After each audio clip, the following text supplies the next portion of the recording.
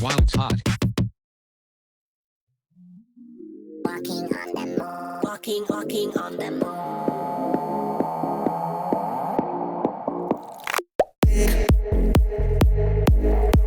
One moment to escape.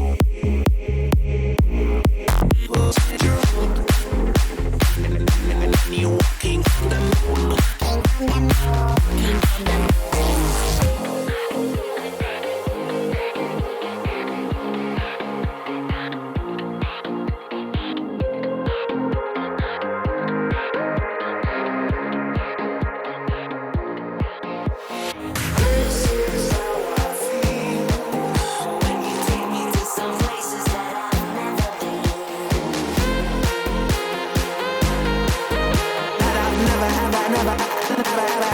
I've never been.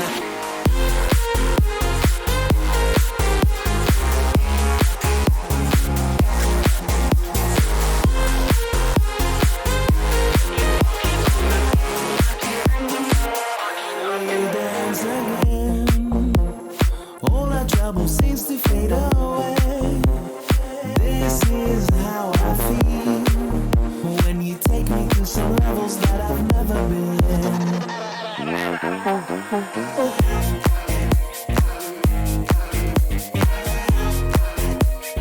All our trouble seems to fade away.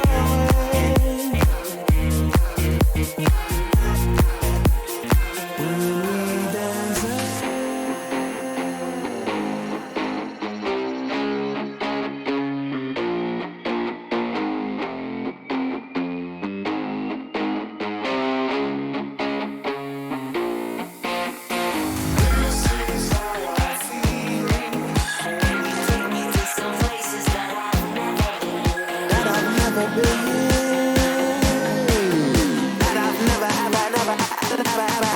I've never been.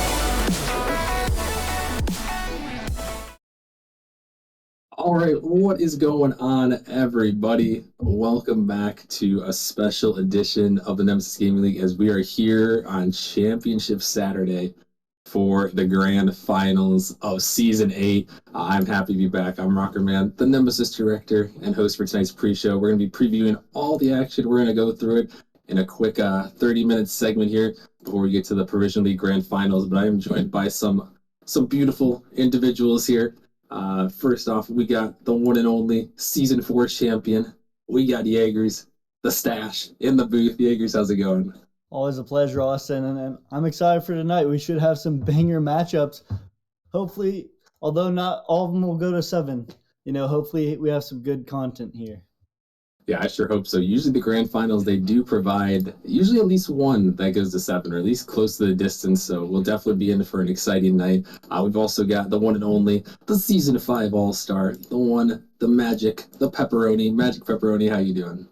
I'm doing amazing. I am so excited for everything that tonight has to offer. And like Jaeger said, I am expecting hopefully a few game sevens. I think these teams are so close across the board, and I think we got a very action-packed night ahead of us. Yeah, we definitely do. And last but not least, making his debut here with us at the face cams, we got the lovely Sage Burner out there. Sage, welcome to the pre-show. How you doing? Doing good, guys. Thank you for having me. Should be a fun night here. It definitely should. And I mean, it's been a crazy season, season 8, our biggest season yet. We've added a couple of new leagues here in Nemesis. Not a couple, but we've added one new league, the Provisional League, this season. So we've got 6 leagues in Nemesis, the biggest season ever. And it all comes down to this for $1,500 on the line tonight, split between all these leagues. So a lot of action going on tonight, a lot to talk about. So we are just gonna dive right in. We're gonna zoom on through this. Let's start off the previews with the Titan League, where we have Phoenix taking on Godfathers, and we can have someone take care of that. We'll preview each of the teams here, the regular season's in review, and then we'll talk about their playoff run, and then we'll get to the predictions there. So why don't we start it off with Jaegers here, who can tell us a little bit about the number 1 seeded Godfathers. Yeah, the Godfathers, the best record in all of Titan at 14-4. They started out the season a little rough, going 0-2, but then they went on a 14-game win streak before losing their final 2 regular season games. So a great season bookended by losses. They did beat Phoenix in their one regular season matchup, 3-1. So Godfathers are going to be looking to have a repeat there. They definitely will be there as they have had a great season, and they're going to be going up in another great team here in the Phoenix Age. Phoenix, kind of a surprise to be here, in many people's opinion, but they ended off the season with a 12-6 regular season record. They started out really hot, going 8-1, but then ended off the season going 1-3 on a little bit of a dry spell. But they've been performing here in the playoffs so far. Yeah, and definitely in picking up that late roster addition in Reveal, who replaced Xenix there. That is another great addition, and that's going to be something interesting to see there as both these teams have made it to the grand finals. Godfathers swept Venganza, then took down Inferno in 6 in a crazy series there. And Phoenix, they took down the Dragons 4-1, and then took down Pinnacle, the number 2 seed, at 4-2 to get here. So both these teams have had definitely a run. And something to note about these two teams, and what I find the craziest about this, guys, is these two teams were number 15 and number 16 last season in Titan League. They were the worst 2 teams in Titan League last season, and now they are competing in the grand finals, and one of them is going to be a champion. So that just goes to show you, you never know what can happen in Nemesis. You never know what's going to happen in the next season, and it's a little crazy. You can get a little crazy at times. So we're definitely going to see which of these teams had the better rebound season. And why don't we go down the list here? And let's get through our predictions. Let's get them on the stream for everyone. We have Godfather versus Phoenix. Sage, let's start with you. I'm looking at a Godfather's 4-2 Phoenix. Like I said, I'm super surprised to see Phoenix making the run that they did. I thought Pinnacle would be able to stay on their high horse there and make it to finals, but an upset there, a great upset by Phoenix. Unfortunately, I think they'll come up short tonight. We'll have to see. Magic, let's go to you. Who are you taking in this one? I think I'm in the same boat as Sage here. I got 4-2 in the favor of Godfathers. I cannot bet against Dylan and Arrow when it matters most. And he's right. Phoenix, nobody saw it coming for them to get here, so maybe they proved both of us wrong. But I'm not seeing it. I'm riding with Arrow to the top. All right, we'll have to see if Arrow can pull it off here. Jaegers, who Yeah, are you going with here?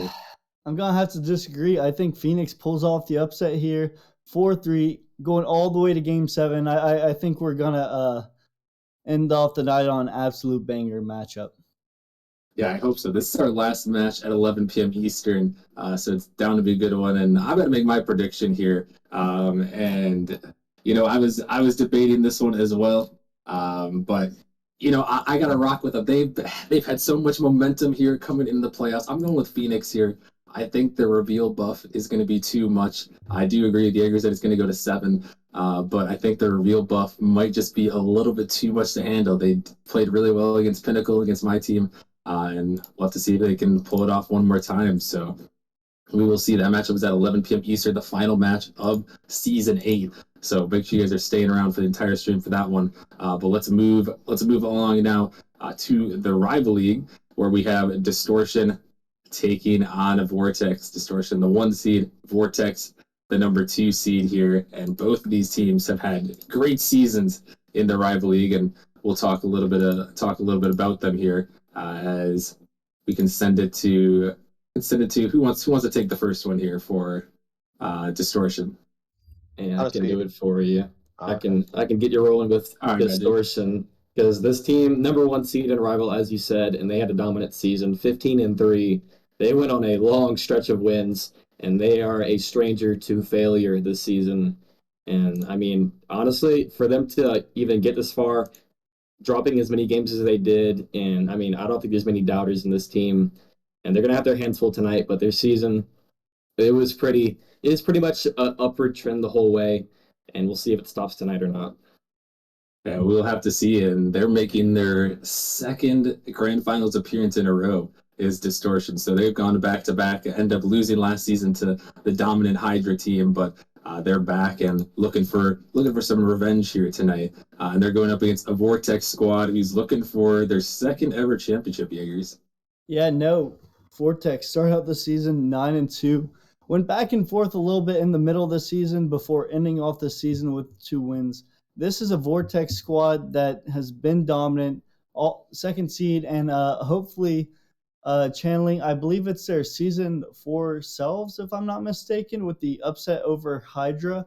I could be off by a season, but right. could be looking to have the upset here and take home the chip for their second time.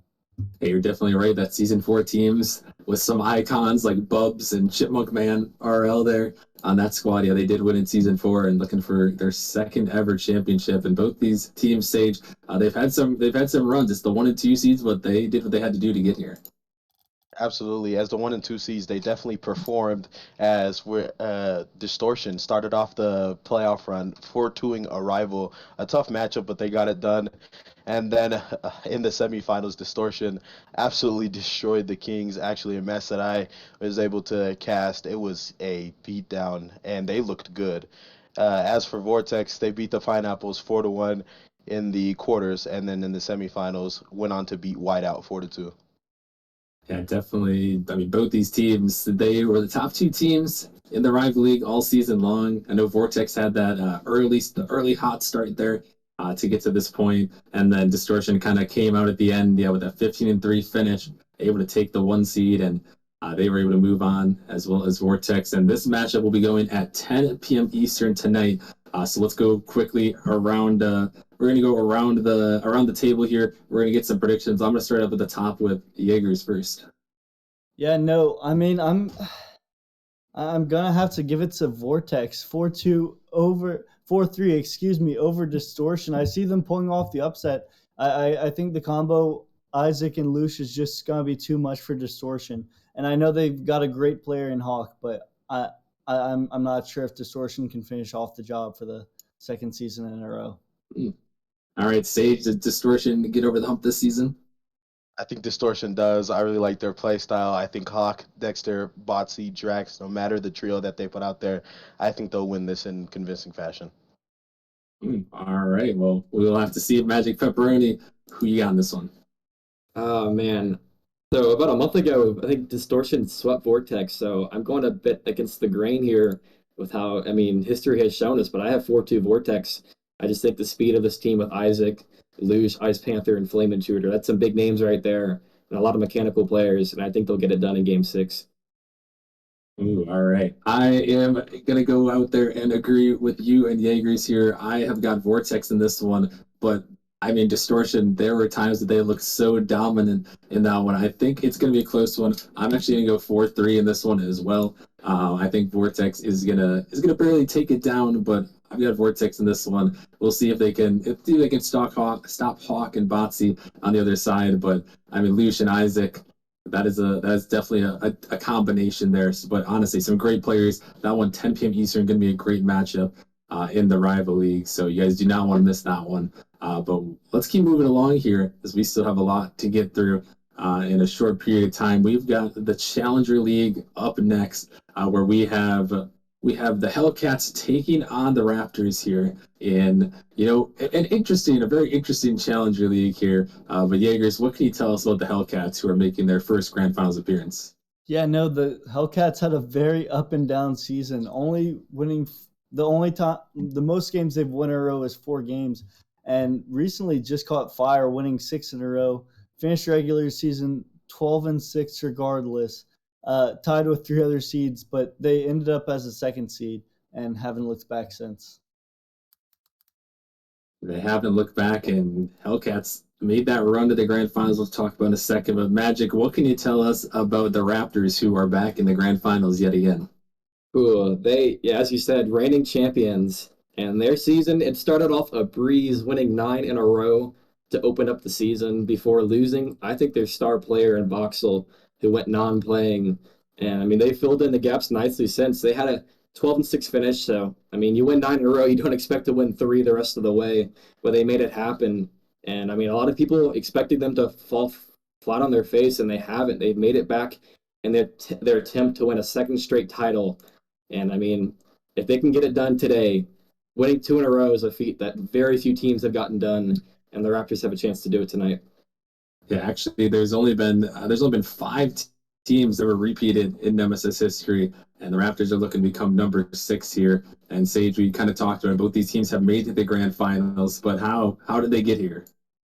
Both teams actually finished 12-6. Some had tiebreakers over others, but the Hellcats on their side, they ended up beating Papayas 4-1 in the quarters. Went on to beat the Assassins 4-2 in the semis.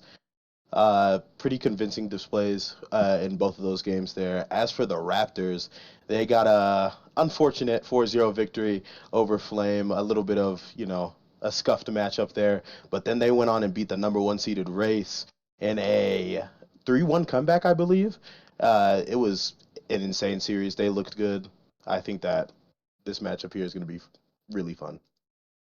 Yeah, it's definitely going to be this matchup will be going at 9 p.m. Eastern. Can the Raptors repeat, or will the Hellcats find their first ever championship? Let's go around the room here. Let's start with Jaegers again.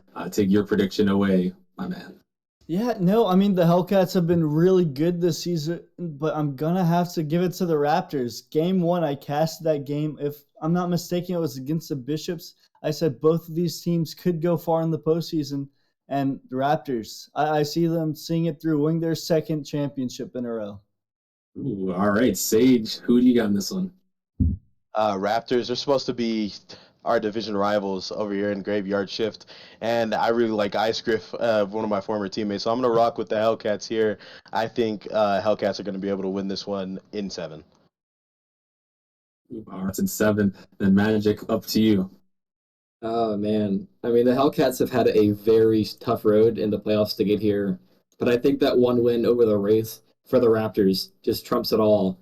And that beating the number 1 seed, you have to be the favorite coming into this game. And in Megalodon, I trust. I'm giving it to the Raptors in Game 7 for their second straight title. There you go. Raptors going back to back. I'm going to go with the Hellcats here. As much as I love the Central Division, and I think it was the best division overall, I think the Hellcats are going to have just a little bit too much. I got them in 6 here, taking down the Raptors. But it depends. Who knows who's going to show up for the Raptors? They've been swapping that roster out all season, so it'll really depend on if Smeg's playing or if Smeg's not playing. No offense. There's obviously a great roster over there, and we'll see. We'll see if the Smeg buff is real, but I think Hellcats 1-6 for the Challenger League. So that one will be at 9 p.m. Eastern there. And let's keep moving along now to the Prospect League, which is very, very spicy here as we have Melons taking on Faded.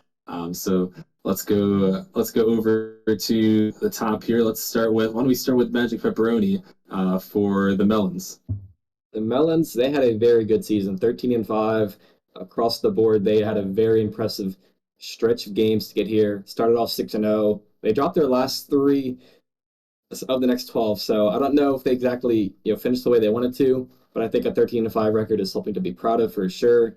and my guy Drips on that team. He is so mechanical, and he's going to be, in my opinion, the guy to watch for because we all know Adala. He's cracked out of his mind, but a little sleeper pick for tonight when you're watching the game. Watch out for Drips. Definitely. Drifts is a great player. We saw him perform there in the semifinals against Origin. The Melons team looked, they looked right there. Jaegers, what can you tell us about this Faded team? Faded in the grand finals for the first time ever. Yeah, no, faded really back and forth to start the season until game 7 where they won. I believe it was 10 games in a row before losing eventually to the Wyverns. And then they had a bit of a roster change, AAA leaving the league, and people thought maybe that would give Faded a bit of a setback, but it didn't. They kept going strong, and ended up in the final. So it looks like it worked out for them. Yeah, it looks like it did work out for them as Faded. They made their rage. What can you tell us about these two teams and how they got here? The Melons, on one hand, they've been pretty convincing so far, only dropping 2 games, one in each series, as they beat Hypernova 4-1 in the quarterfinals, and then eventually beating Origin 4-1 in the semis. As for Faded, they had a convincing 4-0 sweep over Ember, and then in the semifinals actually dethroned the number 1 seeded Warhawks in Game 6 to move on to the grand finals. Yeah, and I'll speak for everyone when there was not a lot of people who were betting on Faded to take down those Warhawks there. I think that kind of surprised everyone, and sometimes those surprise runs do happen. And we're gonna have to see tonight, 8 p.m. Eastern, for this Prospect League matchup. If Faded can carry it along, or if the Melons are gonna win their 3rd championship all time here. So a lot is at stake in this one here. Let's go around the room here and get our predictions in. Let's start out with the Jaegers. Yeah, no, I mean, Faded had a good end to the season, great in the playoffs, but I don't think it's going to be enough. I mean, Adola's been popping off for the Melons, and they're going to avenge last year's title run that fell off in the title and win this 4-2 over Faded. All right, 4-2 here. Sage, who you got? Melons, they've been sensational in the Prospect League ever since their birth. I think they're going to take this one 4-1. 4-1. All right, Magic Pepperoni. Man, that Warhawks victory, that makes it so hard to pick against them. Everybody expects them to lose every single time they get on the pitch in the playoffs, and they prove us wrong every time. But I mean, I can't go against my former teammate Alpha, Drips, and Adala. That team is crazy. I have them taking it 4-1. Ooh, 4-1. 4-1 Mills there. I would love to be the guy that's not going to get in the meme picture that predicted Faded to win, but I think it's Melons here. I think the Melons will take it. They are so strong. They're looking so good right now. They're peaking at the right time, which is what you need in the playoffs here. I think the Melons 4-2 here. I do think Faded will give a little bit of a showing here, but I don't think it'll quite be enough to take them down. So I got the Melons winning their 3rd championship ever here. So we'll have to see that one. 8 p.m. Eastern. As we continue to move on earlier and earlier in the night, we're heading to the Novice League, home to one of the guys here on the Wisp here. As we have Wisp versus Kiwis. Let's start things off. And you know what? Maybe we can have Sage talk about himself. Hype yourself up, Sage. Hype up those Wisps there, the number 1 seed. We started off the season pretty well. We were undefeated until we went up against the Aurora roster with Kosei, where we lost in Game 5. After that, I decided to make a executive decision to get Dre and Vita off of Ignite and Kiwis. And after that, we've honestly kind of been on fire. We only lost 1 game to the people we're playing today, which is the Kiwis. We lost that game 3-1, but since then we've kind of caught on fire.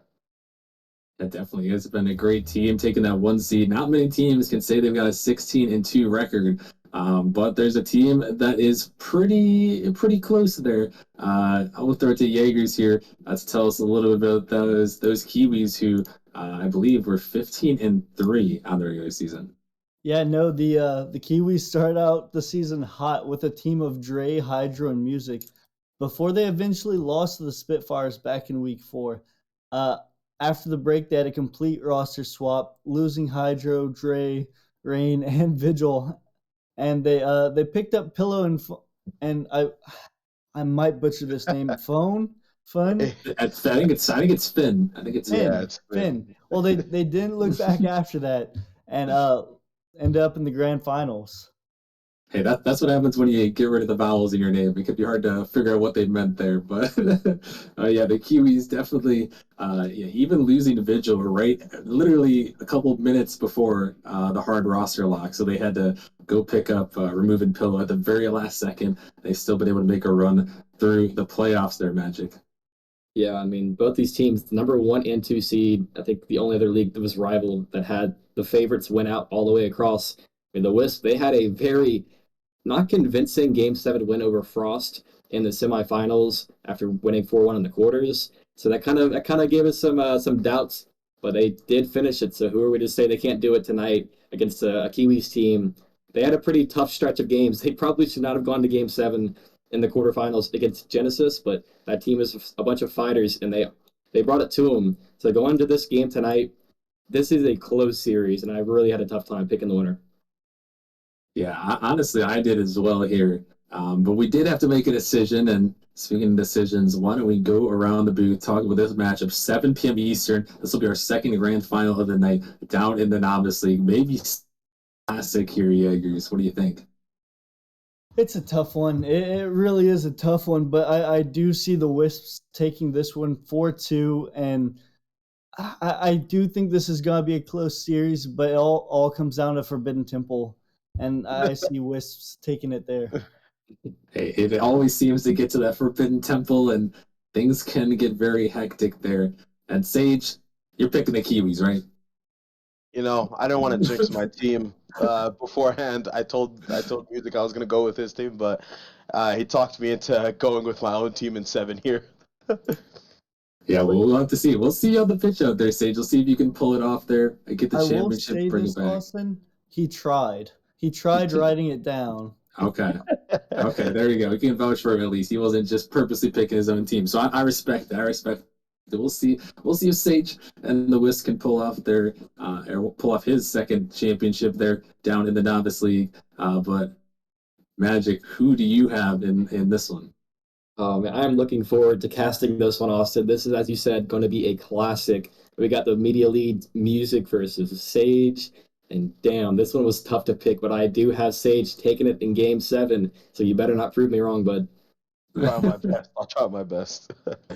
No pressure out there. And not adding to the pressure, I'm also going with the Wisps here. I think it's going to be another close series here. I also have this one going to 7, but I think the Wisps will just be too much to handle. I think Kiwis will keep it close, but I think the Wisps will have a little bit more command throughout the series. And then I think in Game 7, the ice comes out there and the Wisps take it down. So that's who I've got there. Looks like we got the Wisps all across the board. Hopefully this can come back to bite us either here as we're all going with the Wisps here. But let's round it out here. We'll keep it very brief because I know we have some casters that are going to love to talk about this matchup. So we'll keep it short, sweet, simple here as we have the Provisional League, which is our next matchup coming up in just a couple of minutes here.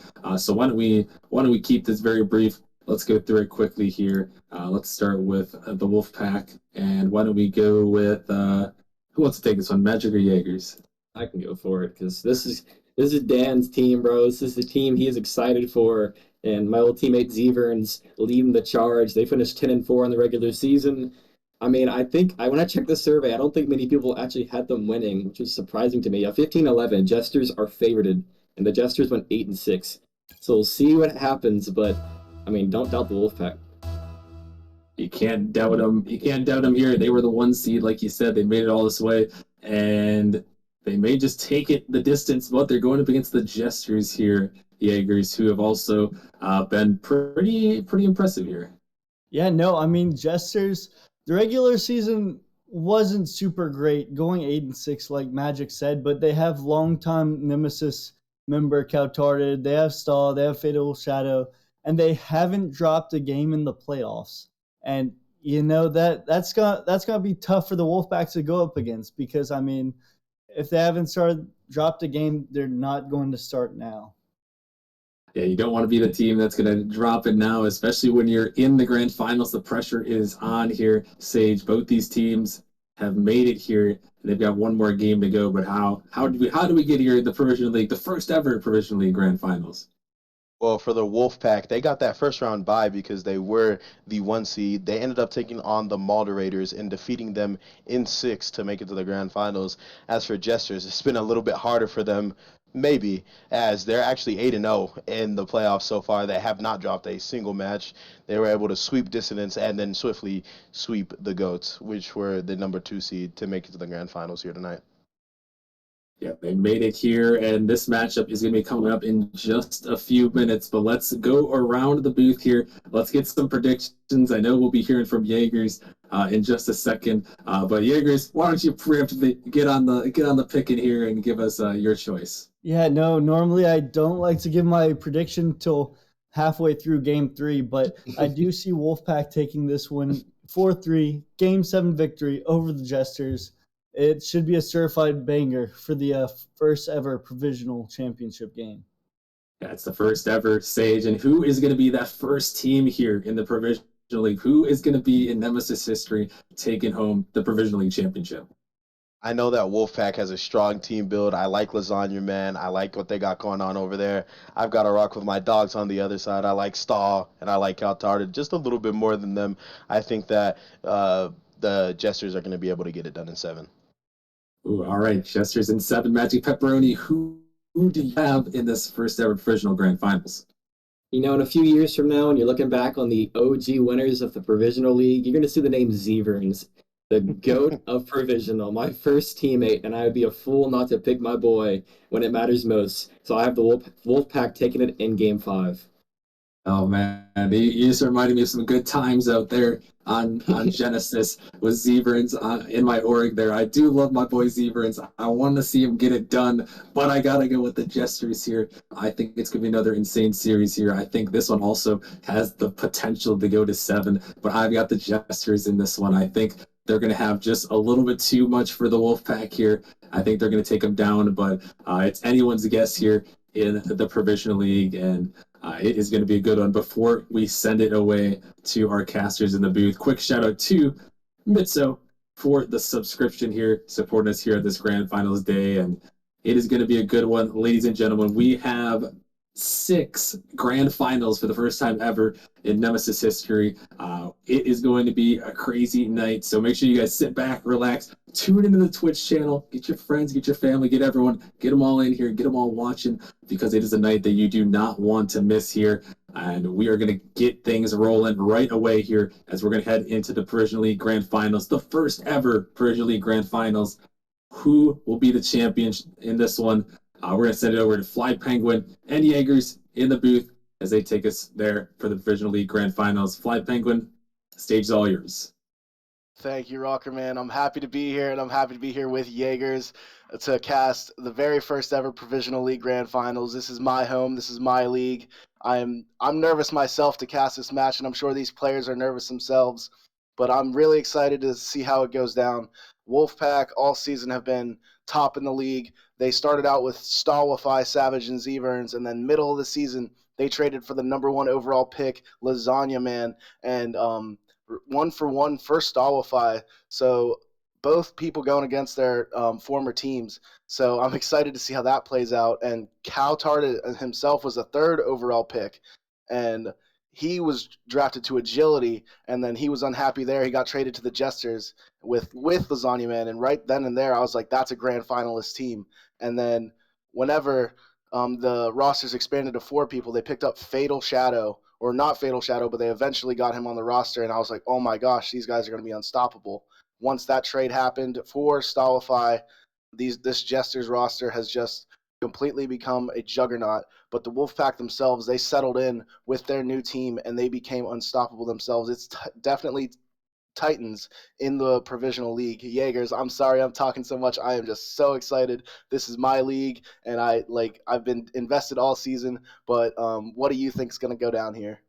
First of all, Penguin, welcome to the show, man. It's gonna be great casting with you. I'm excited for this matchup. I casted the Wolfpack back in It aired on Wednesday. I don't remember exactly the day we cast it. It was a bit of a weird situation, but the Wolfpack looked extremely good back on Wednesday. And Jesters, I mean, just not dropping a single game in playoffs is just ridiculous on their part. Like that, I mean, it's one thing to do well in the regular season. Playoffs are a different animal. You're going against the best. You're playing on stream, and you know what they say about stream nerves. It could make or break a team. And I mean, so far, this Jesters team has been showing up and playing their hearts out. So we should have a good one on our hands. Wolfpack gonna do whatever they can to stop them, but I mean, the Jesters should perform extremely well today. Absolutely. We're talking about the Jesters playoff performance and how like it's the playoffs now. The regular season doesn't matter. But going into the looking back at the regular season, Wolfpack being the first seed, a 10-4 record, they ended the season number 1 in the power rankings. And then the power rankings team had a vote for match odds, and 60% of them went for the Wolfpack over the Jesters, but the Jesters themselves ended in the 3rd seed, even though they were fighting Goats, Wolfpack, Jesters all season, fighting for that first overall. They fell to the 3rd, but Cowtarded making the playoffs. That's all he needed. He ended the last week of the regular season 0-2, but all he needed was that chance. Cowtarded. He leads provisional in total goals, total assists, shots, and demos. And there was a couple more that he didn't get first in, but he got second, and that was in score and saves. So Cowtarded is a man on a mission, and I look for him to just make an impact. He's going to be one of the fastest players in the lobby. All 3 of these players on the Jesters, top of provisional MMR-wise, and they play like it as well. They are a tough team to go up against. But the Wolfpack, they are offensive juggernauts. They are so hard to stop if they get rolling in the offensive zone. Lasagna, man, he's first in wins and win percentage. So when that man's on the field, he's going to find a way to get a dub. That's why he was the first overall pick, as it will show later. Savage himself, a player of the week before. He was second in assists and per game and 5th in goals per game. So he is going to be in the offensive end making an impact. And Z-Verns, my former teammate. So I have caster bias towards Z-Verns. He carried me on the Ninjas last season, and I look forward to him getting his due and winning a chip here. He was 4th in assists per game. So the Wolfpack strategy seems to be get the ball to Lasagna or get the ball to Savage, and they will score. Z-Verns, he can play any role on the field, so it's going to be a tough matchup. But these teams have played before twice. Wolfpack swept them both times, but what roster iteration that was, I'm not sure. I don't think we're going to get a sweep, but it looks like we're going to get into this match. Any final thoughts, comments, or predictions, Jaegers? You know, Penguin, I feel like you hit the nail on the head. You pretty much covered everything there. And look, I'm just excited to get this underway. Welcome to the Nemesis Season 8 Grand Finals. Absolutely. We start in the Provisional League with the first overall pick, Lasagna Man, with the ball in the corner. Zemerns with a double commit, and Stallify gets a dunk to make them pay for it, possibly. Stallify gets a demo. Cal with a shot on, and he opens the scoring. The Provisional League Grand Finals opens up with Cowtarded. This Jesters team, they are all top 10 in demos per game in the Provisional League. So we see the physicality with Stallify making the Wolfpack so awkward there, and Cal opens the scoring. And we always talk about it, demoing is the meta right now. Stallify does a good job running interference through the defense, and Cowtarded just a little bit quicker than Z-Verns to the punch, putting his team up 1 in this game 1 of the Grand Finals. The first shot of the Provisional League Grand Finals is a goal for Cal, but Wolfpack looking to bounce back as they haven't had the opportunity quite yet to hold on to the ball. Jesters and Stallify not looking to give them the opportunity with a big dunk in the midfield, but Wolfpack still gaining possession. Zeverns taking his time. He gets a beat over 1. Oh my goodness, I just noticed it's Wildcats Are Us in the Jesters lineup. I don't know how I didn't notice that before. Maybe Fatal couldn't make, but what an impact this would have on the matchup. Wildcats Rust, 900 MMR player, and the Jesters sub. So we'll see how that will hold up for them, as they already have this lead here, Jaegers. How do you think that's going to change the game? Well, I mean, so far they already have the lead, and right now they're unrelenting in their pressure, not letting the Wolfpack have a single inch. Savage does well to get it away, but Cowtarded going to clear it back, and let's see what this Wolfpack attack does, what comes of it. And Z-Burns pass it to Lasagna Man. Lasagna Man gotta tie up this game. That is Wolfpack's first shot on net. These teams are striking with lethal force as Lasagna Man with his car upside down when he touched the ball gets the shot on and ties this game up. And they're definitely settling in as Z-Burns with the assist. That seems to be the theme all season. Just Z-Burns or Savage getting assists and giving the Wolfpack an opportunity to score goals and be a top team in this league. And it shows when they're in the grand finals that they will come to perform as the pressure is at its highest. Wolfpack in their own corner, Z-Burns beats Cow, but Stallify quick to turn on it. Cow with a pass to Stall right over his head, but it's going into their defensive end. Z-Burns is on the ball. He's equally as dangerous as anyone on this field, but Cow sends it right back into their defensive corner. But Stallify has next possession. He beats it over one, but not over two, as Lasagna sends it right back towards the net for the Wolfpack. And Z-Burns with a dunk. Savage has a shot here. Can he convert? Ooh, He nice does. He shot. puts it over the defender. Savage doubles or gets Wolfpack their first lead in Grand Finals history. And Z-Burns gonna get his second assist off the wall, and Savage puts those on target every day of the week. The defender just wasn't ready for it. And Wolfpack on top. Absolutely. This Wolfpack team, when they are rolling, they are hard to stop as Z-Burns off the kickoff sends it right to the backboard. But we have a game on our hands. Hopefully the Jesters can bounce back, as I know they can. They are one of the fastest teams in Provisional. So hopefully we get to see some fast-paced action as Cal with the demo on Z-Burns. Looking for another, he gets one. This Wolfpack team sitting back, and they're making the counterattack after those critical demos, and no one back for the Jesters. Lasagna Man avoids the demo and takes it coast to coast with a long shot and doubles their lead here, Jaegers. And Cowtard kind of went on a rampage on the back end, and Lasagna Man, the lone player he didn't demo, he's going to want to have that one back. Lasagna Man just shoots off the wall, putting his team up by 2, and in a great position to take this game number 1. As I've been saying so far, they are a hard team to stop when they get rolling. And on a roll they are, as they've scored 3 straight after conceding the opening goal. But Cowtarded is never dead in a Provisional League match. He is first in almost all the stats and second in the ones that remain. As Wildcats R Us gets a shot for Cow. And Staw to follow up the third man on the play. 2 shots off the backboard, and Stallify cleans it up and gets his team back into this game. And just a good bit of pressure by the Jesters, continuously hanging off the backboard until they got it in the back of the net, cutting the lead in half. And one thing I've noticed, Penguin, anytime one of the teams gets pressure, it's very hard for the other team to defend. Both teams are having a bit of trouble clearing it, and whenever they get a good clear, it usually ends up being a goal. In the Provisional League, defense can be difficult at times. The fundamentals still building as we see some future great players potentially on this field right now. As Savage himself, former player of the week, and he's tops in stats in his own right, hopefully making an impact here in these grand finals. Pressure is at its highest, and so far the Wolfpack have shown that they can perform when the pressure's at its highest, but Jester's not one to die as Stallify gets 2 demos. Cal looking to counterattack fast. Oh, Lasagna Man on the goal line. What an epic save to keep it one goal advantage for his team. What a defensive effort after so many people on his team deleted off the field, but it couldn't happen for too long to keep Stallify away from impacting this game. And I mean, Cowtarded with the great pass off the backboard. Stallify was ready for it, but the Wolfpack defense just wasn't quite quick enough. And we have a tie ball game with 54 seconds left. Yes, just under a minute remains. It's a tie ball game. We'll see who comes up when the pressure's at its highest. Wildcats are us with the shot that go into the corner.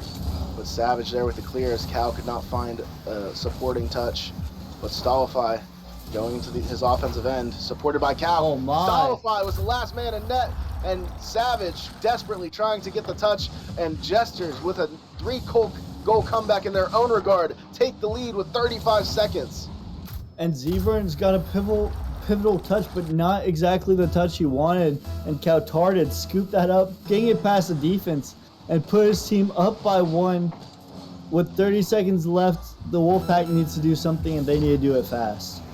Stallify and Cow, 2 goals to their name. And they are the Wildcats are us looking to get on the board. Cow with a shot. Under 20 seconds remain in this game 1 with a critical advantage in this series. Looking to go the Jester's way. Savage on the counterattack, looking to keep this game 1 alive, just to not go down 1-0 and increase the pressure that much more. The ball's floating in front of Wolfpack's net. Can anyone slam it home? And Cow is there.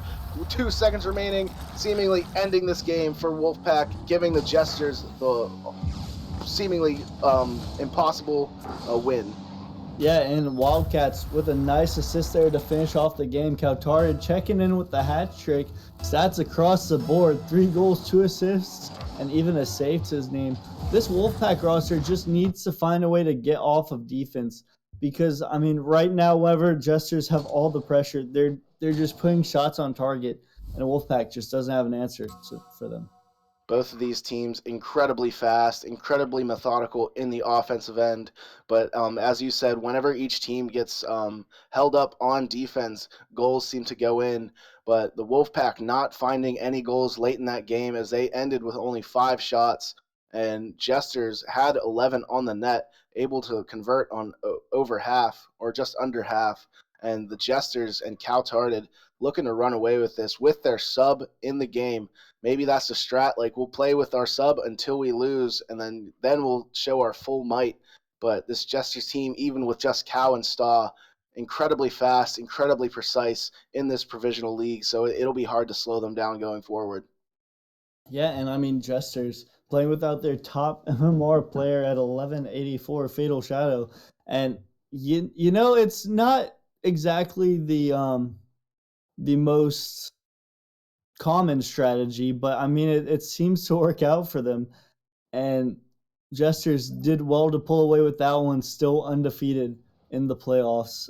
Just a ridiculous run for them right now. As they go to 9-0, we get into game 2. They hope to make it 10 to get into double-digit playoff wins, but most importantly, they want to get to that 12th win and win the Provisional League Grand Finals, the first ever. As we get into game 2, Wolfpack with possession, looking to stay alive and end this incredible Jester streak. And Lasagna on the ball. He gets challenged by Stawafai. It's bouncing in the midfield. Cow's next on the ball. He gets, he dunks Lasagna Man. The number 3 pick over top the number 1 overall pick. And Jester's still on this roll. They are seemingly unstoppable. And just 18 seconds into this game, Cow answers back quickly.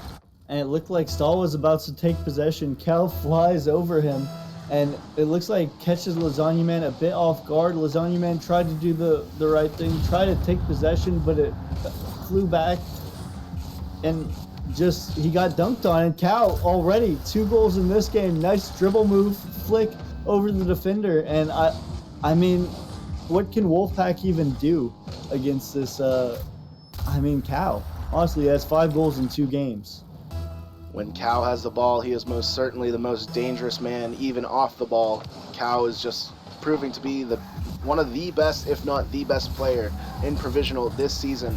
I played with both him and Lasagna on my all-star team, and there was one game where Cow absolutely took over, and I believe he scored 4 goals in one game in the all-star game. With Provisional's best, Cow was able to take over. So in this grand finals, when not everyone is at the highest MMR, not everyone is the best performing in Provisional, Cow still taking over. The theme of this season and the theme of this Jester's run is Cautarded, but with Stallify supporting, let's see what they can do as a duo with Wildcats R Us still on the field for them. It's definitely going to be hard to slow down them. As Cow on the ball again, can he get his hat trick? He's shut down by Zeverns. Stallify keeping possession for his team. He beats 1. Lasagna Man last back. He's able to fend them off for a little. He slows their momentum, but the Jesters will not go away in this offensive end. Staw on the ball again. He's out of boost. He cannot make a play as Lasagna Man sends it to the midfield. Zeverns looking to follow up, and Lasagna Man cannot beat Wildcats R Us, as it seems to be a 2v1. or 3v1 if Stallify can act fast. He goes up in the air, but Savage shuts him down.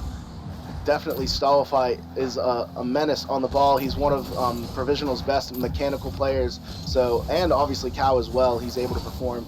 So if the Wolfpack want to come back, what do they have to do to shut them down offensively? Well, they need to start dodging demos. It seems like the Jesters are kind of having their way with them, and they need to challenge Cow target earlier when he's on the ball. And you know, just Jesters have their sub, and they need to take advantage of that. Whenever the sub's the last man back, they just need to take a long shot and just bet on the fact that he's going to miss. I mean, if he makes a save, that's great, but it's kind of a toxic strategy now that I actually hear it out loud. But you know, you gotta do whatever it takes to win in this grand finals. Absolutely. Wildcats are us, seemingly improving every single day, especially on this Jester's roster with so many great players surrounding him. But you know there are inconsistencies in the gameplay if they're sub 1000 MMR, especially just in general in the Provisional League. But Cal gets a demo on the goal line of the Wolfpack, and Wildcats are us with a shot on goal, saved by 2 of Wolfpack's defenders. And Stallify seemingly keeping the pressure up as he goes across the net. Not able to finish. But definitely you look to take advantage of the weak points of the Jesters. But as the more and more we go on into this game 2, Jaegers, the weak points are seemingly not there, as Savage had a shot on net, but they were not able to convert. Yeah, and I mean, Wolfpack are leading in the shots department, which is different from back in game 1. However, haven't been able to find anything on target as of yet. Jesters doing well to keep the ball out the back of their net, and with a minute 30 left, I mean, Wolfpack needs to find something to do. Savage takes a shot here, hits it off target, however. Zebrans falls it out off the rebound, but Jesters with the defensive stand keeping it out of their net. Zebrans puts another shot on target, but Stallify saves it away. And I mean, Wolfpack are throwing the whole kitchen sink at this Jesters defense. But so far, Jester's defense has met the challenge in every capacity. The shots, Wolfpack have 5, and the Jesters have 5 saves. So even when the Wolfpack can find threatening shots on the net, the Jesters are there to save the ball as they go on the offensive now with under 40 seconds remaining and a 2-goal lead.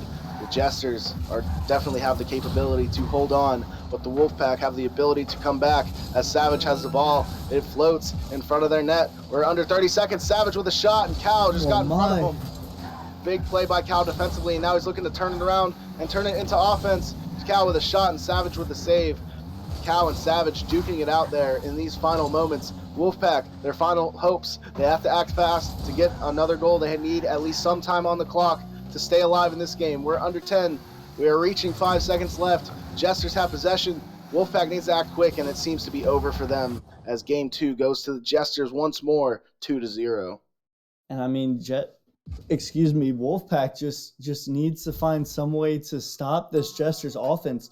I mean, granted, after the first 20 seconds, the score was even, but no goals after the first 20 seconds. Cal did very well to score those first 2 goals, and he scored them quick. But Wolfpack, if I'm Wolfpack, I want to take a time out here, stop the momentum, because right now the Jesters are just having their way with Wolfpack.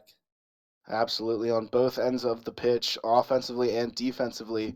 But the Jesters' offense did die down, so the Wolfpack did find something to be able to kill the offense of the Jesters. But those 2 lone goals, all they needed to run away with this game too, as they were able to batten down the hatches defensively and just keep everything that the Wolfpack threw of them away from their net, as they were not able to convert a single of their 5 shots, and they were held to 5 for a long time. So the Jesters defense just completely smothering, so they didn't even get the opportunity. And it looks like the Wolfpack going down 2-0 are not taking their timeout. And we do have a lot of rookies, Lasagna and Savage, both Nemesis rookies. Zeverns is a long-standing member of Nemesis, but do they know that they have their timeout? Do they know that they have that in their back pocket to be able to relieve some of this pressure? But we'll see as we get into this game 3. And this is going to be ever important for the Wolfpack to not only slow down the 11-0 Jesters in this playoffs, but just to be able to stay alive themselves and not go down 3-0 as we get into this game 3. Savage opening up the stat sheet quickly as he gets a shot on net, but Cal with the save. Severns, another shot on net, but Wildcats are us making the save. He's proving, even though he is the sub, he will be a valuable member of this Jesters team. He ended last game with, I believe, 60 points. So he didn't do much, but he did everything he needed to keep his team alive as he dunks in the midfield. Wildcats are us, getting a shot opportunity, saved by Lasagna Man. The super sub here for the Jesters, able to make an impact early in this game 3, Jaegers. Yeah, I mean, Wildcats RS, I mean, not really showing up on the stat sheets too much. However, he is getting the rotations. He is where he needs to be. Just the ball just hasn't been coming his way. And Jesters, I mean, still winning as a result of that, very impressive. But look for him to be a bit more included in the rotations going forward. And I mean, Wolfpack, they need to find a way to stop the bleeding. They need to get some goals, and they need to do it fast, or else they'll find themselves down 3-0 in this series. And reverse sweeps are hard, but reverse sweeps in the grand finals are even more difficult. And if I'm not mistaken, I don't believe we've ever had a reverse sweep in grand finals. And at the pace we're going, it looks like Wolfpack might have to pull it off after that goal from Stolify. Stolify taking advantage of the miss by Zeverns, but Cal taking advantage of Savage's miss to send it right around the corner over Zeverns and right into Stolify's hands. They open the scoring a minute and a half into this game. Wildcats are us already meeting his score from game 2, so he's stepping up there. Stolify able to get a goal, and Cal with the assist, so critical for this team as Wildcats are us gets a beat. It pops up in the midfield, but Lasagna Man's there to meet it first. He had the most momentum, and he met that shot. So just to stop the bleeding, as you said, because they are hemorrhaging, they're going to be on life support here soon if they don't counterattack quickly, because the Jesters, I believe, are on a 5-goal goal streak as they scored the final, actually it might be 6, they scored the final 3 in game 1, and they won 2-0 in game 2, and now in game 3 they're up 1-0 with possession of the ball. 2 Wolfpack defenders meet Stolify, but they got to pick up the offense, as I know they can. They're one of the most methodical offensive teams in the league once they get possession, but this Jesters team just doing what they can and what they need to do to get the ball away from this Wolfpack team, Jaegers. No, I mean, the Wolfpack just needs to figure out something, because whatever they're doing isn't working. They're making shots, but I mean, some days your accuracy just isn't there, and it's looking like it might be one of those days. And I mean, Wolfpack, they need to figure something out, because right now everything Jester's touch turns to gold. Almost a goal from Wildcats or us, and then I mean, just the rotations from the Jesters are almost pristine here. Olify gonna pass it towards mid. Wildcats are us, a deep rotation, but I mean, this Jesters team is just not letting the Wolfpack out of their half. If I have my facts correct, I believe Cal and Wildcats are us are current or former roommates as Lasagna trying to open up the scoring for his team. We have a Rule 1 in front of the net in the grand finals. Respect to those players as Wolfpack look to answer. It's Savage and Lasagna on the net. Cal and Stolify for the Jesters as Wildcats, Russ, and Zeverts locked in front of the Jesters net. Will they? Hopefully, the Wolfpack can take advantage of this 2v2. But Stolify right to Cal, and it's in the net. It's 2-0 for the Jesters after that Rule 1. And that was an advantage for the Jesters every step of the way. Kautard and Stolify have been putting on a show, and I mean, taking a third out of the Wolfpack's equation did not help anything. Jesters up 2-0 and on the verge of one game away from winning the first ever provisional grand finals. However, do the Wolfpack have something to say about that? Only time will tell. Savage looking to answer back quickly, but he does not find the critical touch in front of the net. But Lasagna looking to follow up. He pops it up to no one. Cal meets it first. But we're under a minute to play. As I was trying to say earlier, Wildcats R Us is Cal's protege, as you were saying. He's trained him up since, I believe, gold, if not earlier. So Wildcats R Us is one to make Cal's team complete. So the chemistry there is unmatched despite his skill and MMR. But under 30 seconds remaining, we find the Wolfpack down 2-0 once more. They need to find a goal fast, leave themselves time on the clock to beat this unrelenting defense of the Jesters. As Stawify beats one, Cal follows up and beats another. Savage, the third, gets dunked by Cal. Another fast break from the Jesters.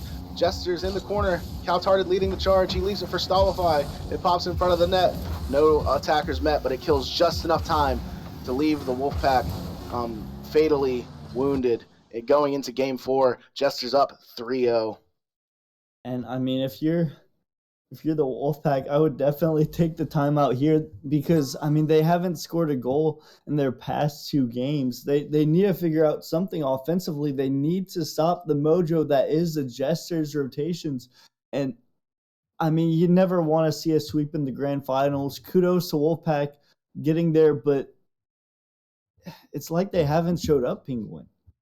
Definitely not. Because going into the playoffs, they had a break for the play-ins, and not only did they have that 1 week break for the play-ins, they had a first round bye, being the first seed. So they went 2 weeks without any competitive matches. And I know personally in provisional, it's very hard to find scrims with only 8 teams. Novice teams don't want to scrim you, and so it's hard to find. Anything momentum wise after that break. And they do call their timeout here, but will it be enough? But they were able to come back or to come off that break and beat a hot Mulderators team to make it here to the grand finals. But maybe the momentum that they gained from that is slowly died down, and this Jesters team has all of it as they've reached 11-0.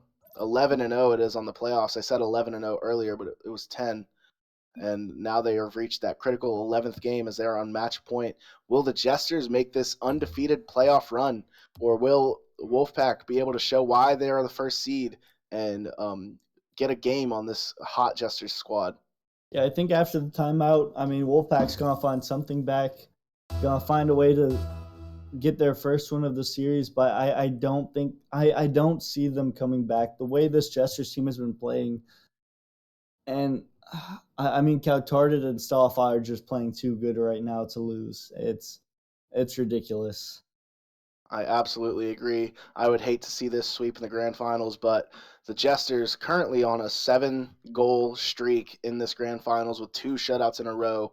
Once Cautarded got on that team, I know he is a locker room leader. He is going to shape that team up, and it shows that Cautarded should probably be moving up in this in Nemesis next season, maybe in Novice. He's been in Prospect before, so we will see how high he can fly because he has flown those heights before, and he is bringing his team up to those heights currently in this grand finals, up 3-0 with such a goal streak that they have had. So once they got Cal, once they got Staw, and even with Fatal, but they're not needing him now, I could tell that this is a grand finals worthy team and worthy of a grand finals sweep seemingly, as Cow and Staw just dragging Wildcats Russ into this game.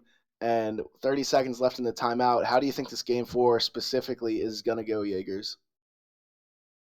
It's really hard to say. It really depends if Wolfpack gets their shooting accuracy down. I think if they want to win this game number 4, they are going to have to score, and they're going to have to score fast, because right now they're just going to have to outshoot the Jesters because they haven't been able to stop the Jesters on defense.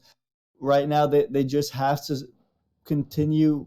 They have to get going on offense. If they want to win, they need to pick up their offense, because I don't think there's going to be many ways to stop the Jesters on defense. Definitely not. When you get the critical shots, you got to be able to convert. As the Wolfpack in game 1, they went on a 3-goal streak to take a 3-1 lead, and it's seemingly like Wolfpack was a dominant team, so that maybe they just got to score and get the momentum rolling. I know Lasagna, and Savage, they are rookies, so maybe they have some grand finals nerves. And Zeverns himself is an experienced man in Nemesis, so maybe he can rally the Oh, troops my. as Cal with a shot on net. Wildcats Russ following up. Wildcats Russ gets his first goal of the series as the super sub, and he opens the scoring just 21 seconds into this match. And that's awesome. What a shot by Wildcats Russ. Way to be there. And I mean, Jester's just continuing on this ridiculous scoring run.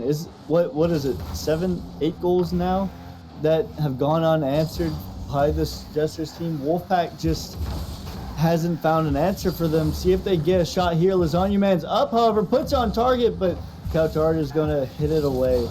And I mean, this Wolfpack team just needs to find a way to keep up the pressure, because right now it has been entirely the Jester's show.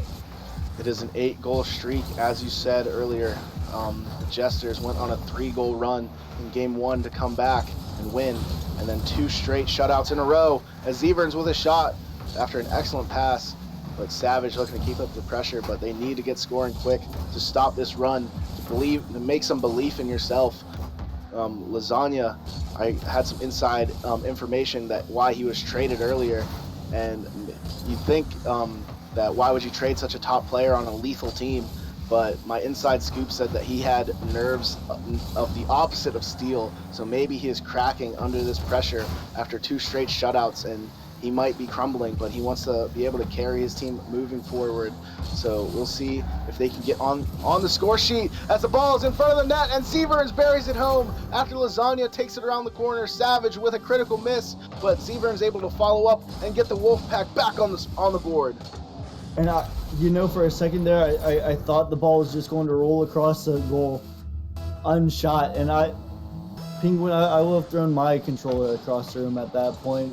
Good job by Wolfpack getting a goal back, tying up this game, and I mean, wait to fight for your life in this grand finals. There's no better time to do it when your back is against the wall.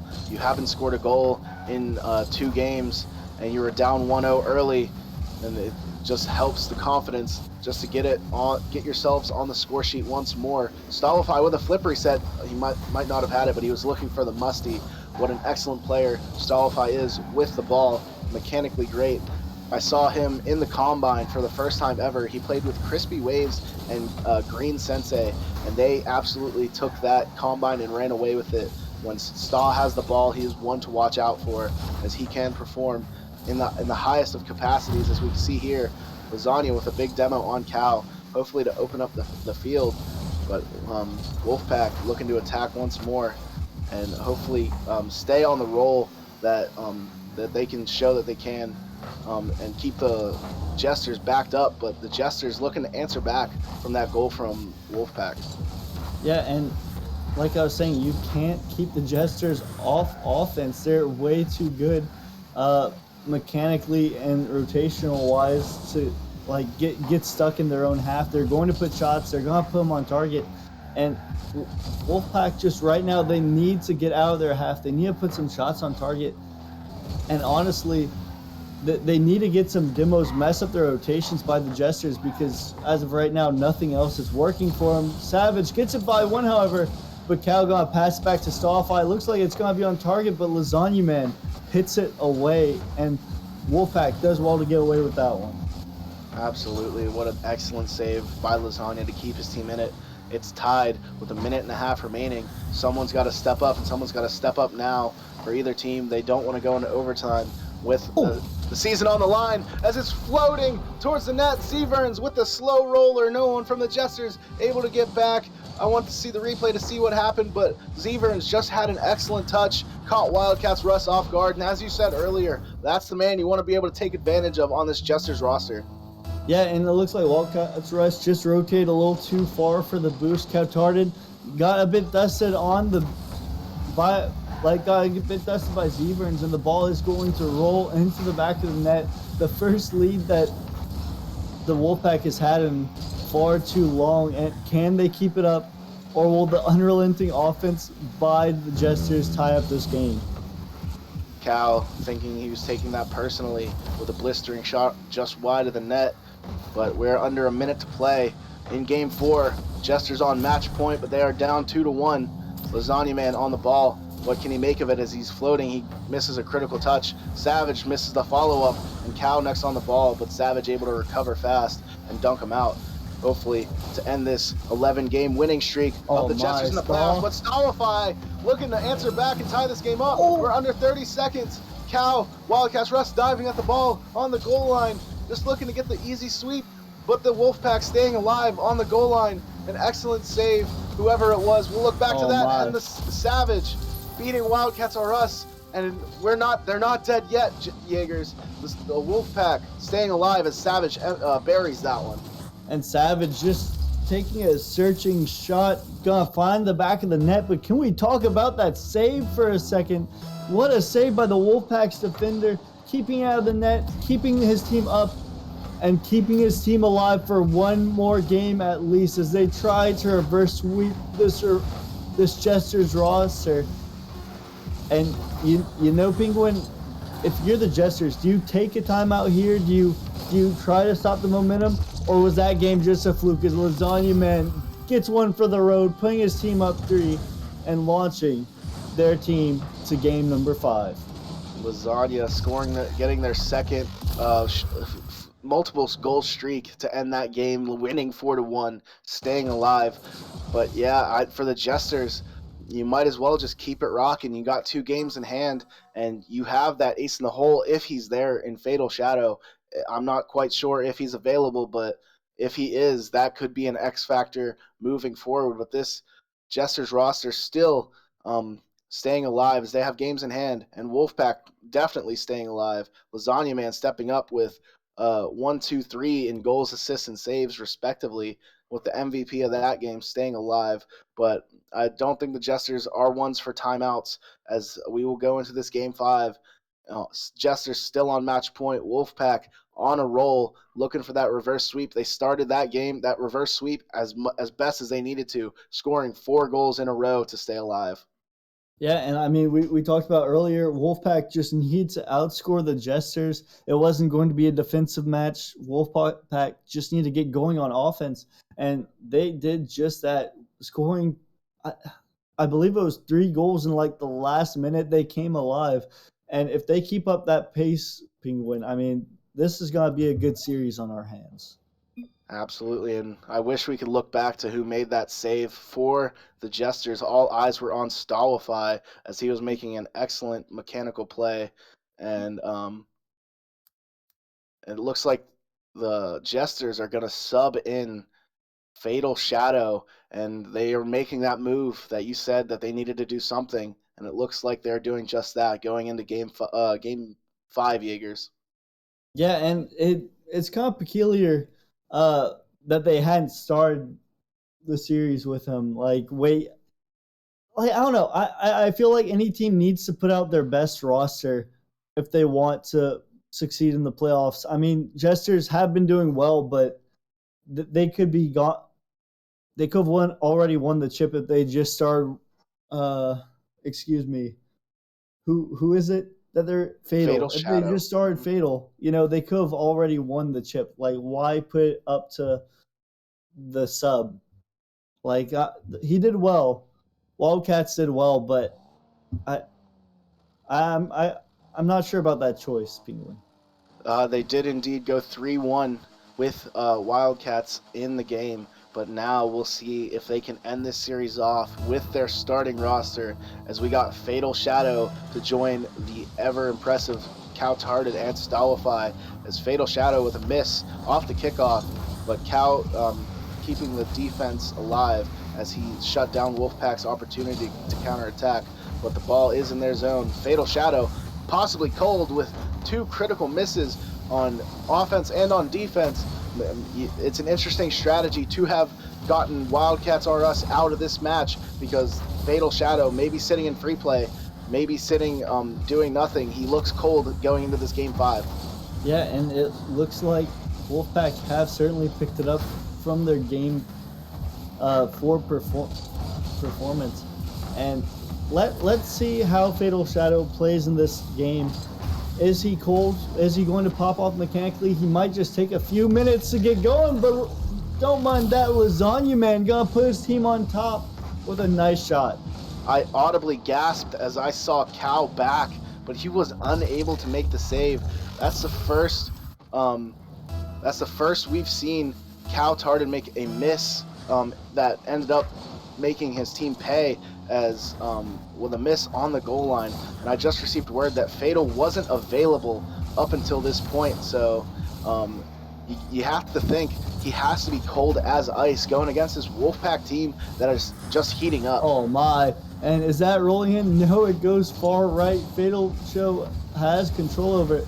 But this is looking like an entirely different Wolfpack roster than what we saw in games every single other game. They're playing well on offense, they're getting pressure, their rotations are showing up, and they're not daunted by the task of coming back from a reverse sweep. And if I'm the Jesters, I gotta be a little nervous. You're still up 2 games, you're still good. But I mean, if you go down in this one, you gotta start thinking, can they make the reverse sweep? And that is, you never want to be the person that gets reverse swept. You don't want to be on the edge of greatness and then come in second. And if Wolfpack manages to win this game number 5, I feel like the idea creeps in the back of the Jesters' minds.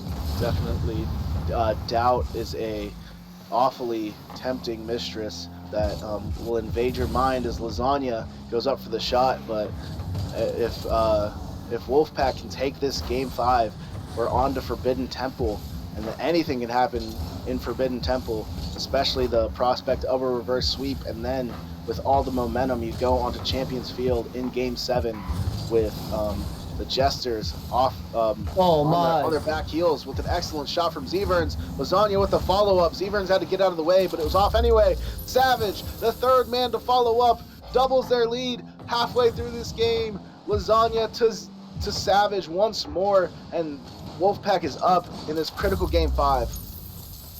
And I mean, don't call it a comeback, but I mean, this Wolfpack roster has suddenly come to life, up 2-0 in this game number 5. Can they keep it going, or will, Jesters regain their former dominance?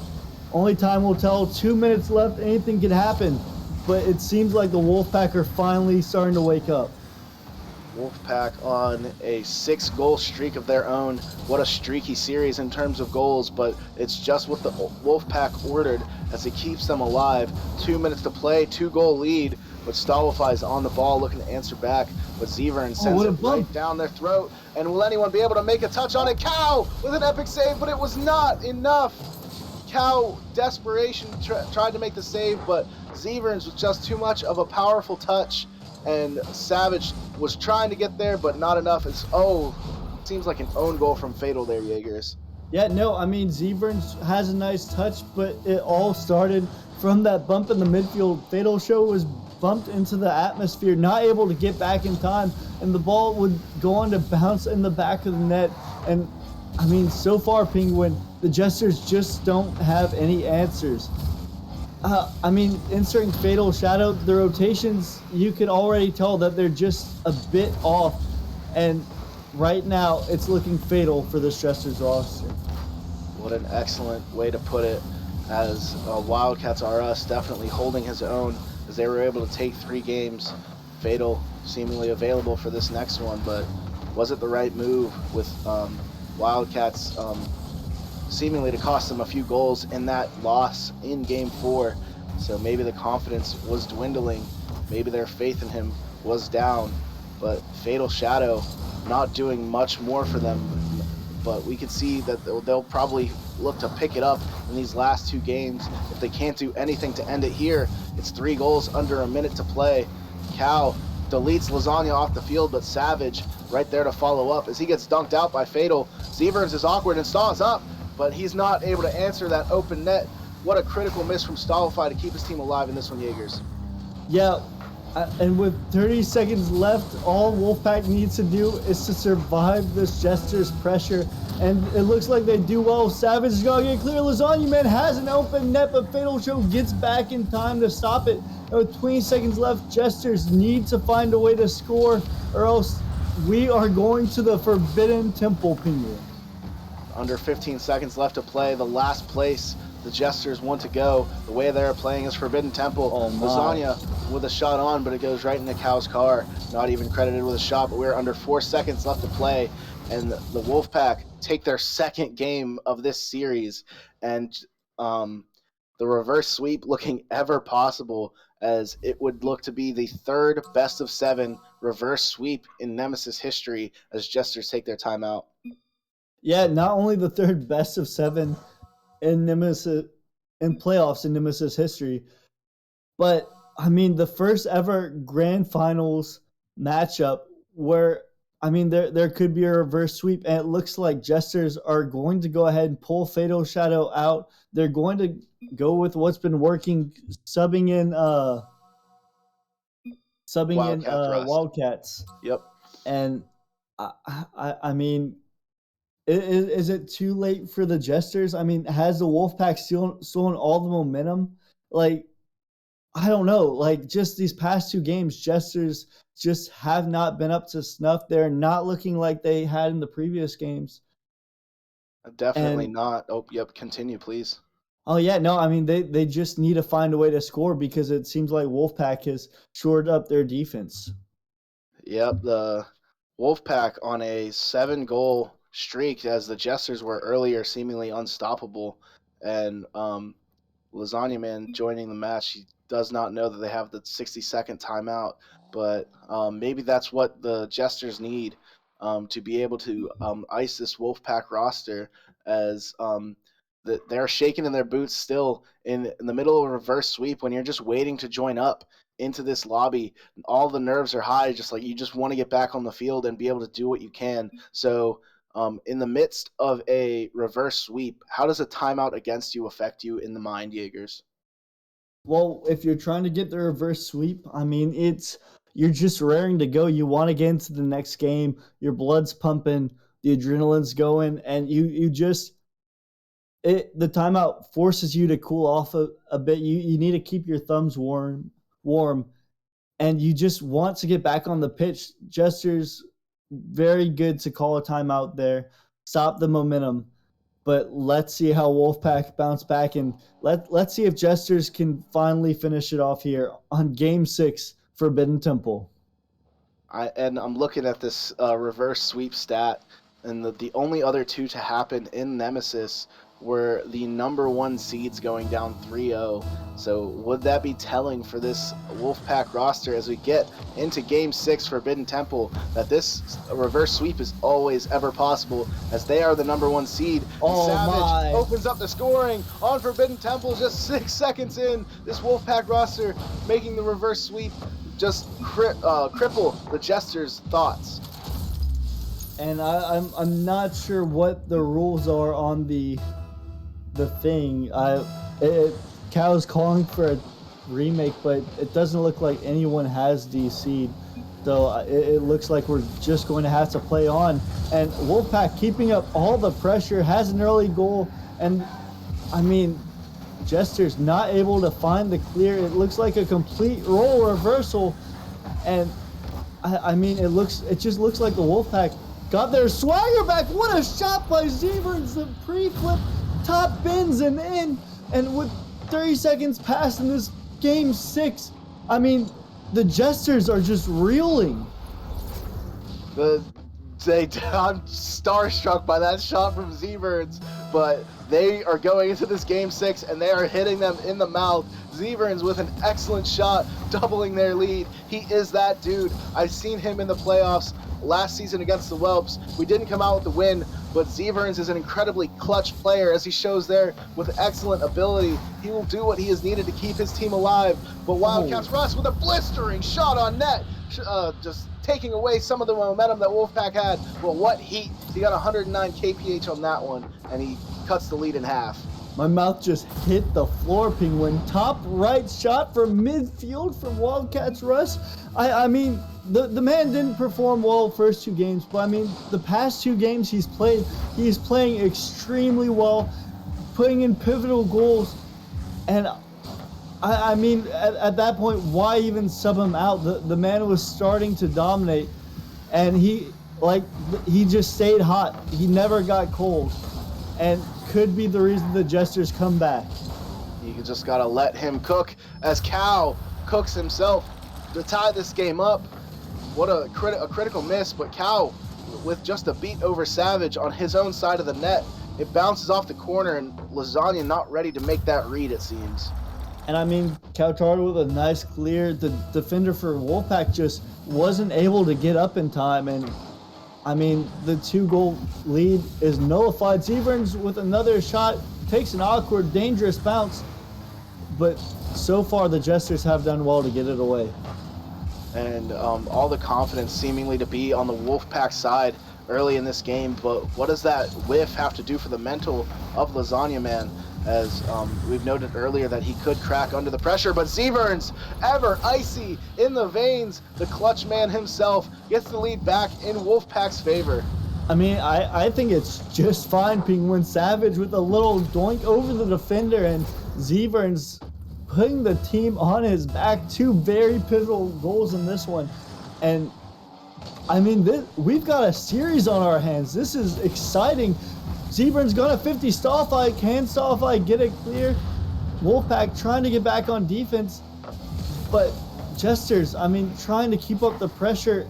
And, you know, Penguin, at this point, I don't know who's going to win this series. After a few streaky games where the Jesters went on a incredible goal-scoring run, and the Wolfpack answered right back.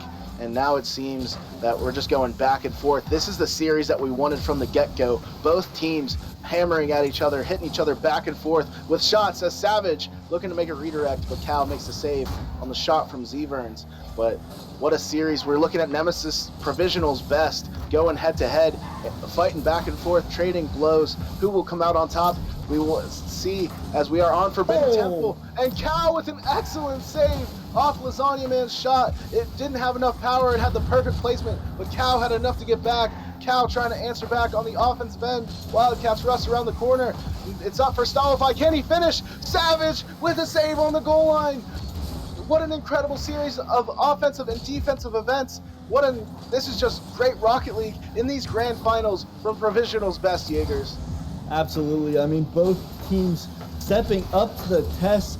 It's really back and forth. 2 minutes left. Wolfpack up 1, but I mean, there have been blows on either side. Both teams taking great shots, pivotal saves, and I mean, can the Wolfpack keep this lead, or will they succumb to the Jesters' pressure? Savage, a nice shot here, nice little cut, putting his team up by 2 and giving them some breathing room.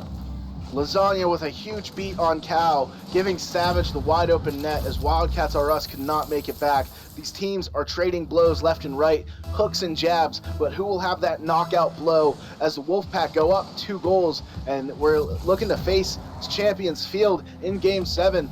And the Wolfpack, after allowing 2 goals from the Jesters to come back to this game, Cal Tarted looking to answer back, but the Wolfpack scored 2 goals in a row of their own once more to take the lead. Lasagna Man! Lasagna streaking, Savage picks it up.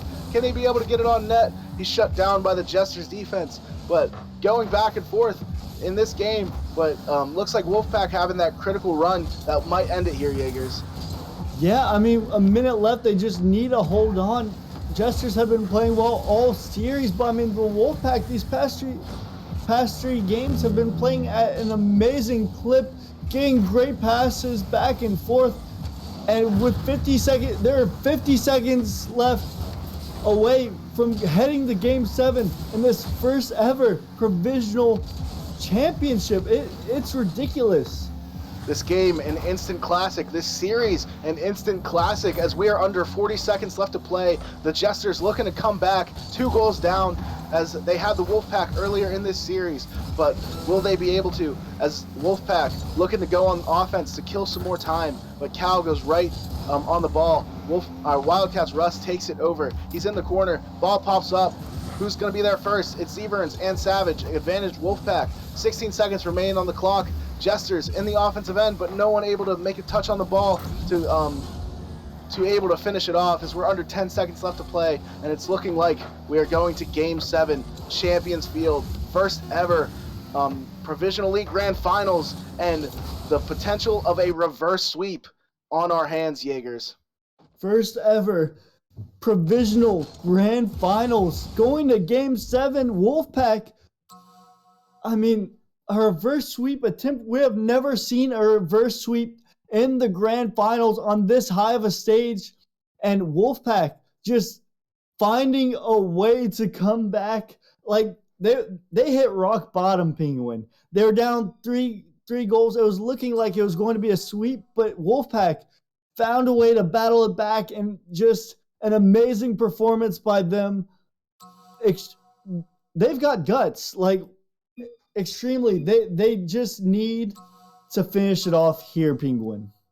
Yeah, that game on the back of Savage and Zeverns. Lasagna Man not shying away with 2 saves, but Savage and Zeverns 2 goals apiece to be able to win that game, and everyone's stepping up and when they needed to the most. As we go into Game 7, it looks like we're gonna have a review of how this game started, because they're it seemed like Stalified joined the wrong team and made the kickoff uneven. So we look to see how we move forward into this next game. But the advantage seems to be on Wolfpack's side, as the Jester's not able to answer back late in Game 6. So yeah, we're going to have to see what happens with that. I'm not sure we've ever had a situation like that. I mean, but kudos to Wolfpack finding their way back, and Jesters. They just need to find a way to stop reeling. They've dropped 3 games in a row after not dropping a single game in the playoffs. This is uncharted territory for them. And I mean, we should have a banger of a game 7. 100%. We will see each team's best as they look to take that Game 7 victory and take home the Provisional League Grand Finals.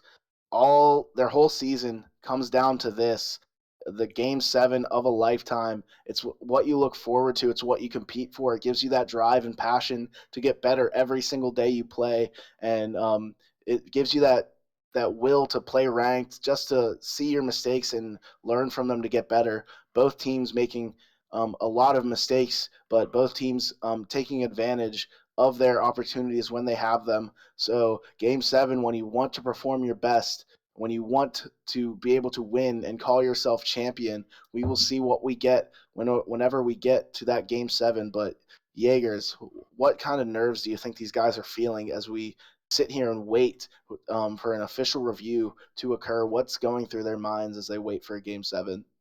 Yeah, I'm not sure. I mean, I feel like both teams are just ready to get into it, get this next game underway. I mean, Wolfpack, they've been performing extremely well, haven't been stopped, and Jesters. I mean, I'm sure they're taking all the time they can to find a way to do whatever they can to stop the Wolfpack, because I mean, right now the Wolfpack are just unstoppable. An incredible game that we have played in Game 6, but we await the review. Potentially, I'm not sure if we will be able to replay Game 6, but after review, we're going to replay Game 6, 0-0 to restart. The series scores 3-2 Jesters. So Wolfpack, after a thrilling Game 6 victory, have to do it all over again if they want a chance to be able to get to that Game 7 we were talking about. But, how deflating does this have to be for Wolfpack? Yeah, no, that's disappointing. I mean, Stallify joined the wrong team, and then I mean they still lost by 2, so it will have been 1 goal. I see why we're replaying it, however, but you know that's deflating for the Wolfpack.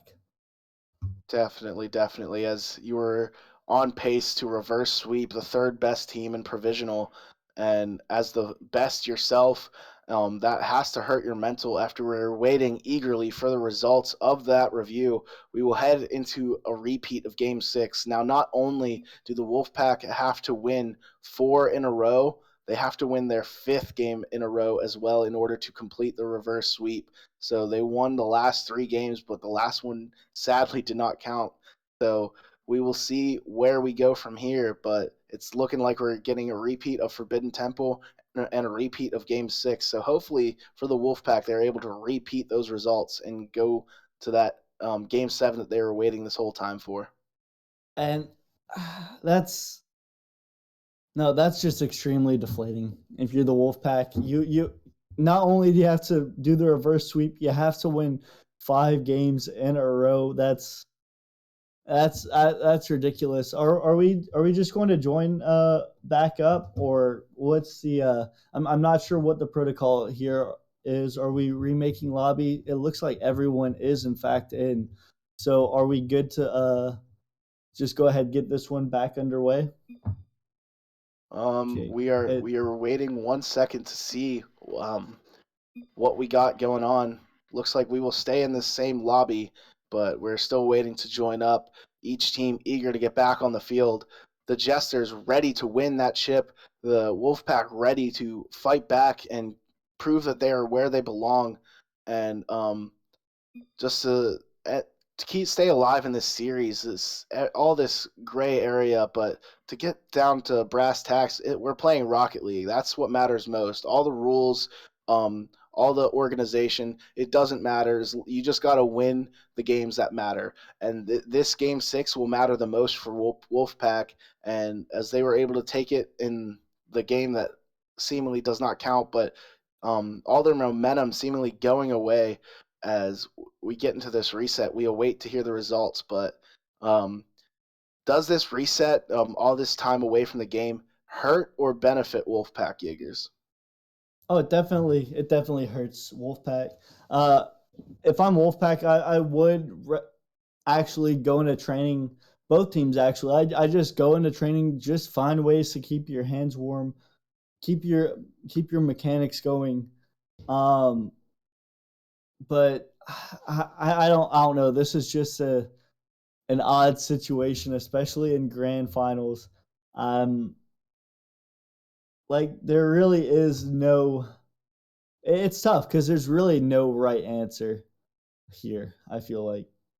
Definitely not, but where else but Forbidden Temple does this stuff happen? It's provisional, so it's already, you never know what you're going to get. It's everly unpredictable, but as we get this game reset, it's no better place than in Nemesis and Forbidden Temple. You never know what you're going to see, and it's definitely going to come into impact whenever we get into this Game 6 reset.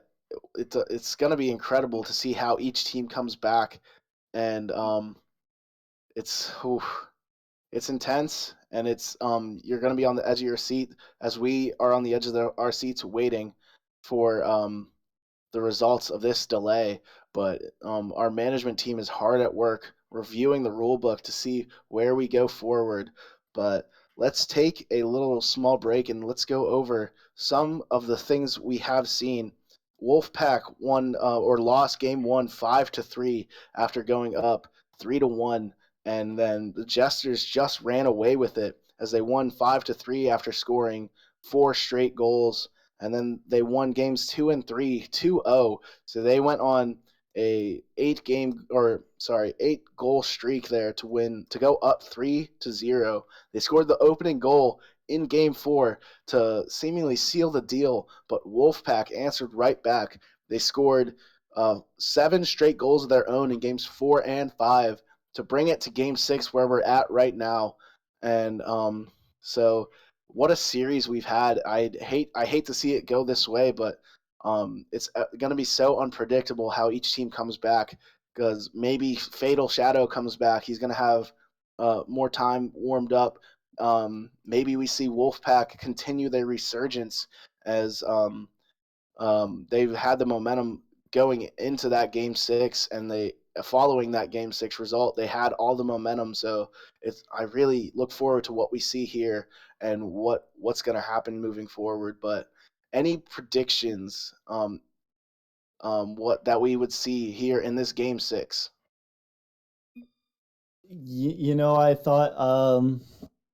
I thought we were done with Game 6. I'm not gonna lie to you, Penguin. Now we're going into Game 6.5. Actually, I'm not even sure what's going to happen. Management's reviewing it. This is never happened in grand finals before, so it's really weird. Um, I'm really not sure what to say about it. Let's look at what we have ahead uh, later on in the matchups. I mean, they're all going to be good matchups. This one's nearing the end. Up next, we do have. It looks like Melons versus Faded. That's going to be a very good matchup. Uh, I could see that one going the distance.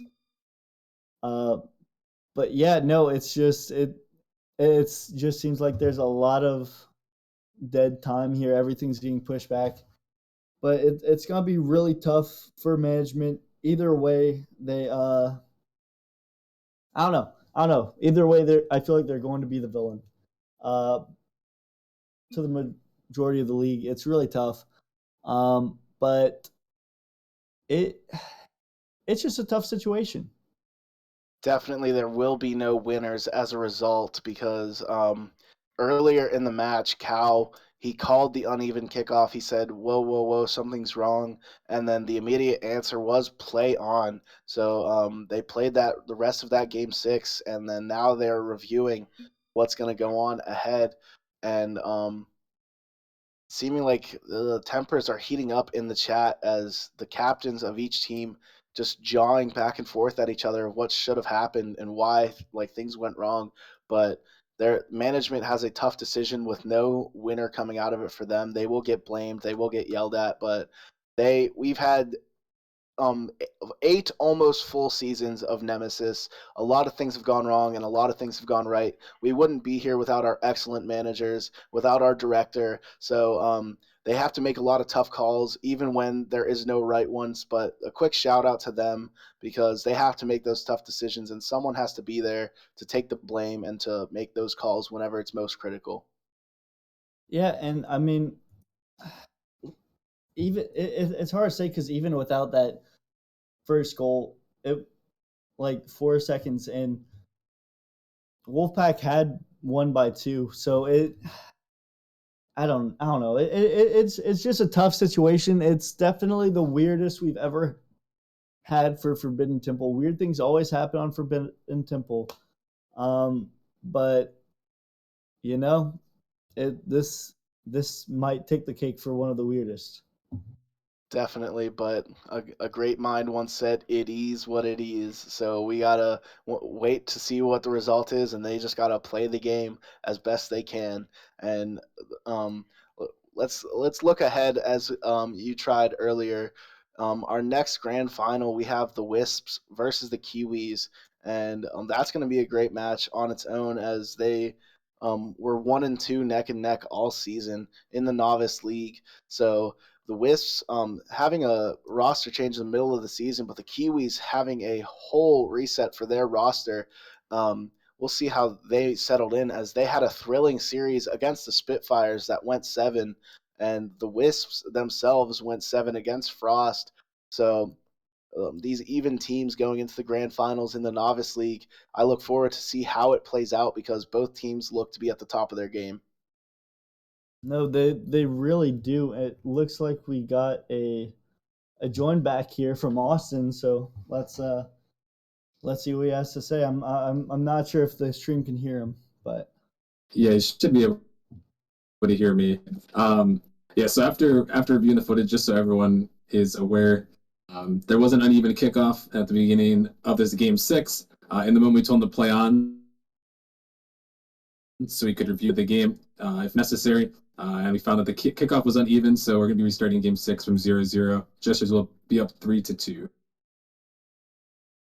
You heard it from the man himself. We will restart this game six. It is a 3-2 series lead for the Jesters, and it is going to be a fresh restart.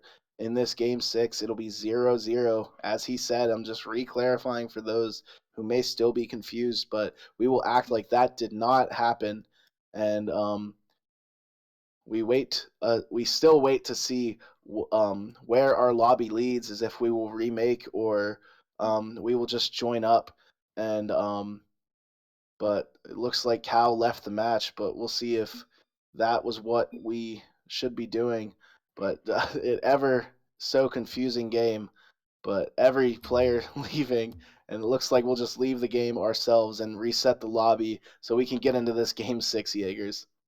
Yeah, and that I don't know. It's disappointing that Game 6 had to end that way, but It's just an even better story if the Wolfpack do manage to come back and finish this reverse sweep by winning 5 games back to back. So we're just gonna have to wait and see. That would be the most, probably arguably the greatest grand finals in Nemesis history, as the power rankings team released the greatest grand finals of all time. My personal favorite, the season 6 novice grand finals, which was Frost versus Spitfires, the ever dominant Frost team. They came in as the 5th seed, and with Ibonic Sanitario and Paranoid Monk, they went to 7 against the Spitfires, who were didn't seem like the team that was going to make it happen. But that was my favorite grand finals. As Jorbage won the finals MVP, but this one becoming an instant classic itself. Yeah, and we're just going to have to see, can the Wolfpack keep it up? They have had a lot of dead time, so they might not be as warm, but we're just going to have to see if Wolfpack can once again push this to Game 7. As we finally join up into Game 6.5, the results of Game 6 do not matter right now, but we get into our retry of this gun as we get kicked off. Savage on Wildcats Russ. They keep him in the match. Fatal Shadow still on the sidelines, but Zverns with the shot off the backboard. Lasagna Man to follow up. Cow with the save. I'm so happy to get back into this action, Jaegers, but a quick start from the Wolfpack shut down from the Jesters here as we get into our next Game 6. Yeah, and I mean, Wolfpack starting off with the Jesters on the ropes, keeping up this pressure back like they never left, and Jesters trying to do their best to find their way, but Zverns is just too quick and puts his team up by 1. Despite the weight, despite the angst you must feel, Zverns is ever constant, and he opens the scoring here in this Game 1, or Game 6, I should say, 1-0. But we get our second kickoff, and Lasagna Man gets the advantage for his team as Savage looks to take possession. The ball floating towards the net. Cow unable to make a touch, but Lasagna Man off the corner for Zverns, looking for his second, and he gets shut down by the defense of the Jesters. Savage moving forward. The man he was a former player of the week towards the end of the season, so you look forward to him seeing what he can do in these clutch moments with the ice in their veins. Stallify looking to answer back, and Wildcats Russ insta challenges Savage, gets the ball right off of his car, and Zverns with a pinch right into Cow. It's floating towards their net, and Savage with an answer. And it's looking like we're getting a similar result to that Game 6, where both teams are just neck and neck, swinging and just throwing punches at each other, and ever so even, Jaegers. Yeah, but I mean, it seems like the Jesters are struggling to get out of their half. Coutard puts a shot. It's not on target, however. And I mean, Zverns does well to hit it away. Can't get by Wildcat, however. Wildcat hits it back into the fray. And Wolfpack trying to do the best they can to get out of their half. Absolutely. It's a fight for both teams. And with that so long of a break, everyone seems to be thrown off just a tad, but Wolfpack looking to answer back and extend their lead once more. They went up 2-0 in the first Game 6, so but Jester's able to answer back. Will they be able to answer back from this deficit, as Savage with a miss in the corner, but he's bailed out by Lasagna. Lasagna's met by Wildcats Russ. Wildcats the wild card in this game, as he is the lowest MMR, and the game doesn't hinge on him, but you look for him to perform to be able to help this Jesters roster even more, as they're facing a motivated Wolfpack roster looking to reverse sweep. As we're halfway through this match, it's still only 1-0. Shots are 3-2 in Wolfpack's favor, Jaegers. Yeah, I mean, the lone shots coming from Coutard. He's been an offensive mastermind, but Lasagna Man somehow finds his way to weave through the defense to put his team up by 2. Lasagna Man makes Wildcats Russ miss, and Cal not expecting it as he was playing to follow up on that touch, so he was facing away from the ball, not able to make the save. But it's 2-0 once more for this Wolfpack roster, trying to get it back to Game 7 where they thought they were before, and Seaburns from the skies able to answer back and make the lead 3-0. 2 minutes remain. What a play from Seaburns, and what a play from Wolfpack as a team to come back from that break and get a quick 3-0 lead. Right now, they cannot be stopped. What a pass by, I believe that was Savage, if I'm not mistaken. Seaburns, way to be there, pass the defense. Up by 3, 2 minutes left. That stoppage time did nothing to affect the Wolfpack's mental. They are picking up right where they left off. And they're going, the way they're playing, they're going to 7. Lasagna Man puts another shot on target, and right now they cannot be stopped. Lasagna, 2 goals. Seaburns, 2 goals. Savage with an assist and their lone save. This Wolfpack roster, they belong in Game 7. They want to go to Game 7 no matter the stakes, no matter what they got, but they're showing it here that they will get back to where they belong. They earned that right in that first Game 6. Stallify trying to answer back, but big save from Seaburns as this Wolfpack roster refuses to lie down, and they are looking to get their win back, Jaegers. Yeah, and I mean, the way it's looking, like they're well on their way. A minute 30 left. They're up by 4. They're just trying to get to 7. That's all they want right now. They believe that they're the better team. They're the 1 seed for a reason, and they're playing like it right now. They are playing like the best team in Provisional, as they proved to be all season long. They had to sweep the Jesters twice to do it. Stallify rejected again as the ball floating towards the Jesters' defensive half. But the Wolfpack earned that first seed. As I was trying to say, they swept Jesters twice to do it. So they are proving here that there's no tall task for the best team in Provisional to come back against a strong Jesters squad. And less than a minute to play with a 4-goal lead. The Jesters with a big demo, not able to extend the lead, but all those seconds ticking off the clock. All hope from the Jesters lost in this Game 6. So Wolfpack, Jesters, Game 7 it looks like as we reach the 30-second mark. But Stallify and Wildcats Russ on top of each other in their own half. And the Wolfpack extend their lead to 5 with under 30 seconds remaining. Oh my goodness. Lasagna Man. I know, Penguin, you were saying earlier he got nervous in the big moment, but he is showing up when it matters. A hat trick in this pivotal Game 6.5. Well on our way to Game 7. And at that point, do you even resend the news misc? I feel like you just leave it, because Wolfpack, regardless, are going to Game 7 and have a shot at this reverse sweep. And we were talking about how they lost all their momentum, how deflated it must have been to have a win taken away whenever you had the Jesters on their heels, but they picked up right where they left off. Not only they actually continue their goal streak now, as they conceded goals in Game 6, the original Game 6, but they win this game 5-0. So that would make a 12-goal streak for this Wolfpack roster going into Game 7, and it looks like the Jesters will sub in Fatal Shadow for this Game 7 on Champions Field. Yeah, and I mean, Jesters doing whatever they can to find a way to stop the bleeding.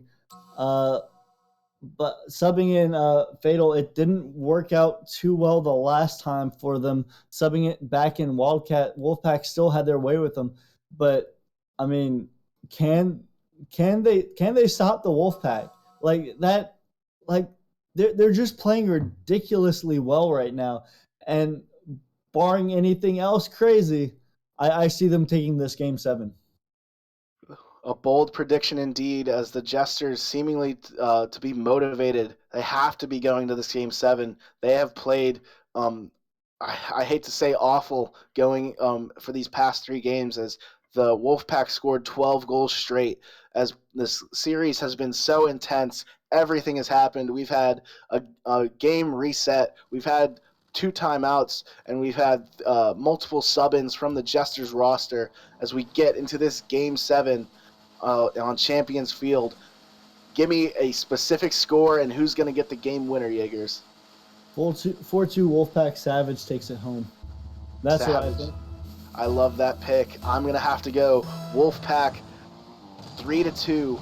And final second shot, Zeverns is going to bury it home. I have to stick with my boy because I know how clutch he has been this series. He's been clutch all of his Nemesis career as he makes a clutch save in the opening moments. Cal with the first shot of this Game 7.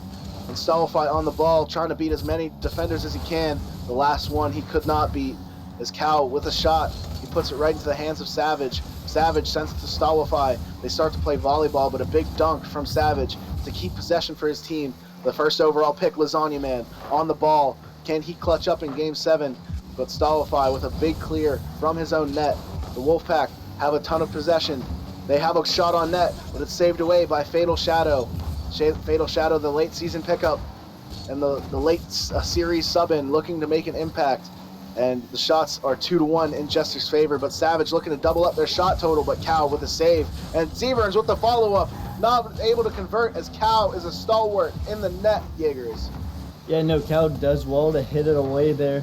Savage gonna bump the defender out the way. A little double commit by the Jesters, but can Wolfpack punish it? They're not able to. Zeverns gets the boost steal, however. Gets a 50. Savage takes control, but Fatal Show does well to get it away. A quick counterattack from the Jesters. Zeverns with a save after they had a misplay in the offensive end. It went right over the last defender back.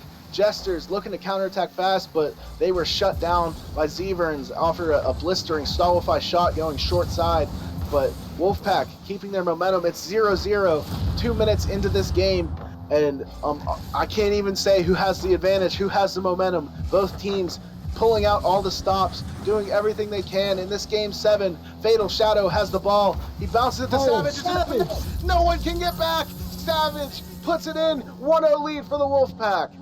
And nice pass from Lasagna Man. Savage just hits it home. Neither defender able to get back in time, and that is how you want to start off a Game 7 if you're the Wolfpack. Absolutely, that's exactly what the doctor ordered, as they have 13 straight goals. The Jesters need to answer back just to stay alive in this game. The name of the game, scoring more goals than your opponents, and that's exactly what the Wolfpack has done late in this series for the reverse sweep to stay alive for the first ever grand finals in Provisionals history. They're trying to etch their names into Nemesis history and be the first ever Provisional Grand Finals winner. And all three of these Wolfpack looking to make a name, a statement for MVP in their own right, but they're playing so well as a team. It's a great showing from them as they're looking to get possession, but Stolify has the ball and looking to give it away right to Lasagna Man. Savage with the follow-up. Big miss. It's open. Who's going to get there first? Zeverns beat out as a short goal turned away from the Jesters defense as we reach the 2-minute mark in this game. Jaegers, what do you got to tell me now? And yeah, I mean, Jester's doing well on defense, but I mean, this Wolfpack offense is unrelenting. They're finding ways to put shots on target. An awkward touch by Stolify going top left, but it hits off crossbar. Zeverns pops it up, goes for the double tap, but Fatal Show hits it away. And with 2 minutes left, this Jester's roster needs to do something, or else they're going to be going home the losers. They are stuck into their own end. Stolify with the answer. It's an air dribble and a flip reset. Could not get what he wanted from the flip reset. But with possession, the Jesters have from that play. Cal with a shot on, Good but beat by Lasagna with a big beat. It's Oh, floating to their nice. Fatal Shadow with a critical miss. Lasagna Man gets his team up 2-0. A minute and a half remaining. What a critical play. Stolify got beat, and Fatal Shadow with the whiff, and it's 2-0 for the Wolfpack. And a good beat by Lasagna Man. Unfortunate whiff by Fatal Shadow. Just not the right time to backflip. And with a minute 30 left, I mean, Jesters need to do something because ever since game number 4, they have just been reeling. The Wolfpack have been performing on offense, putting shots on target, and not giving any leeway to the Jesters. And oh my goodness, this is a grand final for the ages. As Fatal Shadow looks to get on the board, He misses it wide. We are just over a minute left to play. Cal buries the Jesters' first goal in technically forever, even though they had the game 6 that was reset. It does not count, but Cal gets them on the board. It's 2-1 with just a minute and 1 left to play. Yeah, and I mean the pressure finally pays off for the Jesters.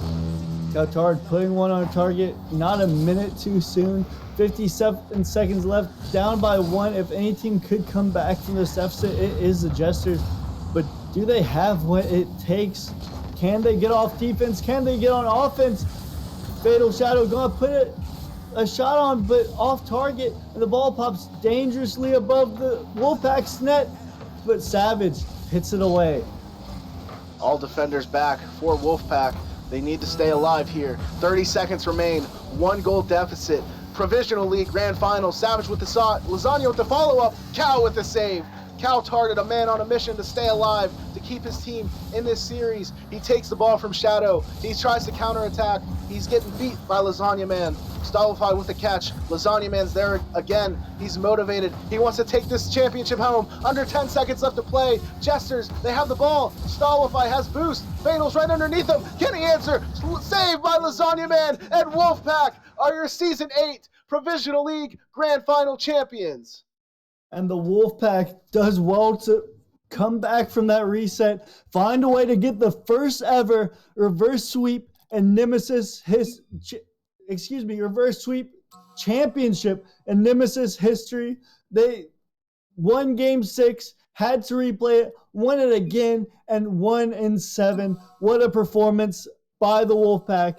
And I mean, what an overall great series, because I mean that was one for the ages, Penguin. I am out of breath. I am that series what took me for a ride, and what a way to end it, as the Wolfpack technically won 5 straight games to win the grand finals and become Season 8 champions. Lasagna Man, Z-Verns, and Savage, absolutely thrilling way to become champions. Congrats to you guys, and I look forward to getting in your DMs. I know I will personally congratulate you later, and I'd love to wrap up this series more, but we are so far behind as we have so many more grand finals matches ahead of us. Jaegers, really fast, what are your final thoughts? I mean, that was just impressive, but we are running a bit behind. We're going to have to go ahead and get into the next one, but I mean, just an overall great series, great win by the Wolfpack, and a great first ever championship in the Provisional League. Absolutely. Congrats to the Wolfpack. As we come back into the Novice League, we will have Kiwis versus Wisps coming up next.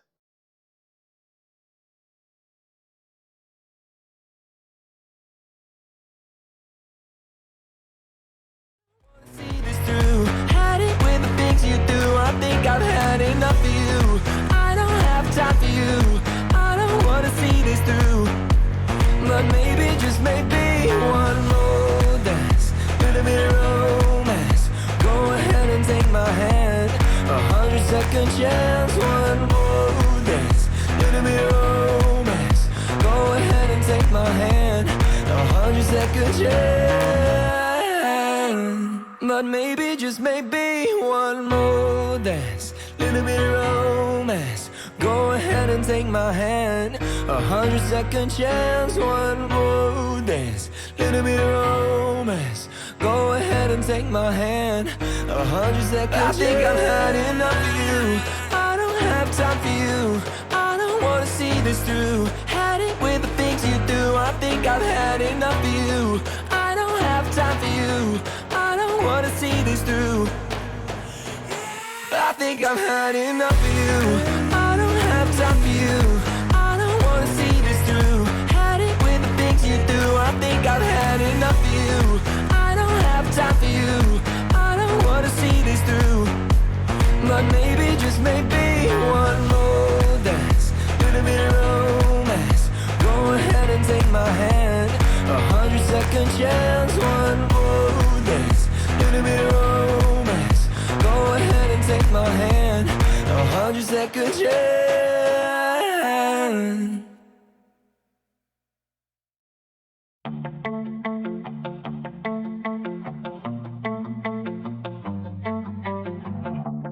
you left, I give my breath to cigarettes. Since you left, I try my best to forget. I can't escape the love we made, it follows me. I can't escape from your love. And I've been rolling the dice with Aphrodite, spending my nights without you beside me, throwing some darts in bars with the queen of hearts, queen of hearts.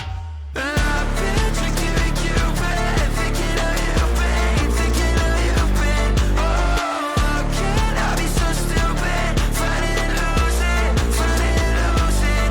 Oh, I've been spinning the bottle, fighting the bottle, fighting the bottle. Oh, I've been drinking with Cupid, thinking of you, babe, thinking of you, babe.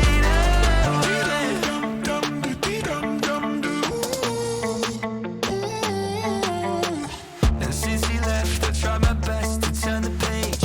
Since he left, I roll my joints with Hemingway. I can't erase the way your face lit up this place. I can't escape from your face. And I've been rolling the dice with Aphrodite, spending my nights without you beside me, throwing some darts in bars with the queen of hearts, queen of hearts.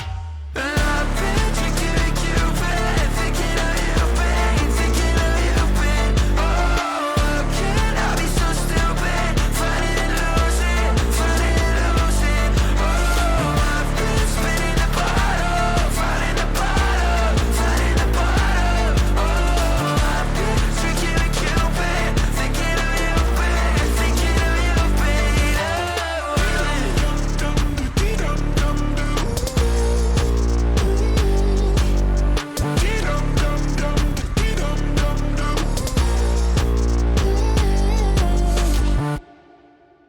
I've been drinking with Cupid, thinking of you, babe, thinking of you, babe. Oh, how can I be so stupid, fighting and losing, fighting and losing. Oh, I've been spinning the bottle, fighting the bottle, fighting the bottle. Oh, I've been drinking with Cupid, thinking of you, babe, thinking of you, babe.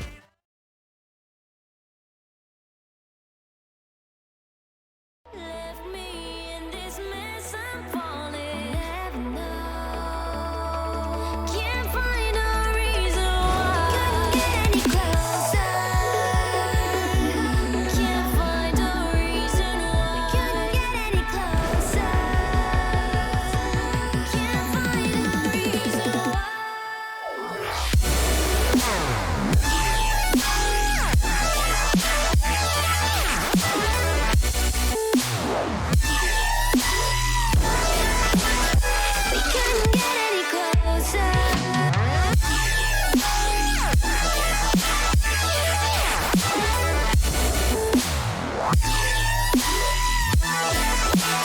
We couldn't get any closer.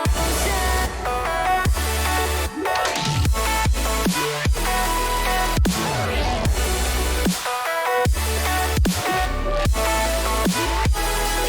get any closer. We couldn't get any closer.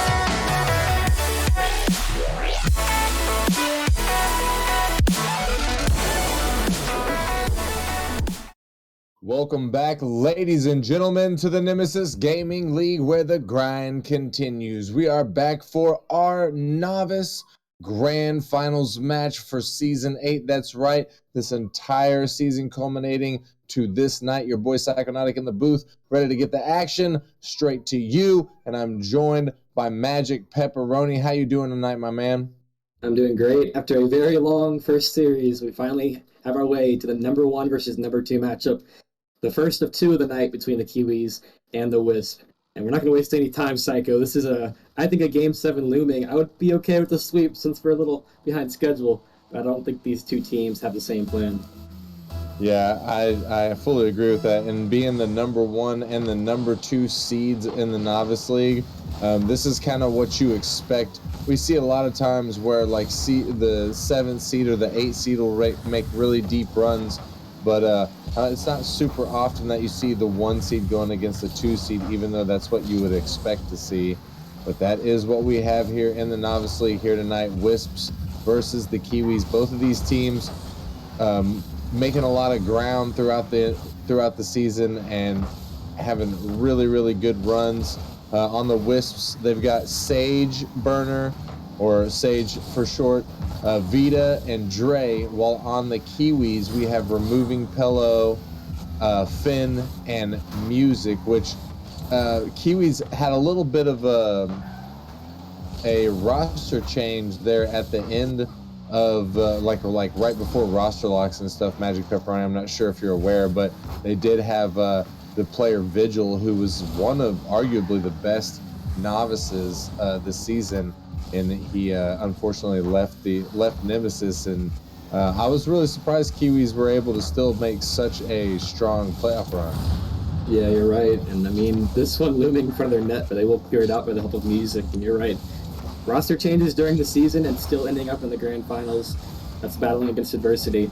And if they can get it done here today, when it matters most, that'll feel amazing. As in my mind, this is Music versus Sage, and two of the biggest names in Nemesis, and they're both fighting for a novice title as Sage clears it down the pitch, and we're still scoreless. About 3 minutes left to go. We'll see here if Sage and his Wisps are able to get this championship. This will be Sage's second championship as he comes through and gets the first goal of the night. Great pass by Dre, using the flip off the sidewall to put it high off the backboard. Nobody anywhere in the area to clear it off their backboard. And Sage, a good read. He's the guy we were talking about, and he's right on cue, and he will strike first in the grand finals. And honestly, it's a little bit unexpected. Sage not being the most mechanical goal scorer on the Wisp here. We hear a lot more about Dre and Vita, and Sage is just that backbone of any team that he plays on. He's a really solid, aggressive offender. He gets in there, he gets good passes, he gets a lot of demos and stuff, but he's not super well known for his shooting as his other two teammates are. So it's nice to see him here popping off as Sage gets the second goal for Wisps. And you can see him putting the nice one in the chat, watching two defenders just fly across the screen. And honestly, a very bad shot initially. Gets a weird touch. We'll call it a fake to get it around one. But nonetheless, 2 goals for Sage. As you said, not known for his shooting abilities. There's Vita, just barely off target.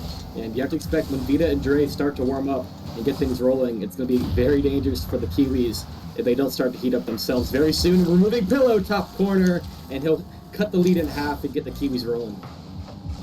Almost a save there from Dre as he goes up the backboard and just barely underneath it. It looked like it might have even clipped his car and bouncing off and into the net there, but not going to be enough. Kiwis, though, still down by 1 as we enter the second half of game number 1 in this best-of-7 series. Finn going to clear that one out of the Kiwis' defensive zone. As Music with the shot, but Sage is in the net. He makes the stop up to Dre. Dre following it, getting the pinch off the sidewall. Vita with it. A little bit of a double commit there from the Wisps. Sage left back by himself in an awkward spot. Finn popping it out to the mid. Vita rotating back in time to get the challenge on the ball. As the ball floats in the midfield, Vita gonna miss his touch, and it's still floating. Finn in the midfield, bouncing it off a defender. Dre off the backboard to Sage. Sage there to pick up the hat trick. I mean, right now Sage is doing it all. And what I noticed in our last series watching this team, Psycho and the Wisp, is Dre sometimes tries to do a little too much when he has the chance to score. And right there he did exactly what he needed to do. Play unselfish ball, hit it off the backboard, and get it to his teammate. And getting himself to a 3-1 lead right now. As a clear from Music goes right to the hands of Dre. And with 1.5 minutes left to go, they need to get on the other half of the field. This is going to be a scary situation to go down against the number 1 seed. Removing Pillow, blocked by Finn. His old teammate is going to get in the way of that one. And a combined save effort comes through. There's no way this is not a goal. It's a side flip, and Psycho, they got to put that one away. Yeah, that's a tough situation for the Kiwis there. It looked like they had about 2 opportunities, 2 free looks on net, and they shanked them both. Or they squandered, I should say, both of the opportunities there, and they are still down by 2 with 60 seconds remaining on the clock. Now Kiwis in a tough position here as they have to find the back of the net. They have to find it quick. Finn not beating out Sage. Music there off the backboard. Music with another touch. Removing Pello with the read, but it's not enough to get in as the third comes in to try and clean up the play, but the defense is going to deflect the shot away. Dre in the midfield. Dre a little bit awkward here, just trying to keep it away from the Kiwis defenders. Removing Pello to send it out, but Vita was there in the midfield to block the clear. Dre with the awkward touch in the corner. Sage with also an awkward touch off the backboard, removing Pello, gonna dunk out the defender's attempt to clear things out, and now with 14 seconds, Kiwis might be back in it. Yeah, Sage tried his best to reach it off the backboard. Probably best if he just sat back and wait for the ball to come back to him. That was a bit of a stretch, and now with 15 seconds left to go, pretty much, it's now or never. See if they get away with this one. The kickoff was in their favor, though they did not go for the ball. Finn popping it up and getting destroyed immediately. The final seconds down, counting down his music's going to put it towards the ground. Wisps going to kill that ball and secure a game number 1 win. Yeah, that was a close game pretty much all the way through. We saw, I think, 3 different times within 20 seconds. The Kiwis probably should have scored, and they didn't. That would have been the difference maker. I mean, looking back to the pre-show, I think 3 out of 4 of us had it going to Game 7. So expect this to be a bounce back very quickly from the Kiwis. They lost by 1. They probably should have had that in overtime. But the Wisp will take it off the back of Sage, putting in 3. And we head quickly to Urban Central as we are on the move right now, trying to get the series as quick as possible. And I think both these teams are down for that too. Yeah, hopefully we all are indeed. As you know, love the content, but also we want to get this out in as reasonable amount of time as possible. We know it's tough on staff members and even audience members to sit and just watch the same thing for 4, 5, 6 hours. But both these teams getting into it now in the game number 2, with the Wisps being up by 1 in the series. Sage sending it down. Sage still with it out of the corner. The music there. Music to clear it out of Kiwi's defensive zone. Dre with the block as Music takes a shot. Dre out to the mid. Vita gonna wait on it. Down to Dre. He pops it up. This could be something. Vita can't beat out the defender. As Sage gonna get dunked by Finn, and Finn gonna get the double. A nice read off the post. Yeah, a great pass here. Sage trying to take it up the wall, and Finn had didn't really agree with that plan, taking up the wall. He's going to put it off the backboard himself, and he's going to follow it up a 1-2 from Finn to himself, and a 1-0 start for the Kiwis. And that is exactly the position you want to be in if you're on the Kiwis, as they did lose that game. It's important that they get this early aggression, removing Pello, trying to get fancy on us there, but can't get a good shot off the flip reset. Vita off the backboard. Nobody else there from Wisps to take a hold of that play as Finn tries to clear it out. Removing Pello is going to help him out a little bit. Vita to send it back. Music in the midfield blocks the clear from the Wisps. Music's with another touch out of the corner. This pops up off the defender. Finn was there, but Dre going to demolish him, take him out of the play. As we see a bunch of whips coming off on the ball. Vita trying to follow it. He gets the second touch, but the ball is going to pinch in front of the net, and no teammate from the Wisp there to finish it. 3 minutes in, 20 seconds here, Magic Pepperoni, and not a lot going on, to be honest with you. I mean, the Kiwis getting that little bit of offense that ended up in a goal for them, but they haven't been able to do much since then. Yeah, that's what I was going to say. When you're talking about both these teams, they have chances to score, and it's going to be whoever starts to capitalize first. And we've had opportunities for both teams in this game alone where it probably should have been a goal, and they're getting a little too fancy for themselves. Finn, open net, and as you see, he didn't take enough swiftness there, kind of taking his time. Probably should have been another goal, but the Wisp will stay down just 1, and Finn will put it along the pitch. Yeah, it looks like both of these teams, once they go up, they start to try and get a little bit fancy with the ball, which did unfortunately result in not scoring, but Finn gonna still take control, get his second goal of this game, and extend the Kiwis lead by 2. Sage just had a heart attack, bro. The ball lands on his forehead right in front of the box, and he's alone, and Finn's having none of it. He's going to dunk it over his head and get his second of game number 2. Music's looking a lot better this game than he did in the last. Kind of was a non-factor, and he's setting up a lot of plays here. Very quick to the ball, and Pillow across the pitch. Finn picking up the assist, and a team effort coming through here in game number 2. Impossible to see that counterattack coming. Sage there to make the challenge, but just couldn't beat removing Pillow to the ball as he's going to laser that one across the pitch all the way down to an open Wisp net. And now Kiwis up by 3 in the second half of game number 2. The ball floats across the midline. Vita popping it up, gets dunked by the Kiwis. LNR Vita sticking with it. Dre with the shot, but Finn was back making the stop. Sage taking his time, but he has to 50 with removing Pillow. Vita there, 50 with the Kiwis as well. Dre in the midfield trying to get a shot on net. It's not going to go as removing Pillows takes control to pinch it out of the corner. And Finn going to block Vita's attempt to clear the ball out there. Dre taking his time, has to 50 with Music. The ball is floating up in the Wisp defensive zone. Sage off the sideboard, gets it past 1. And a minute and 30 left on the clock here. Kiwis still with a commanding 3-point lead here, Magic Pepperoni. I have to say I don't see the Wisps making a comeback in this game. I think they need to put this game behind them moving forward into game number 3 and reset their mental or reset something. Yeah, I agree with you. I mean, we casted that Wisp versus Frost matchup, I think on Monday or Wednesday, and we both saw the same series, kind of the Wisp showing their vulnerability after a dominant regular season. And going into game 1, they kind of had it going for them. Sage looked good, but Kiwis, they kind of calmed their nerves down, and they're looking much better. Dre has been pretty quiet throughout the series, and a 3-0 loss, make it a 3-1, unless they can maybe make a miracle happen at the last 42 seconds and get us to overtime. Yeah, still mathematically possible, though I think highly unlikely with the way Kiwis have been playing here in game number 2. That we will see. I think this immediate kickoff right here is going to be very telling.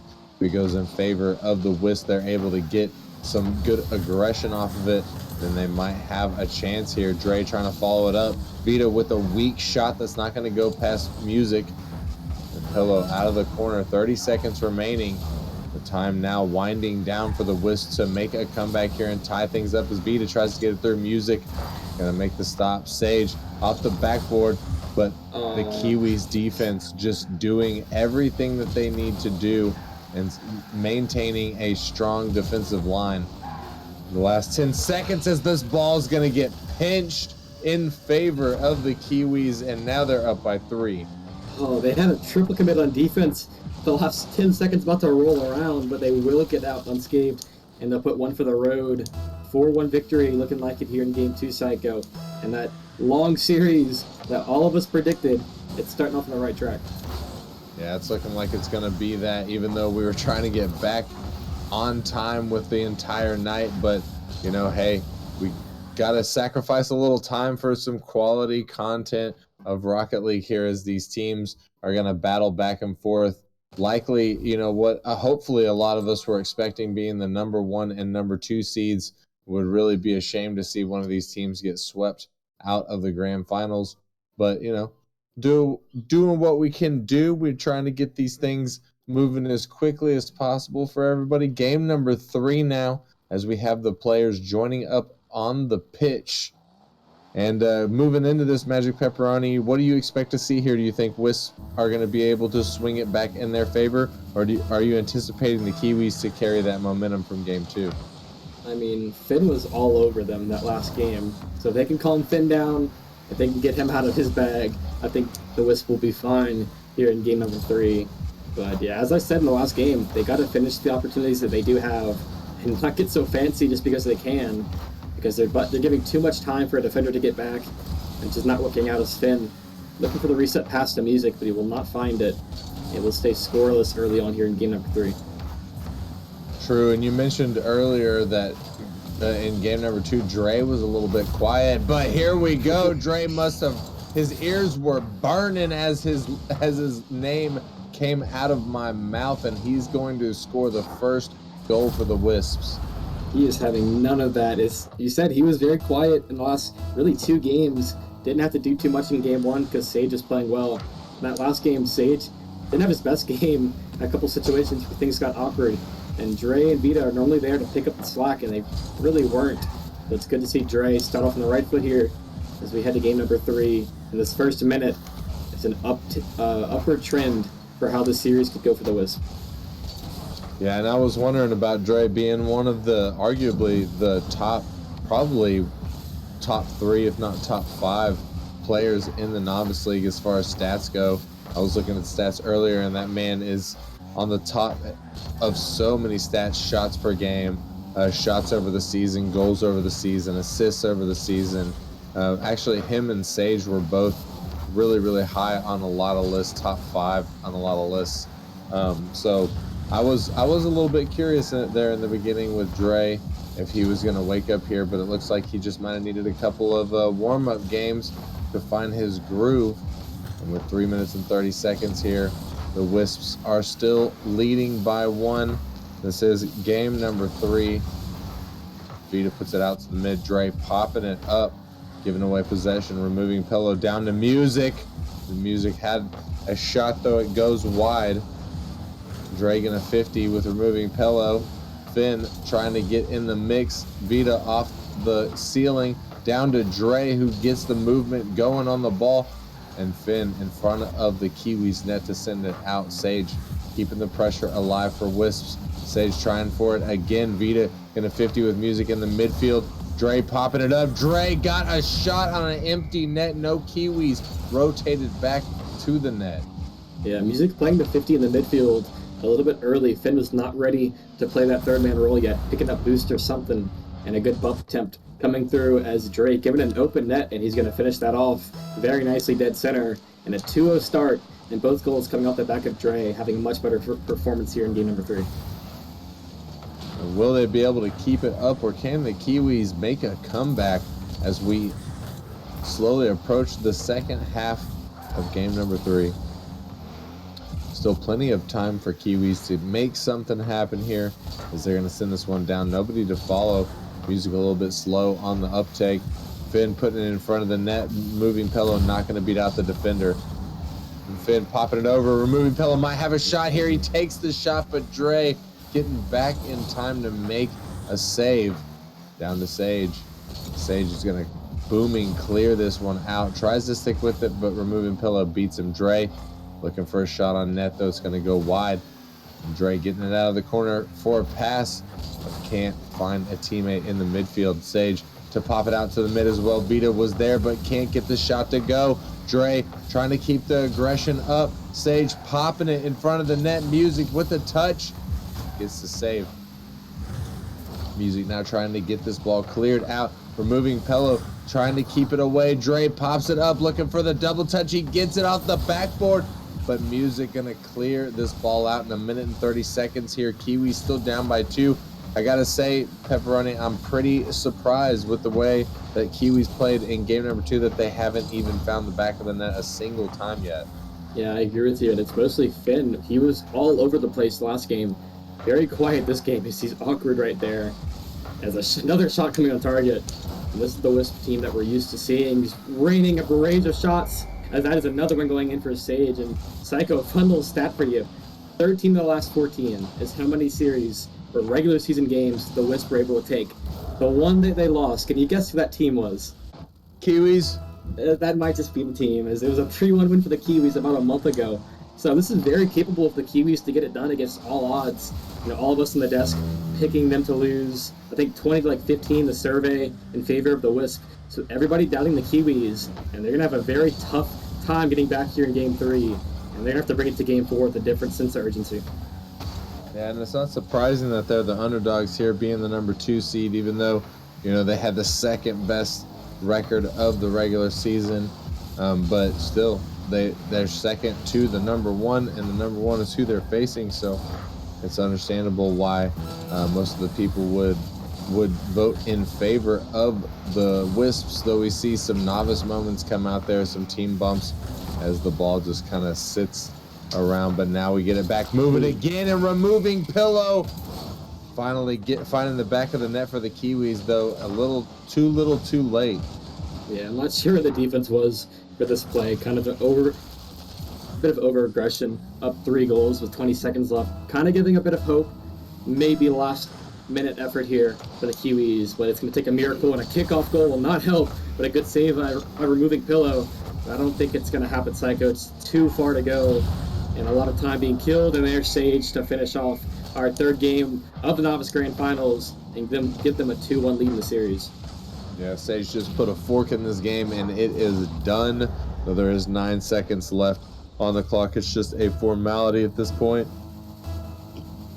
because pretty sure the Kiwis aren't going to be able to make this comeback. Finn popping it up, trying to prove me wrong, looking for the double touch off the backboard. Dre going to beat him out to it, and Pillow putting one on, getting a 0-second goal for the Kiwis. Not going to be enough to bring this game back, but you know it's still got to feel good as they're going to build a little momentum going into game number 4. And Pepperoni, I mean, you kind of called it a little bit earlier. You said that you expected this to be a back and forth all the way up to game number 7, and you know, I feel like at the end of game number 1, Kiwis were able to get a little bit of momentum, and then in game number 2, they ran away with it. Now game number 3, Wisps take it, but they were still able to get that momentum at the end of the game. So I'm curious to see game number 4 if they're able to take a win. Yeah, but this game felt different. It felt like that last goal kind of wasn't really a factor. I mean, sure, it feels good on the stat sheet. But that game felt like the game where Drake came alive, and that's what really stands out. That didn't really happen in game 1. So I feel like this is a different team, and I know I said it's going to go back and forth the whole way, but I wouldn't be surprised if the Wisps take this game in pretty dominant fashion, because Finn looked very flat in that game, and he's a very capable player of getting his team across the hump and getting a title. But I am very not confident in who's going to win this game, but I think Wisps probably do have the advantage. We'll have to see as we move in. The Wisps certainly getting the early offensive advantage here, but it is in favor of the Kiwis now. Vita with the clear out, a boom all the way across the pitch. Finn trying to 50 with Sage, though it doesn't go. Dre is there off the backboard. Sage 50 and through Music, but he can't get it into the net. Sage out of boost, trying to beat Finn to the ball. He does, and sends it back to the other corner of the Kiwis. Removing Pillow, pass 1, trying to find a teammate in the midfield. Dre going to intercept the pass, sending it down. Finn out of the corner of the Kiwis, down to Vita in the midfield, who pops it up, and the ball is floating. Music to get it past and clear it out. Dre taking control in the midfield. Dre still with it. 50s through Finn out to the mid. Sage with a shot that's going to be a little bit weak, and removing Pillow, able to make the stop there. A dropped opportunity from the Wisps, though. Dre with the shot, removing Pillow, remaining strong on the defensive line.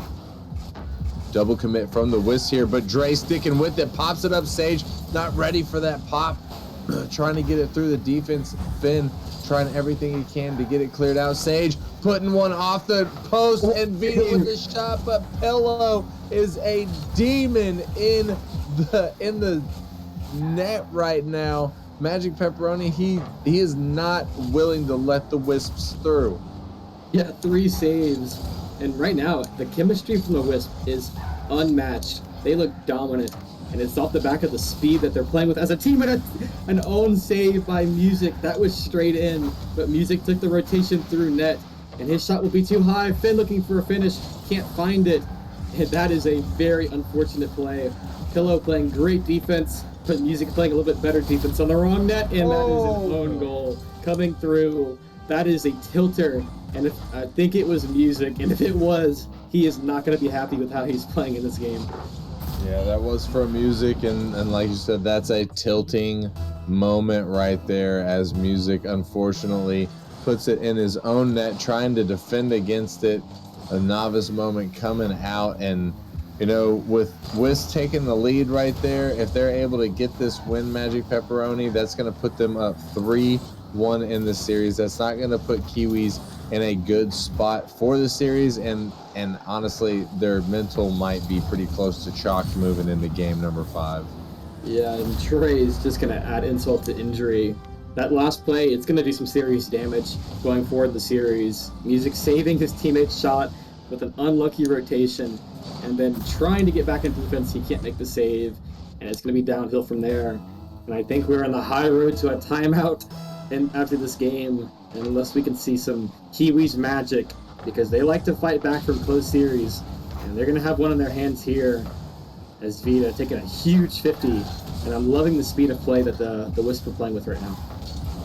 Yeah, they've really kicked it up a notch. They know that they've got the Kiwis cornered at this point, and they just want to put an end to this entire situation. Will they be able to? 2 minutes left on the clock. Plenty of time for the Kiwis to make a comeback, though. I would have to say it's not really in their favor, as they haven't been able to play from behind super well during this series. They really needed that early lead, that early aggression, as Music trying to get something going. Vita to send it out. Finn putting it back towards the Wisp net, but Dre there to make the save. Finn getting a demo, which is going to mess up the rotations a little bit there, and Music making up for that earlier mistake. And now they're only down by 1. They are back in this game. Yeah, Vita a bit of tunnel vision on that corner boost. If he was looking around him, he probably could have stopped and interrupted that play from ever coming into existence. But nonetheless, Music, that has to feel a lot better to get this goal. The nice shot and cut the lead in half. Yeah, it certainly does. You know, whenever you make those mistakes like that, you feel so bad. But to be able to make up for the mistake, and you know, even if he's able to come back and get the equalizer goal, looking for it now, and he's looking for Pillow there, but the defender getting in front of it, and it looks like an own goal from the Wisps. Yeah, Vita, he whiffs on the first one. Dre gets bumped by Pillow, and that will find its way into the net. 2 goals for Music, and we are tied here in game number 4, a crucial game number 4 nonetheless. And with a minute left to go, which team has what it takes to win a title? Because this is the game that you really need to take control of the series. Yeah, I gotta say, game 3 and most of this game, I thought for sure it was a shoo-in for the Wisps, but the Kiwis are starting to look alive again here as Finn tries. Oh my goodness, a great save from removing Pello, as the Wisp had a double off of that backboard. Vita trying to find Dre in the midfield, but it gets cleared out off the backboard of the Kiwis. Music getting control in the midfield. Sage trying to mess him up. Dre bouncing it off the side. That was dangerous as it went towards his net, but it did hit the post. Vita with the pop. Sage looking for it, but he can't get it through the defense. I'm not sure what happened. It looked like a big bump play came out from one of the Wisps, but it was just a little too slow, and Sage's shot gonna bounce off of the defenders, and we still have a tie ball game in the final 10 seconds here. Vita trying to close it out in regulation. Sage is there for it. He's gonna do it. 1 second left as Sage clutches up and puts one through. Talk to him, my boy. Tell him how you feel. 1 second on the clock to go, and Sage is going to be the guy to finish game number 4, unless the Kiwis have anything to say about it on the kickoff.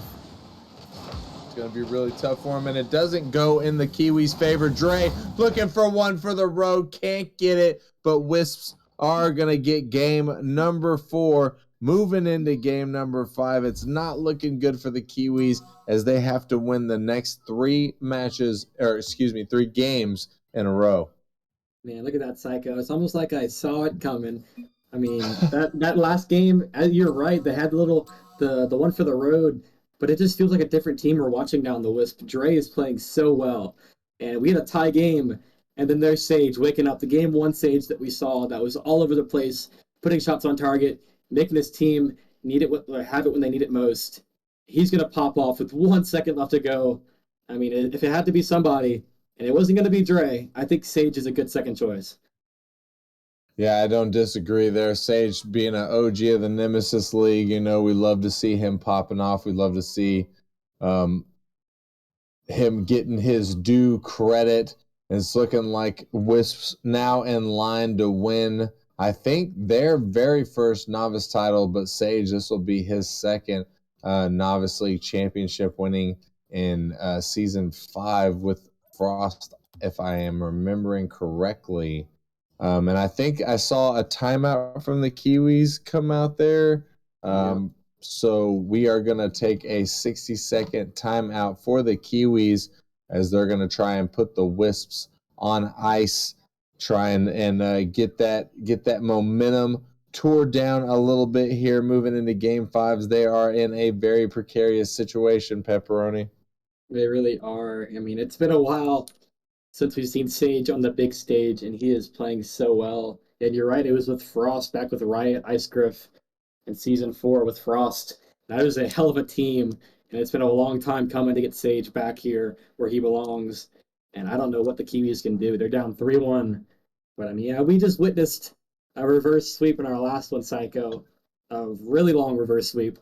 So I think coming back from 3-1 is very much doable because I think the series has a lot more to offer than a 4-1 finish. Yeah, I think it does too. But sometimes we feel that way, and it still turns out, to be, a 4-1 or even a sweep. Though I do agree with you wholeheartedly. I do think that the Kiwis have what it takes to make this comeback here, and at the very least, force a game 6, if not a game 7. But we will have to see here. Are Dre and Sage gonna pop off and close out this series and take home their season 8 chip, or will the Kiwis be able to force us deeper into this series as Music with the car change, looking for a goal there as his teammate goes for the bump to try and clear out the lane, but it doesn't go. Music in the skyline now, sending one down. Dre back in time for it to clear it out. Finn in the midfield with Sage. Sage trying to take control, removing Pello to pop it up. Music looking for Pello in the corner, down to Finn, but Finn's shot going to get deflected by Dre. Music popping it off the side, and it's going to get cleared out back to Kiwis. Sage is there off the backboard. Vita pushed up a little bit too far. Dre looking for something here, but can't get it through. Music. Sage keeping their pressure alive off the backboard in the midfield. Vita gonna shank his shot off to the side. And a minute gone now from this game. Number 5, Pepperoni. Neither of these teams with a goal yet. We're seeing a little bit something different, but Sage with a huge fake on the defender to beat him out, and he gets a beautiful pass to his teammate to finish. I think that's Vita's first goal of the series, so I don't blame him for hopping in there and getting some stats because his teammates, he's got to love Sage and Dre right now. He's not doing too much, and he's still in a great spot to win a championship. So I don't blame him for coming in, getting himself involved on the scoring, and I want to start for the Wisp and the Kiwis. They are reeling for air right now. They can feel their season slipping away from them, Psycho.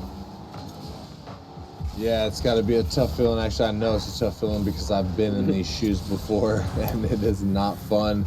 But Kiwis just got to double down at this point and really dig deep and try and figure out what they need to do, what they did right in game number 2. They need to bring it back. This is a do or die moment for this team. They will go home, and all of this season will have essentially been for nothing. I mean, they will be getting the runner-up tag, but the runner-up tag just kind of feels bad in comparison to the championship tag. I know I have one. Nobody plays for a runner-up tag. You're here for a championship. As right now, this is the chance to do it, and it feels like finally a chance for Music, and they can't get it done. But you're right. I feel like that runner-up tag, if anything, it just hurts. It's salt in the wound. Like, oh, you were this close, and I do not think that's what the Kiwis want to settle for right now. So can they pull it off? I don't blame them. And we'll see, can they indeed pull this off? Because they are only trailing by 1. However, Wisps seem to be commanding most of the offensive pressure in this game. Finn trying to slow it down, music there as well, but Sage is able to clear it out. Dre pops it up looking for the double, and oh, he almost gets it. Vita trying to clean it up, but can't as Finn sends it to the side. Music to pop it up. Sage is there, keeping the ball in the Kiwi zone. Dre in the midfield tries to 50 through Finn, but it goes in favor of the Kiwis. Vita to get the clear out. Finn with the awkward touchdown. Sage to take it up. Dre out of the corner, can't get it through Pillow. Sage trying to help out, but the ball's going to get bounced off of his car. Vita getting a touch as well, but Finn to take control. Sage takes it from him out of the corner. He can't get another touch.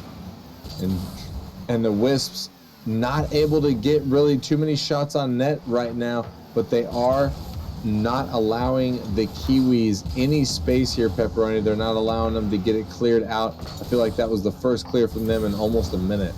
Yeah, and with a minute left to go in this game, where do they finally break through and get that goal? Because it feels like with the power of Sage and Dre on the Wisp offense, they can score when they need to.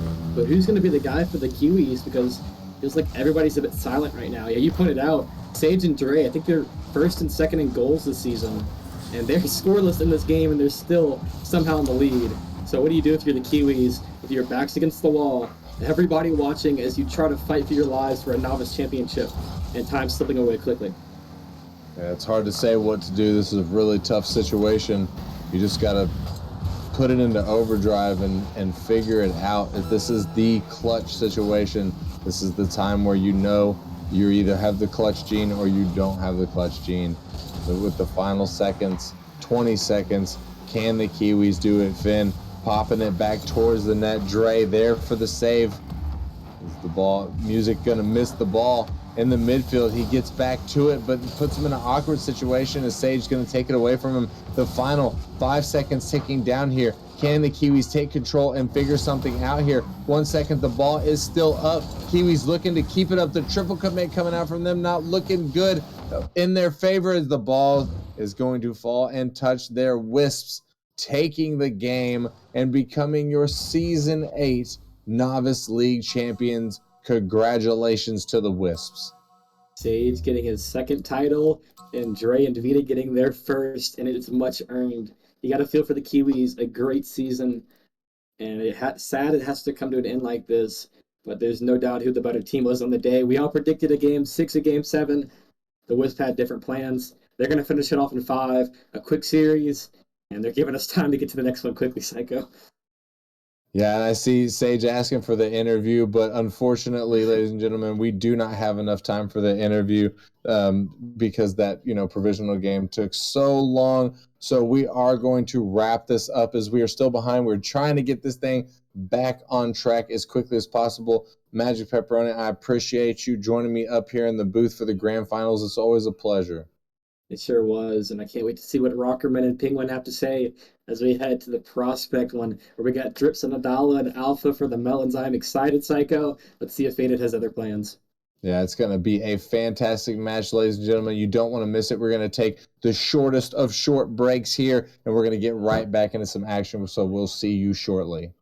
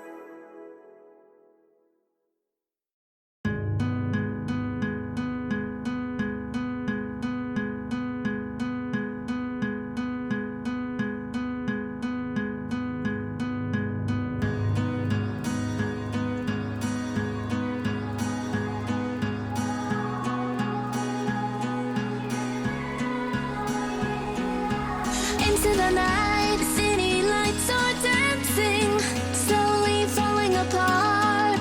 The shadows causing an outbreak. I'm wishing upon a star. This time I'm feeling stronger, and I know I can do better. The shadows causing an outbreak. I'm turning the light. We're gonna light it up, oh, light it up, ooh, light it up, causing an outbreak. I'm turning the light. We're gonna light it up, oh, light it up, ooh, light it up, causing an outbreak. I'm turning the lights on.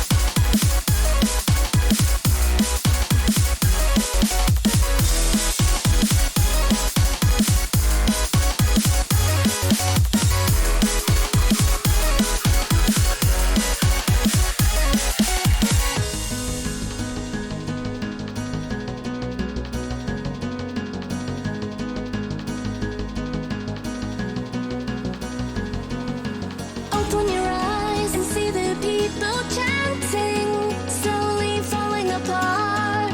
The silence causing an earthquake. I'm wishing upon a star. This time I'm feeling higher, and I know I can be taller. Left me in this mess, I'm falling. Heaven knows. Can't find a reason why. Couldn't get any closer. Can't find a reason why. Couldn't get any closer. Can't find a reason why.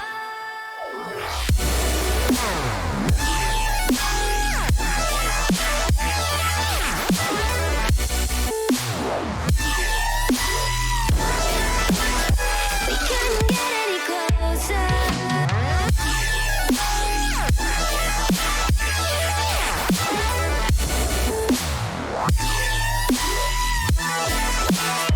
We couldn't get any closer.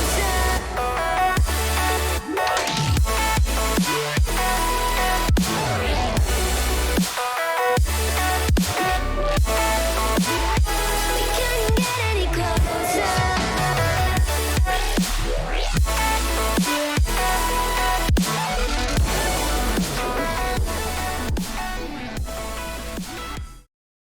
All right, what is going on, everybody? It has been an insane night. There's been some crazy action. There's been some controversy. There's been some dubs getting out here. We got championships handed out, two of them already, and we are back here in the Prospect League. I'm Rockerman, joined by the one and only Fly Penguin. Penguin, have you fully recovered from the first ever reverse sweep in the grand finals? I've drank lots of water. My throat is still kind of hurting, but I'm ready to get into this prospect one. That it's gonna be hard to follow up on that provisional one, but I'm looking forward to seeing what we got here. I am as well, and we've already previewed this matchup on the pre-show, and predictions are in. People are getting their bets in here. We got the players joining up. If you guys saw the pre-show, you guys know all about these teams. We'll talk a little bit more as we get going, but man, Penguin, the people, they're not believing in the underdogs. In faded 25-5 in the Discord. Gentlemen, predictions are kind of even though here. What are you expecting here to see from this faded underdogs? I definitely got to go for the underdogs here, Rockerman. I'm kind of facing some technical difficulties on my part, but I'm looking forward to seeing Faded pull through on their underdog run and coming out with the chip. Yeah, we'll have to see if Faded can do that. They're making their first ever Grand Finals appearance here as we're into the Prospect League of the Melons. They are making their fourth, so it's a battle of the newbies versus the vets here, and we'll see which side is going to prevail. Both these teams have had different runs to get to the Grand Finals here. The Melons taking down taking down a solid Origin team, and obviously Faded just upsetting the number 1 seeded Warhawks, who many thought could even go undefeated this season. So we're going to have to see as we are underway here in game number 1 of the Prospect League Grand Finals. You can see the teams on the pitch. We got Adala, Drips, and Alpha on the Melon side, and then on Faded we got Angel, Seiko, and Seawall, and Angel is going to be the one firing it up there for the first goal. Angel opening up the scoring here with his first shot of the game. He's already got a save to his name, and Faded already off to a hot start on their run to a chip. Everyone's been doubting them, and even, I believe, the prospect curse of Marco to Gunky. As I get cut off, I can't even get a chance to look. Drips RL bangs it in off the kickoff from Adala. Bangs it in, and that is how you answer here. As, yeah, you're right, the Marco playoff curse may be under effect here, as he's been predicting, he's been cheering for a team all playoffs long, and everyone has lost, and we'll see that continue. He's cheering for Faded tonight, but Faded hoping to break the curse and prove that they are the underdogs that can win it all here and surprise everyone in this Prospect League. But only time will tell here, as the Melons have tied up this ball game in game number 1. Adala is up, going to get it by 2 defenders here. Has no minute to shoot it, but Angel racing back just in time, able to get that touch away. But here comes Drips, looking for the shot, just bangs it off the crossbar. Great power on that shot, but just not quite able to finish it off. It's Faded now in their zone, looking a little bit awkward. Seawall going to try to get it by 1, going to find a dunk past the second. But that one only sent as far as the side. Psycho, excuse me, up there. Gonna find a touch. This one's sent down, and there's a real quick answer there from the Melons, and this is a big first game, Penguin. When you are Faded here, clearly the underdogs in everyone's eyes through their entire run. You want to start out strong in game 1. They did that with the first goal, but quickly got answered back. Yeah, definitely. Game 1 is one of the biggest, as it does set the tone for the rest of the series. And as the longer the series goes on, it may be forgotten, but it does set the tone, as Angel setting the tone for his team in this series. He's got their first 2 goals, and Faded take the lead right back from the Melons' hands. Yeah, and Melons on the overcommitted. Angel says, I will take that every day of the week. Putting that one in the back of the net. And what a huge shot there from Angel, as Faded regains the lead, but can they hold on to it? We saw the Melons answer within a couple seconds last time. Now it's up to Faded. Gonna find a demo is Seawall. Psycho gonna try to take it up the wall. Not a lot of boost. Adala gonna find the dunk through. Gonna chase down, steal that boost. This Drips high off the backboard. It's water falling down. Faded on the goal line, just able to save it away from a charging Drips. As now Angel on the catch here, looking to take that, gonna get one touch. Drips, gonna send it to the corner, trying to stay with it here. This one popping up. Alpha first to the ball off the backboard. The Melons looking for an attack. Adala also diving in, but not quite able to find it here. They are hard fighting in game number 1. This ball into the corner, out in the midfield. Psycho, they've got one to beat, but Drip's gonna take it back. Psycho looking to go up the ceiling again. Gonna send off the backboard, looking for a possible clip here. It's going off the backboard, and here comes Angel for the hat trick. Angel with the hat trick, but Psycho going insane as he got that shot off the backboard, looking for the double, but it perfectly set up Angel, who gets 3 goals in this first game of the Grand Finals. He's definitely stepping up to the plate and answering that bell to be MVP so far of this series, and he wants that underdog run to be complete, and he wants that role, and he wants that MVP, and he's definitely proving to be capable of it here with that early hat trick. Yeah, now a huge start here for Faded. It seemed like the Melons could have brought it right back with Faded. They're not having any of it. As here comes Adala, looking to take it over the top, dribbling on that, gonna find a flip reset, trying to set it down, but Drips can't quite push it through, and the net is open. Melons have dove in on this one. Alpha forced to race back, able to get that one away to the side. It's a demo. Adala chasing up the sidewall there for that demo, but Faded still on the attack. Seawall diving it out for Angel, the 4th goal of this game 1. You know, ever since Faded scored that first goal, Melons seemed to be coming back.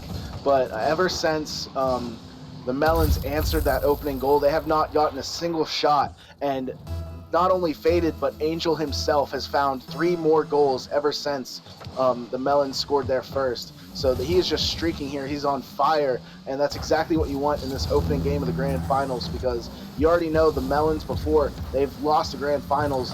Adala, I believe, is one of the only returning players, but it might get in their head early, quick, if they fall down from this Faded team really fast.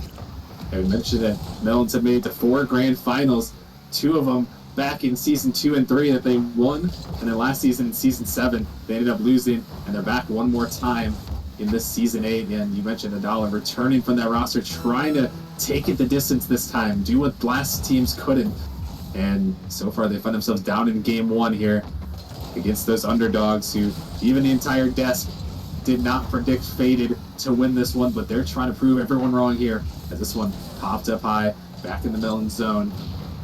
As Angel gonna find a demo in their big game here in game number 1 to start off the Prospect Grand Finals. This ball sent up, just cleared away the corner as Melons running out of options here. As Drips gonna try to take it up, trying to get any momentum here. Adala gonna get on the dribble, gonna try to take it up there, gonna flick it by 1, looking to get one final goal. As Psycho finds a touch, but this ball popping up. Melons might be able to get one for the road, but that one gonna touch the ground, and Faded coming out strong here in game 1, led by Angel with 4 goals. Angel definitely showing up here.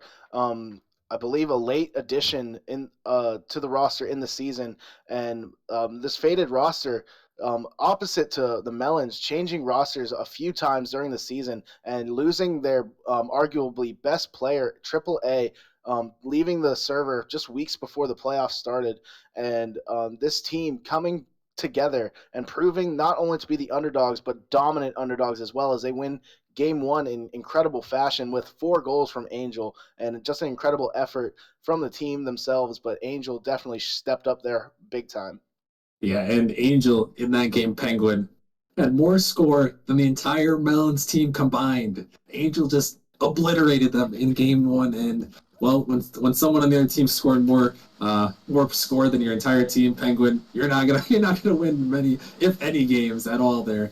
And I don't think you'll win any games, actually, as, man, what a performance of Faded as we head into this game number 2. And they definitely have to have the momentum here and need to find a way to keep it rolling. Definitely, it's not the recipe for success when you're getting outscored by 1 player. And the way Angel stepped up there was huge. But for this Melon squad, you want more from, like, Adala. He's proved to be clutch in the playoffs. You want more from Alpha as he buries his first goal to open the scoring just 20 seconds in. Alpha with a big goal from the corner. What a play from him to open this game 1 or game 2. Yeah, and Alpha and the Melons, they needed that early goal here to try to regain some of the momentum that they lost after Angel took them to town in that game number 1. But Alpha with a big shot there back in, I believe, their second Grand Finals appearance, as they won in season 4 as the Ascension sub. Now looking to find a championship here. Psycho setting up, looking for Angel, but not quite far enough. Drips can't find the touch here. It's Dala out to the corner.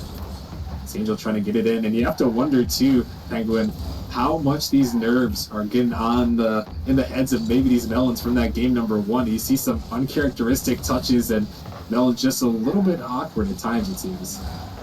They're definitely coming back in this game too, but it's definitely showing how awkward they are with just how imprecise they are. But Adala looking to slice through that offense, and Alpha follows up on his play and buries his second goal of the game, but Adala there with the carry into the offensive end to give him that opportunity.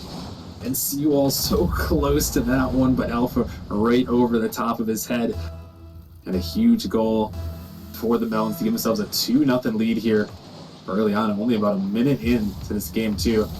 So they're trying to regain, trying to tie the series up. Here comes Adala. Seawall on the goal line, gonna find that touch. This ball popping up, awkward. Alpha, last man back. Psycho, gets a touch there. Is Angel gonna pop this one high off the backboard, looking for a teammate, but no one there. Psycho trying to come in. This one popped up by Seawall. Psycho on the backboard, looking down for a teammate, but Drips is able to get to that touch as a 50 comes through. This one sent back down. Psycho gonna send that one off to the side. Seawall looking to give chase, but Drips gonna bang it by 1. No boost to follow though. This one sent back down, and the Melons getting a little comfortable here in this game with this early lead. But wait a minute, here comes Faded trying to answer back, but not quite going to be able to, as this one actually sent down. The net is kind of open. Drips, can he turn it on? The save comes through. Angel on the goal line, picking up the savior medal. But this one, return fire just off the post, the follow. Oh, it's going to go line. Drips had the open net, but they can't finish. And Faded lucky to get away with the 2-0 lead. You were mentioning the nerves. You were mentioning how they were missing their touches, and no bigger misses than the wide open net. I believe it was Drips who got the opportunity there, seemingly saving Adala's shot once more. So the Melons just seem rattled despite their 2-0 lead. They're not getting the best opportunities. They could be dominating this Faded squad, but they're just tripping over themselves. And I mentioned earlier how Faded went through a bunch of roster moves. This Melon squad was the one that they drafted. So if anyone can pull it together, it's a team that's been together since the start of the season. But this Faded squad proving strong. If they can come back here in the second half of this game, they can. But the Melons, despite looking awkward, still have the lead, and they do have the ability to pull it together and run away with this game. Yeah, they do, and they'll have to capitalize here as they're looking to take another shot. Could have a 3-goal lead as another savior medal comes through on the Faded side. They have 6 saves, only 1 shot to their name. They're going to have to try to fire back here. This one popping up. Here comes the opportunity for Seawald, but he's met midair. Now Drips going to set it down. Angel going to block on the sidewall. Not a lot of abuse. This one pops up to the ceiling. Psycho trying to get out to it, but he gets bumped. This one floating back. Psycho going to get out to him. Well, recovery there after the bump. But still Faded. Find themselves low on boost, low on opportunities. This one popping up in the midfield. Psycho out to Angel looking for it, but Alpha quick in the midfield. And that Melon squad, Penguin, they are so dangerous. That's what they did so well in their semifinal matchup. They cut off the midfield like champs. And it's showing here as Faded in this game hasn't even had much of an opportunity on the offensive side. They only had 1 shot on net, so they are getting absolutely throttled by this Melons team in the midfield and in the offensive end. They can't generate any chances. Angel is showing up defensively as he was in Game 1, but in Game 2 here, he hasn't had any opportunities offensively to take over like he did before. But we'll see if they can pick it up here in this final minute of the game. Only about 45 seconds remaining. Faded needs to find 2. A huge miss, but Psycho wasn't expecting it, as that one gave Faded their best chance. Angel high off the backboard. Alpha trying to read it. Here comes Angel for the shot, and Angel yet again their 5th goal in only 2 games. Finally given an opportunity to do something offensively. Lucky miss for Angel from Alpha, and he doubles it easily. What an adjustment to be able to bury that shot. But that's the guy you want to rely on. He was very loud in that Game 1, but he's been quiet here in Game 2, offensively at least. But, that's going to end it there for the Melons, as the kickoff goal just ends any opportunities and hopes that they might have for a comeback. There's still time, but I don't think they got it in them. Yeah, that one, trying to clear that one away, but unfortunate for Faded there, as they had the momentum. With 30 seconds left, they're going to need to now once again find 2. Need to do it. Time remaining on the clock here. Angel off the corner, send a permanent pass. Here comes Seawald. Look for the bottom left corner, but just in time is Drips to clear that one away and pick up yet another save for him. This ball out in midfield. Faded. They gotta get one quickly here. Alpha trying to waste the time away. Psycho looking out in the midfield, trying to find a teammate, but it's sent away, and that is going to do it. Adala maybe looking one more for the road. Going to put the dagger in, and the Melons going to be able to tie up this series in one piece. Yeah, the Melons flipping the script as they lost 4-1 in Game 1. Now they are winning 4-1 in Game 2. Adala perfectly finishing off Faded there, killing any hopes that they might have had for a comeback. With only 3 seconds remaining, it's all but over. There's not enough time for a comeback, and this series is going to be tied going into the next match, and we'll see who can recover better from their loss. The Melons showing here that they can come back and dominate after a loss, and hopefully Faded can do the same moving forward. Yeah, Faded. They had that solid Game 1, and in Game 2, they brought the shots back a little bit towards the end, but this time a little bit too much to handle there, as Faded. They got to find a way, Penguin, here to bounce back here. This is going to be a pivotal game number 3 with both these teams. Like you said, we had Faded, who had that solid 4-goal performance. They kind of took it to the Melons in Game 1, but the Melons bounced back. And this is that game, this game number 3 on Beckwith Knight here. And it's so crucial. I mean, it's a long series, best of 7, but this one feels like it could very well be a momentum turner. Like I said earlier, game one really sets the tone for the series, and this is like a game one in a sense that both teams are tied 1-1. So the winner of this game takes the series advantage, and that really will set the tone going forward. So it's a best of 5 now, but the last time they met in a best of 5, the Melons took it 3-0, I believe, towards the beginning of the season. So we'll look to see how Faded responds, but this series is wide open moving forward. It really is here. And the 1-1 score line here in this best of 7. It's anyone's game. As this one fired towards the net, Alpha has to race back and use all the boost there to find that touch. But he would have found another 50 through, so he would send it back into the faded zone. This one a little bit awkward. Adala coming through, looking for the shot, but Angel barely on the goal line. Oh my goodness, Angel, another huge save. And Angel has been stepping up huge so far. The 4-goal game, all the saves, the clear off the backboard. Angel doing it all, and it looks like it's a battle between Angel and the Melons. Absolutely. As Seawall with a shot there, Angel has been everywhere, offensively and defensively. Seems like Faded's offense lives and dies through Angel, but the Melons not giving anyone an opportunity. But Angel pre-flipping with a desperation save, able to keep the game tied. He's been all over the defensive half, and if you look at top 10 stats, Angel's nowhere to be found, maybe due to the roster changes as Trips with a powerful shot, saved by Psycho. Psycho up again, not able to make a touch, and Adala buries it, makes him pay for his mistakes on the goal line.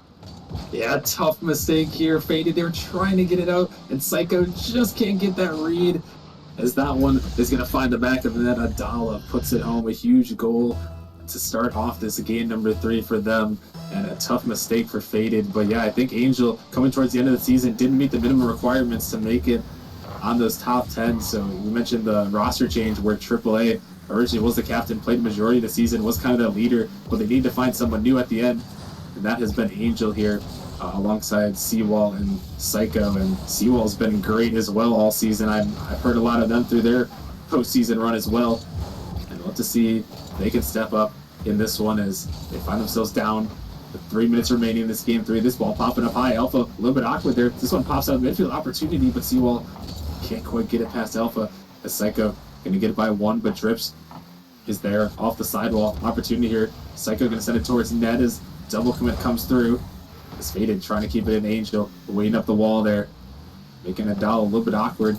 This one sent to the side. Seawall 50 down midfield opportunity here, but Psycho only able to get a roller, but does find the demo. This one hanging around in the melon zone off the backboard opportunity. Another demo comes through. Net, here's a shot, but it's going to be denied away by Adala. And wait a minute, it might be a counterattack opportunity. Adala trying to chase it down, but that one only be cut down in the midfield and Faded. Almost a huge opportunity, but the Melons able to hold on and survive.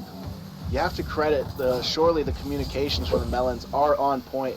As I said, that they've been together all season, so they're so used to each other. They have great chemistry, and it shows there, as even though their first man was demoed and completely taken out of the play, they were still able to recover and make the saves. And despite Faded's intense pressure, which I'm sure cooked up the heat in their kitchen, they were able to stop the fire and be able to just exit their zone and come away unscathed. And they have, and with a minute 40 remaining, Faded looking to get right back into it as another demo comes through. Really trying to pour on these demos, try to get these Melons out of rhythm. As Angel pops it up. Here comes Psycho looking for the shot, but can't quite find the redirect. As Alpha picks up another save. Alpha has 6 saves in this game as they have been locked down trying to find a shot here. This one denied away by Drips. His Drips up in the air, looking to pass it out, trying to find Adala. Adala towards the backward, looking for the double tap. Can they find it? Not quite. This one cleared away to the Faded corner. And in this one here, shots all even at 6, but Faded has yet to find it past Alpha, who has saved every single one away. And they have to break through here, but the net is wide open, and Alpha on the counterattack's going to put it home, a 2-0 lead. As we saw Angel, the man to beat for the Melons in game 1, Alpha has taken over this game 3. And like you said, every single one of their shots were saved by Alpha himself, and he gets he has 100% goal participation for the Melons, where they have 2 goals. He has one of them, and he has assists on the other one. So Alpha is all over this field for the Melons, and he's exactly the guy want to take over because he's one of their best, and he's showing up here in the grand finals. He's showing up big here, as now there's a 2-goal lead. Faded once again find themselves down in this game number 3, trying to bounce back. Psycho to the ceiling, trying to make something happen, trying to drop down. Here comes Angel looking for the shot for Nadala on the denial. As that one sent off to the corner and sent away. 30 seconds remaining. Seawall sending it down, looking to make something happen here, but Drips just going to try to take control. Another demo comes through. Could be opportunity for Psycho, sending off the backboard, but Alpha just enough of that one to get in the corner. As the precious time ticking away, Alpha trying to waste it. He's going to look for a 50. This one sent up high, Faded. Need a miracle now, but Adala not having any of it as he's taking it down the pitch. He's putting it in the net, and Melons are going to lock up this game 3. You know, with time winding down, you need to be able to get on the ball, but Adala not giving them the chance as he just carries it over every single defender. No one in a position to challenge him, and he just buries it. Given that opportunity, given his ability, he's going to bury that every single time. You got to get a hand up. You got to get someone to play defense on him because he had perfect control and he killed crucial seconds and even extended their lead. What a perfect play from Adala himself to give the Melons a 3-0 win and a 2-1 series lead. Yeah, they get the 3-0 win, and you have to wonder right here at this point, Penguin, is it the time for the timeout? It might be a little bit early, but after the last 2 games don't go your way, you're the underdog. You might need to, kind of kill the momentum here. And Faded, they might be thinking about it here to possibly call it. Definitely 100%. You need to call that timeout because, one, it gives you that timeout buff that it seems like every team gets. It's incredible how well it can do for you, but it gives you a second to say, how do we beat this Alpha guy? Because all of their shots almost saved by him, and they had some misses, and they had Adala come through for one, but Alpha was all over the defensive end, and he was even there on offense whenever it seemed impossible for them to score through Faded, who also had 4 saves, but they got to figure out this Alpha guy and definitely shut him down, and a timeout would do that for them. It doesn't look like they're going to take the timeout, but they are going to use all 60 seconds in between the games to wait it out and see if they can think up a little bit of a strategy, and they're going to need it here as we're heading to game number 4, their most important game of the season here, Penguin, and they have got to find a way to answer back. And for the Melons, you can really take it to them, take it to the underdogs, show them why you have been one of the best teams all season long, and see if you can put it away. As here comes the down, looking for the shot with Psycho on the goal line, able to make the touch, and we are underway here in game number 4. You'd hate to go down 3-1 to a team as dominant as the Melons, who Adala looking to avenge last season's loss. He's playing out of his mind as he almost had the opening goal there with just seconds into the game off the kickoff, but Psycho with an incredible touch, and he's on this offensive end right now, hopefully setting up Seawall. Nothing to come of it, but early in this game, it's going pretty fast-paced. Every team's showing desperation as, like you said, this is such an important game as it's the difference between going down 3-1 or the series being knotted up at 2. Yeah, and if Faded can win this one, they force at least a game 6, give themselves a chance, and when you can force a game 6 for either team, anything can happen on that Forbidden Temple.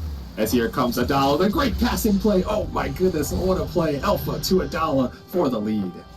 Cha-ching there as that passing play was money. Alpha just popped it over the contesting defender, and then Adala with such a blistering shot had 117 kph, giving that last defender in the net no chance. And that early goal might not be a death sentence, but it's definitely going to hurt Faded in terms of momentum, as they got shut out the last game. So they need to find their scoring touch, and getting down early is not going to help them in that regard.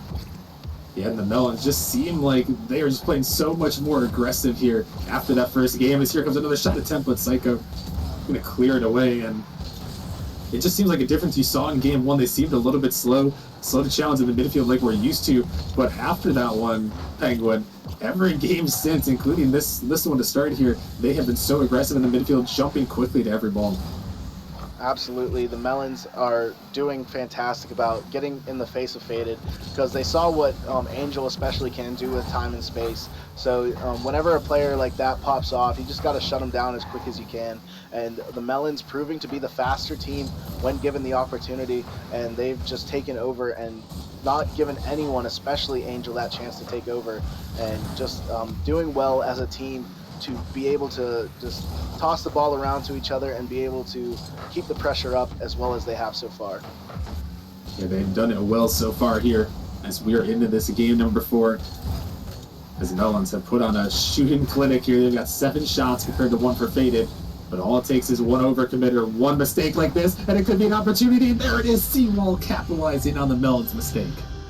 You hate to see that as Drips coming off the wall and Alpha trying to support him, both of them not being able to find a touch, and then Drips and Adala right on top of each other, neither of them able to make the save as Seawall perfectly places it out of their reach and ties this game with 2:39 remaining. And that was his first shot of the game and only the second shot for Faded. So that's huge. Going into this half is Alpha with a shot saved away by Seiko, getting his savior medal only halfway through this game. But as well as they have played on defense, this Faded team has, they need to do more on offense in order to come away with this game. Yeah, they do. They're going to have to at least get one more if they're going to want to win this one. This Melons squad is not keen to let that happen. This one, 15 in the midfield, dropping down the dollar. Gonna make a touch. They're by 2 defenders. Angel, last man back. The net is open. The Melons will pay yet again. It seems like the Melons are just, they're getting rattled after that first goal. They're missing critical touches. Alpha is just off from that pass. And so Angel just took advantage and took it right over that passer of the Melons and not able to get back. And they got that critical lead, and hopefully they can hold on because we know that they can sit back defensively and make those saves. So maybe playing with the lead, they'll be able to shut this Melons team down. Yeah, and that's been the biggest issue for the Melons all season long. When you're such an aggressive team, it happens for pretty much every aggressive team. When you are so aggressive, you can get counterattacked on, and if a team can make you pay on every one of your mistakes, it's gonna be hard to find a win here. As now the Melons find themselves down here in this game for Faded, looking to tie up this series. This ball up in the midfield. Psycho set it up high. It's off the backboard, but here comes Alpha, able to get the clear. The Psycho can't find the touch. Drips. Gonna try to fake it by 1. Gonna get it by 2. Can he get it by 3? Shoots it off the backboard. Opportunity here, but Melons not ready for that one. Drips takes it by the whole team, but the Melons, with their aggressive play style, don't even go for it. Yeah, whenever you see Drips taking over the game like that, you just got to let him cook and hopefully you don't get burned for it. But at some point you got to say, hey, I got to support him as a teammate, and if he does miss, I'll be able to follow up on it. As Adala taking it up, going for the flip reset. Drips as the supporting player there, gets a shot on but not able to capitalize on that opportunity. But that would be the name of that game for Melons, is being able to support each other on offense as well as they have on defense. Yeah, the Melons, you gotta live by that aggressive play style or die by it. They're trying to live by it right here as Alpha ties this game 4 up. Absolutely. Drips with a pass right to Seawall. Seawall with an unfortunate touch, and Alpha was just waiting in the wings for that opportunity to show, and he did not miss with a 98km/h shot. He ties this game up, 46 seconds left. What a clutch play by him to keep them alive in this game. And that one huge, and can the Melons keep that momentum rolling? Can they take the 3-1 lead? Can they force Faded into a win or go home moment here? As this ball sent to the backboard, Angel gonna find a touch. 50 comes across the midfield. Adala, this one sent up high. 30 seconds now, all tied at 2. Angel is up. Angel dropping down. It's an opportunity, but the Melons are gonna clear it away. Faded didn't want to overcommit, but the Melons, a little bit of a double. Psycho gonna bang it by 1. This one into the zone. Next goal, may just win it. Melons could go in match point, or Faded could tie this series. Oh my goodness, Angel just completely taking over as Drips had the ball, but he got demoed for his efforts, and Adala not able to make the touch as it went off the corner right over his head, and he could not be able to reach for it, and Angel makes him pay. And with less than 10 seconds left in this game, it looks like Faded's going to be able to start coming back. Oh, but this ball is floating towards the Faded zone. A huge miss. The net is open, but Seawall on the goal line. Adala still trying to keep it in. It's off the backboard. Faded just going to kill it down. And we are heading to game 5, all tied at 2.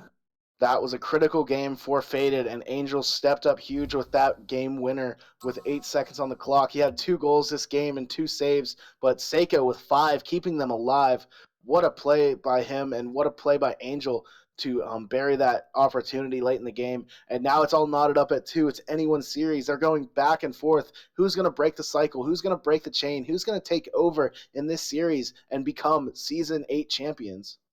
Yeah, and I mean, these two teams, they have battled back. You saw Faded take the first game, but Melons punch back with two, and Faded don't need the tactical timeout. They're saving it on here for maybe later on in the series if they need it. But I mean, the ice in their veins to lock up that series, Penguin, so crucial. And now we have a best of three here to close it out. Whoever wins two of these next three games is going to be the champion for Season 8.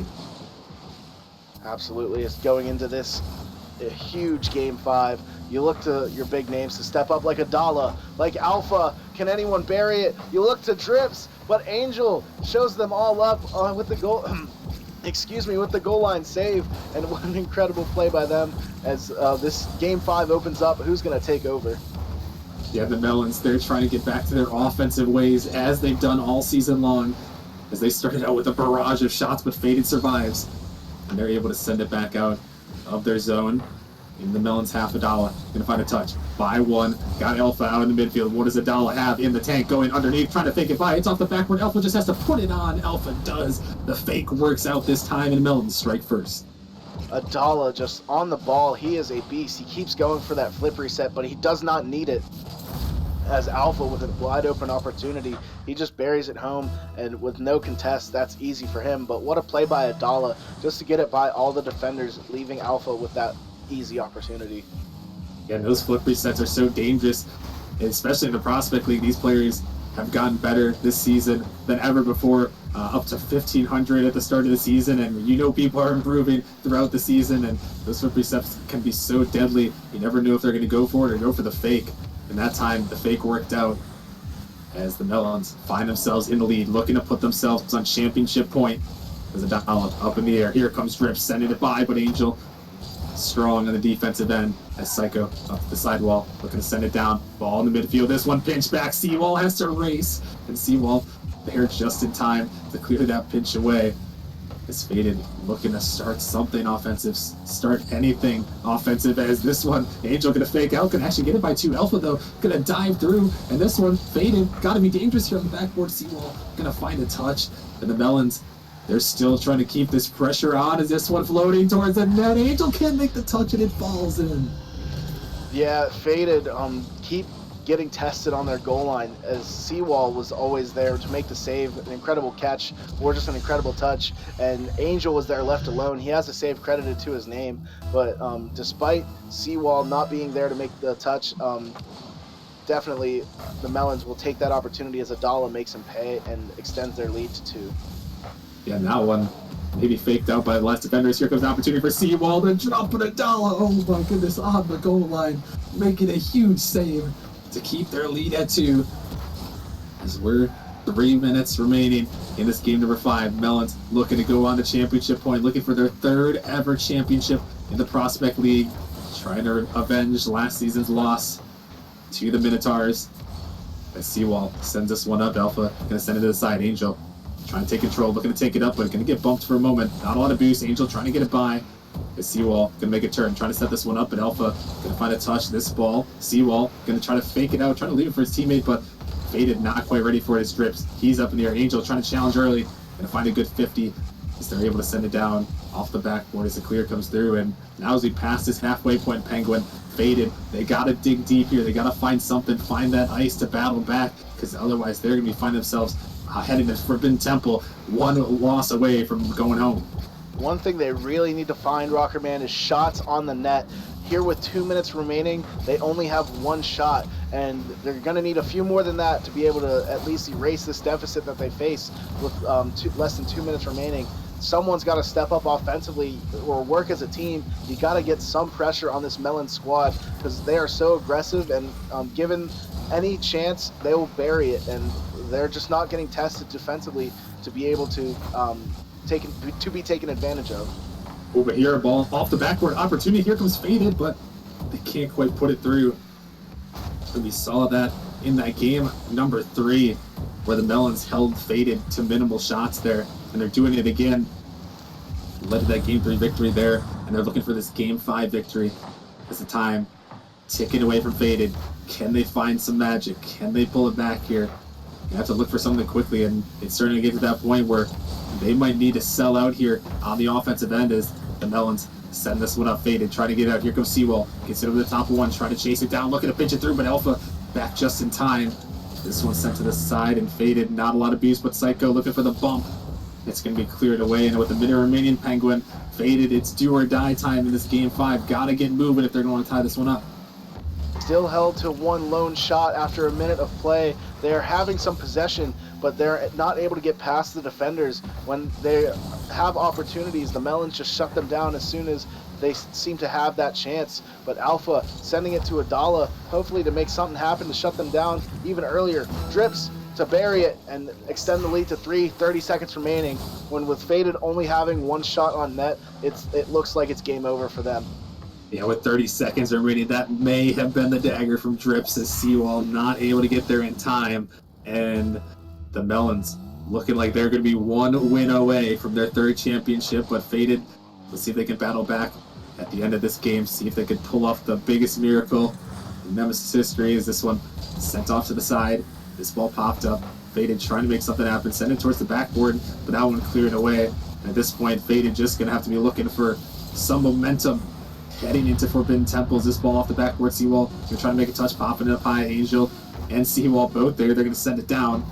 But Adala all over this ball. It's Adala flicking it, looking for one more for the road, but it hits the post, goes down. The Melons almost had it.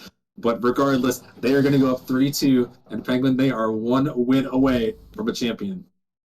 Absolutely, they're one game away from avenging that terrible loss last season, and they have all the momentum going into this game 6. But it is Forbidden Temple, and Faded are looking to take advantage of that as they only had one shot all game. Seemingly impossible for as skilled as these players can be, especially Angel, who's taken over this series. I've seen Psycho take over games as I casted a match from him earlier this playoffs, and Seawall himself able to take over games. You got to see someone step up late in this series when your backs are against the wall. You need your best players to step up like Adala has for the Melons with a goal and 2 assists. You got to look to your best players to make plays and come back here. Yeah, we mentioned Angel getting that 4-goal performance in that game number 1 and outscoring the entire Melons team. And Adala just did the same, 431 score, but the Faded only combined for 419. And it looks like they're not going to use the tactical timeout here. They've been using the minutes here, not thinking they need the tactical timeout. So Faded is going to play on Penguin, and we are in to game number 6 for Forbidden Temple. Everything is on the line here for this Faded squad. They've been the underdogs, but do they have one more underdog story in them here? They're going to have to start it out early, as here comes Seawall for the shot, and he wastes no time.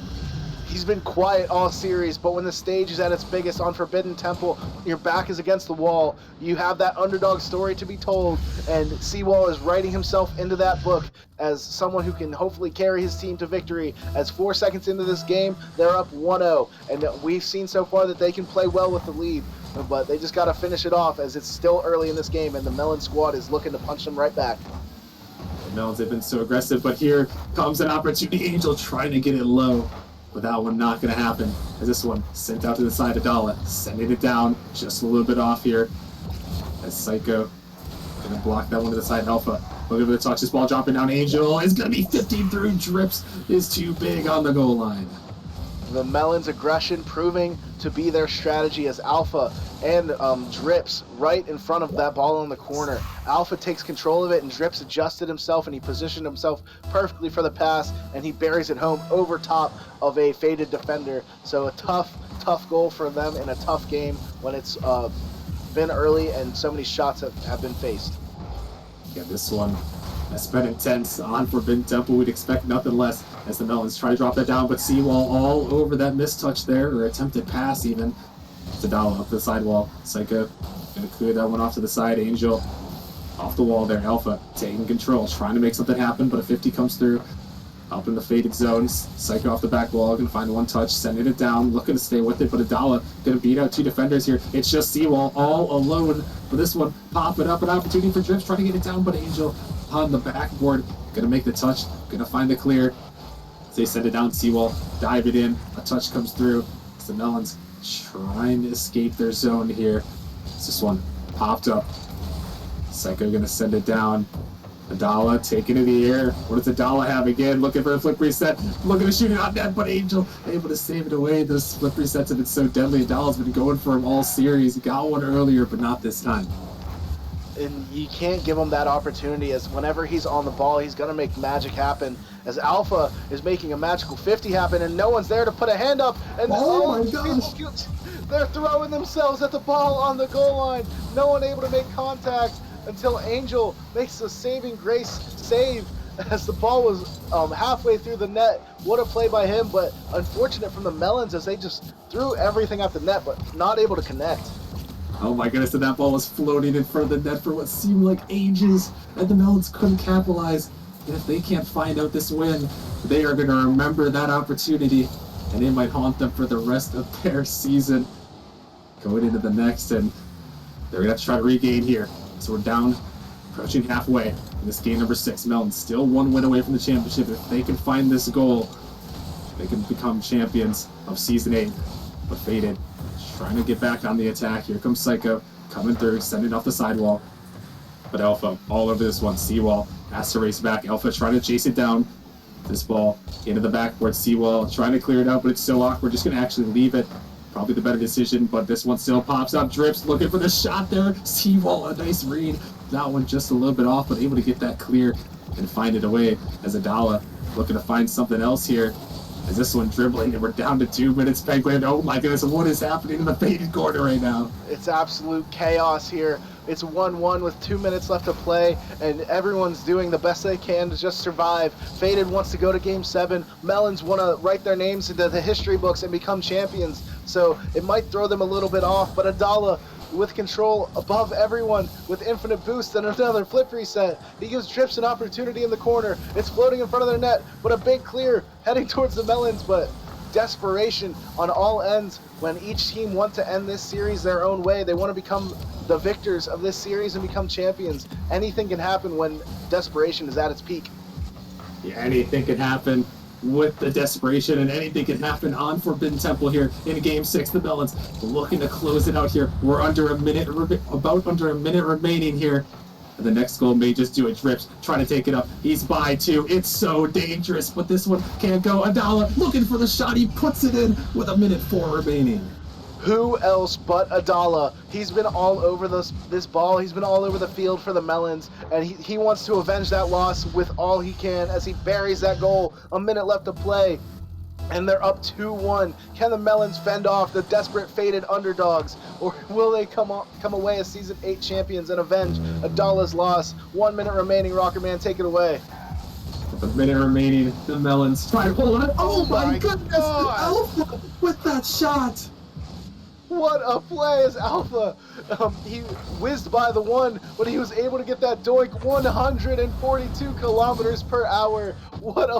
He says woo in the chat like Ric Flair as he's dripping on this team, and he extends their lead to 2. Oh my goodness, that could have been the goal of his life there as he puts it in, but Faded looking to answer back as their time is ticking away here. The Melons in reach of their 3rd ever championship. As this ball in the midfield, Alpha happy to waste the time, but Faded, they know they gotta go. Psycho on this one. The Melons camping in net, parking the bus. This one dropped down. Angel trying to get out too, but they can't. That's 30 seconds now remaining. Faded, gotta bring it back, but Alpha sending it down. Precious seconds ticking away from Faded. This one dropped to their zone. As it boosts up, Adala looking for one more, finding the dagger. Adala puts it in. 16 seconds remain, and it seems all but over for Faded. But the story of this Game 6 was Adala. He was not going to Game 7. He did not want to give his chances of losing another Grand Finals to chance. He takes the ball and scores it for his 2nd goal of the game, and he puts the dagger into Faded and looking to take his championship home. Yeah, that he is, and redeeming the last season, avenging the loss of Season 7. This Melons team has done it yet again in the Prospect League. Your Melons are the Season 8 champions for the Prospect League. It's $1, one for the road for the champs. They take it home. Adala with a hat trick. He is money in Game 6. Late in this series, he has completely taken over. He was on the ball constantly, and he is now a champion. Congrats to the Melons, and congrats to Adala on certainly an MVP caliber performance. Yeah, Nadal stepping up big when they needed them the most in that game, pitching that win. And I mean, man, what a performance from the Melons. They held it on and they clutched up when they needed their Penguin. And I mean, what a performance. Faded, they gave it their all, the underdogs, but there was just too much Melons to handle there in that final game. Absolutely. When the going got tough, the tough got going, and Adala with a tough performance there in that series. But overall, what a great performance by all of the Melons. They've been together the whole season, and they just proved to be so dominant with their chemistry and their aggression. They knew their play style down to the T, and even though Faded was taking advantage of it, they stuck to their guns and they shot them down as best they could, and they took that Game 6 5-0 to become Season 8 prospect champions. Yeah, I mean, dominant performance from the Melons. They do it yet again. They are a prospect staple. Another championship is coming home to the Fruit Ninjas org. Congratulations to the Melons on taking it all home. And, well, we got to keep the night rolling as we still have 3 more grand finals. I don't know how they can keep going. These matches have been absolutely insane on the night. And we are heading up next to the Challenger League, where the number 2 Hellcats are taking on the Raptors. Can the Raptors go back-to-back, or will the Hellcats find their first ever championship? That is coming up next in just a few minutes. Wish you guys stick around, and we'll see you in a bit.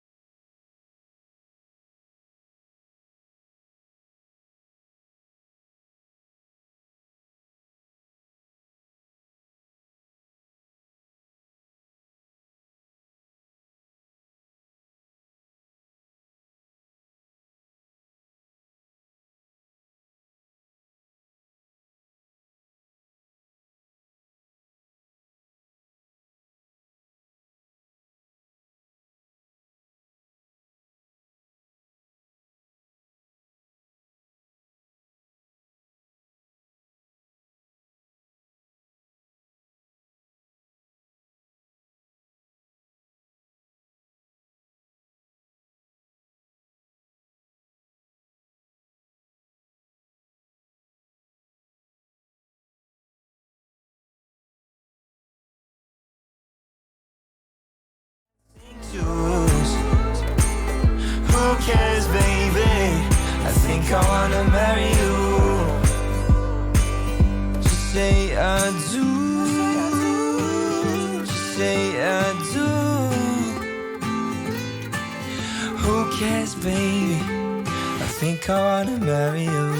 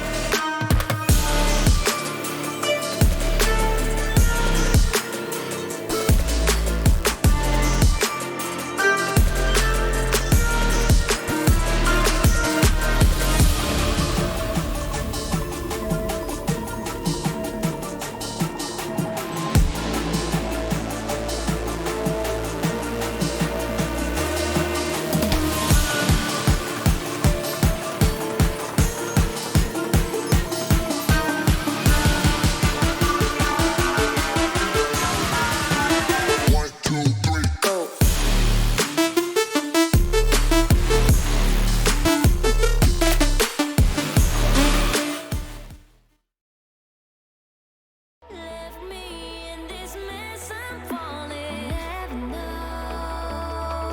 Can't find a reason why. Couldn't get any closer.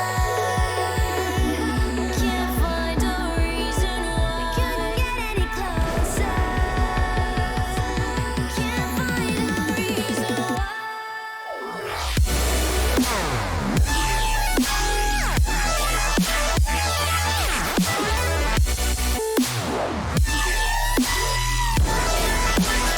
We couldn't get any closer. We couldn't get any closer.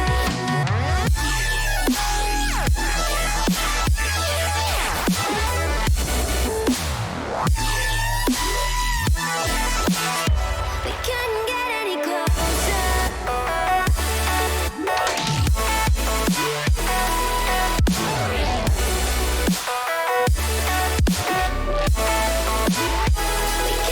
any closer.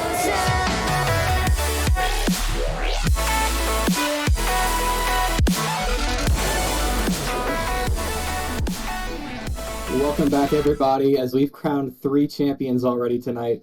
And now we head to the Challenger League to get our 4th champions, as we have 2 teams looking to make history and etch their names into the history books forever. We got the Hellcats, we got the Raptors, and I got Jaegers in the booth with me. As your second cast and my second cast, we don't get to take any breaks. We got hella action tonight. How you doing? I'm doing great. I'm ready for more grand final action. We did have a few good ones so far. We got 3 more to go, however, and hopefully, after that first one, it's gonna be hard to top. Yeah, it sure is, but this is my home league, Jaegers. I am ready for this one. These are 2 teams that I have watched all season. I predicted Raptors to make it to the finals, obviously losing to my own team, because what kind of player would I be to not predict my own team? But I've been high on this Raptors team all season. They made a change. They lost Boxel to non-playing. Simplex, he stepped in, and they've done an amazing job to prove people wrong and get back to the title game in an effort to win their second straight, Jaegers. And I know I predicted Raptors in Game 7, but I forgot what you had predicted. I'd predicted Raptors in 6. I mean, they're just too good of a team. Hellcats, a great roster in their own right, but I mean, Raptors are just such a good roster. I see them taking it on the Forbidden Temple. Fair enough. And we'll just run through the teams real quick while we have a second. That's Simplex, Smegalodon, and Blah for the Raptors, with Jake as their sub. And on the side of the Hellcats, we got Blueberry, my player to watch for, Hard Pointy, who had an incredible semifinals, so look out for him, and Ice Griff, the season 4 or season 5 champion. I think season 5, looking to get another one here as we head into the Challenger League. He's got the Novice Championship. Why not throw a Challenger Championship on top, Jaegers, as this one is set to be a classic? It certainly is. I said 6 Magic. I could see it going the distance. Both 2 very good teams. I believe it was the first game of the season. I casted it. It was Raptors versus Bishops. I said these 2 teams could go the distance. Raptors lived up to that. They started the season winning their first 9. Kind of teetered off a little bit, but I mean, they ended up where they had to, and it should be a good one here. Yeah, and Simplex, he's not Boxel, but he definitely fills the role beautifully. An incredible goal scorer. You know, the teammates he has, he doesn't have to do too much to get by, and they've made it to a title game.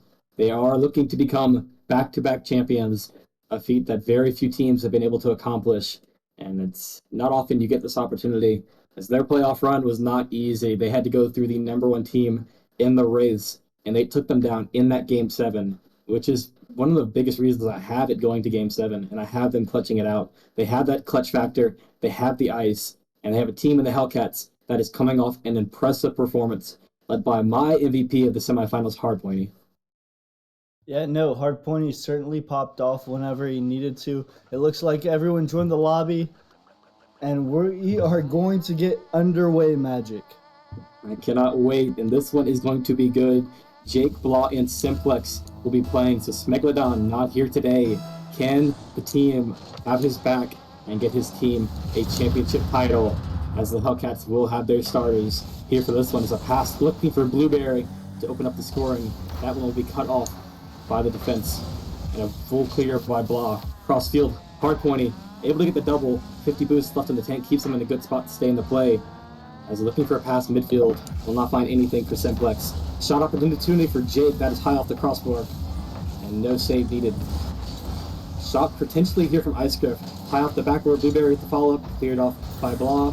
Jake with the follow, up to Blah, see if they get something going here at the counterattack. Blueberry racing back to help out Icegriff. Icegriff has no trouble with it. Jake with the pass from Blah. That is a wide right. We got 45 seconds gone by, both teams showing they have plenty of opportunities to score so far, Jaegers.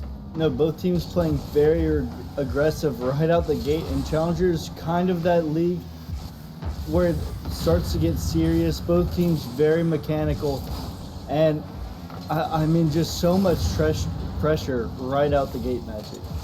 It really is, and I mean, this performance that I saw from Hardpointy was something that I really didn't expect. He's not the biggest name player that everybody thinks of as the carry. Most people know the name Icegriff, and most people have come to know the name Blueberry, but so far in these playoffs, Hardpointy has looked amazing.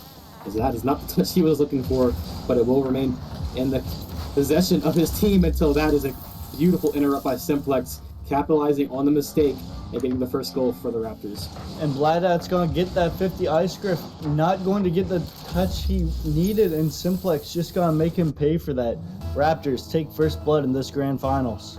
Yeah, in their quarterfinal matchup, they didn't have too much work. It was a very scuffed situation, got them the win. But that semifinals match against the Wraiths, going to Champions Field, they took it and earned their spot here.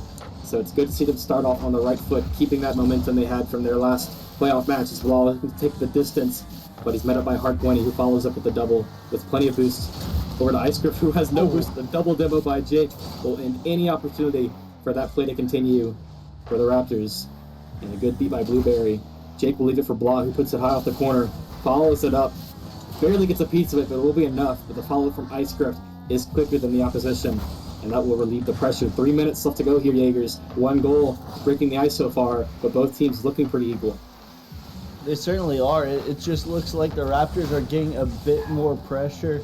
They're actually, the Hellcats haven't even had a single shot on target yet, and I mean, this offensive display by the Raptors, I mean, if it weren't for the Hellcats defense, Raptors could be up by 2.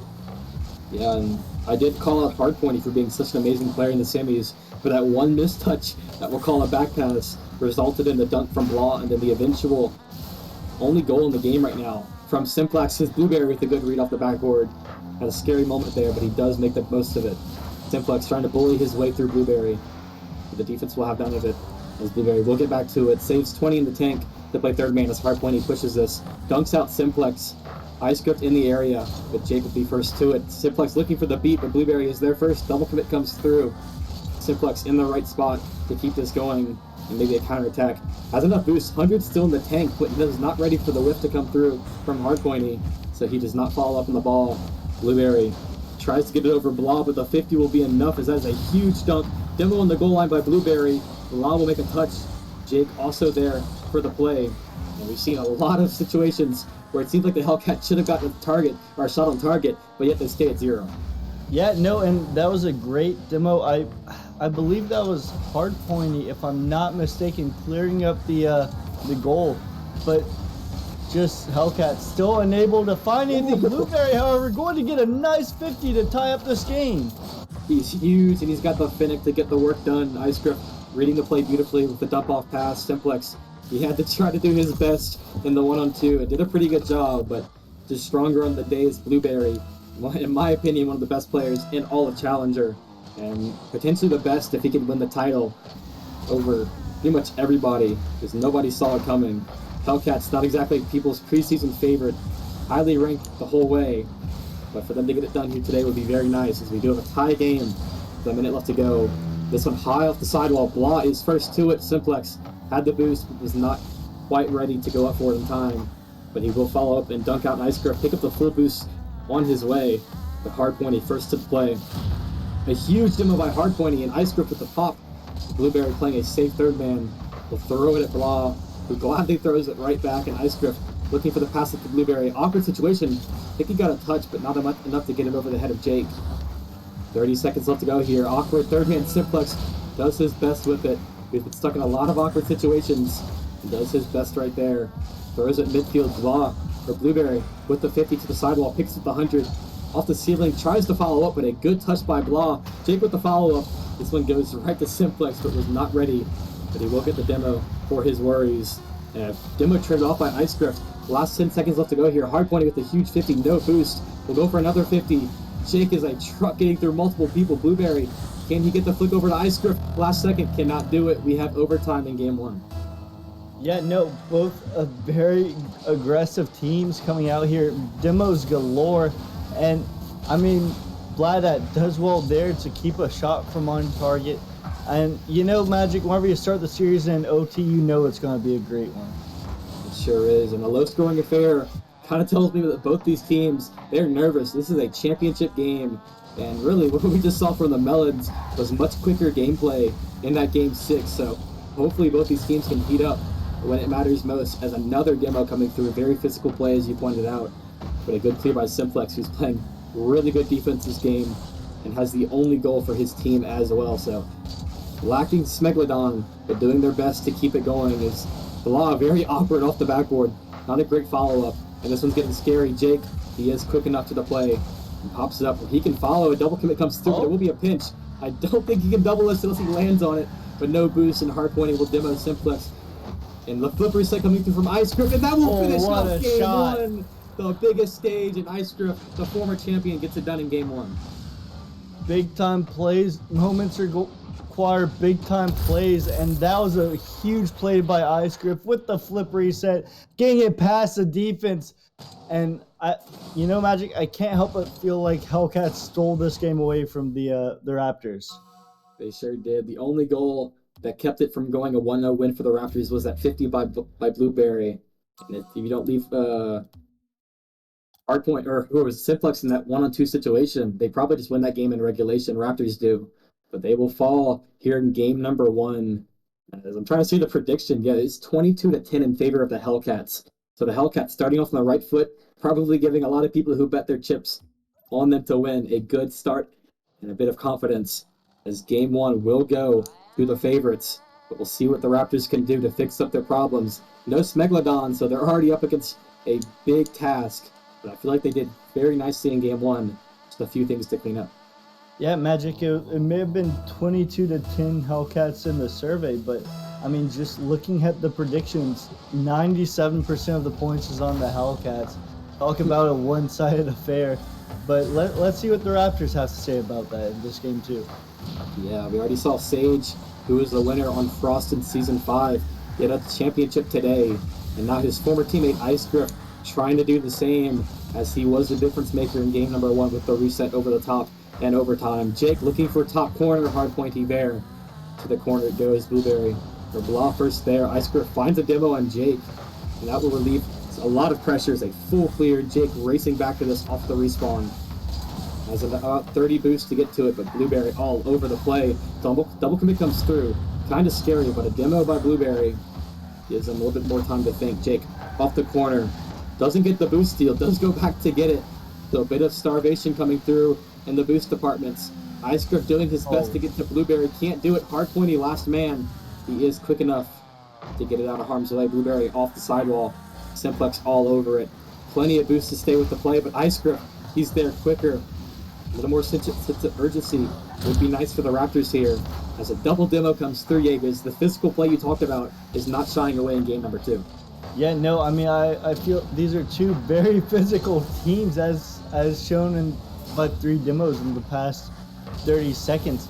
And it works out for them. Just demos after demos after demos. But it's opening up the rotation.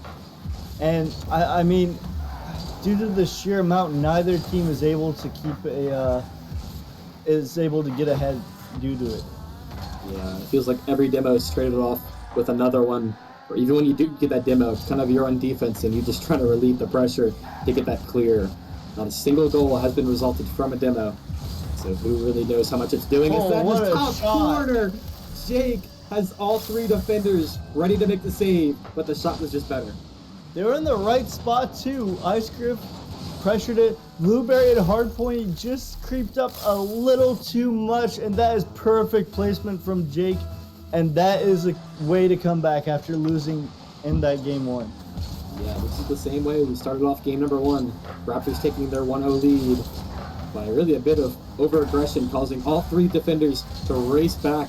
We had Blueberry and Hard20 at the same spot, looking to make a save, and they both couldn't get it done. So 1-0 start for the Raptors after dropping game one has to feel good.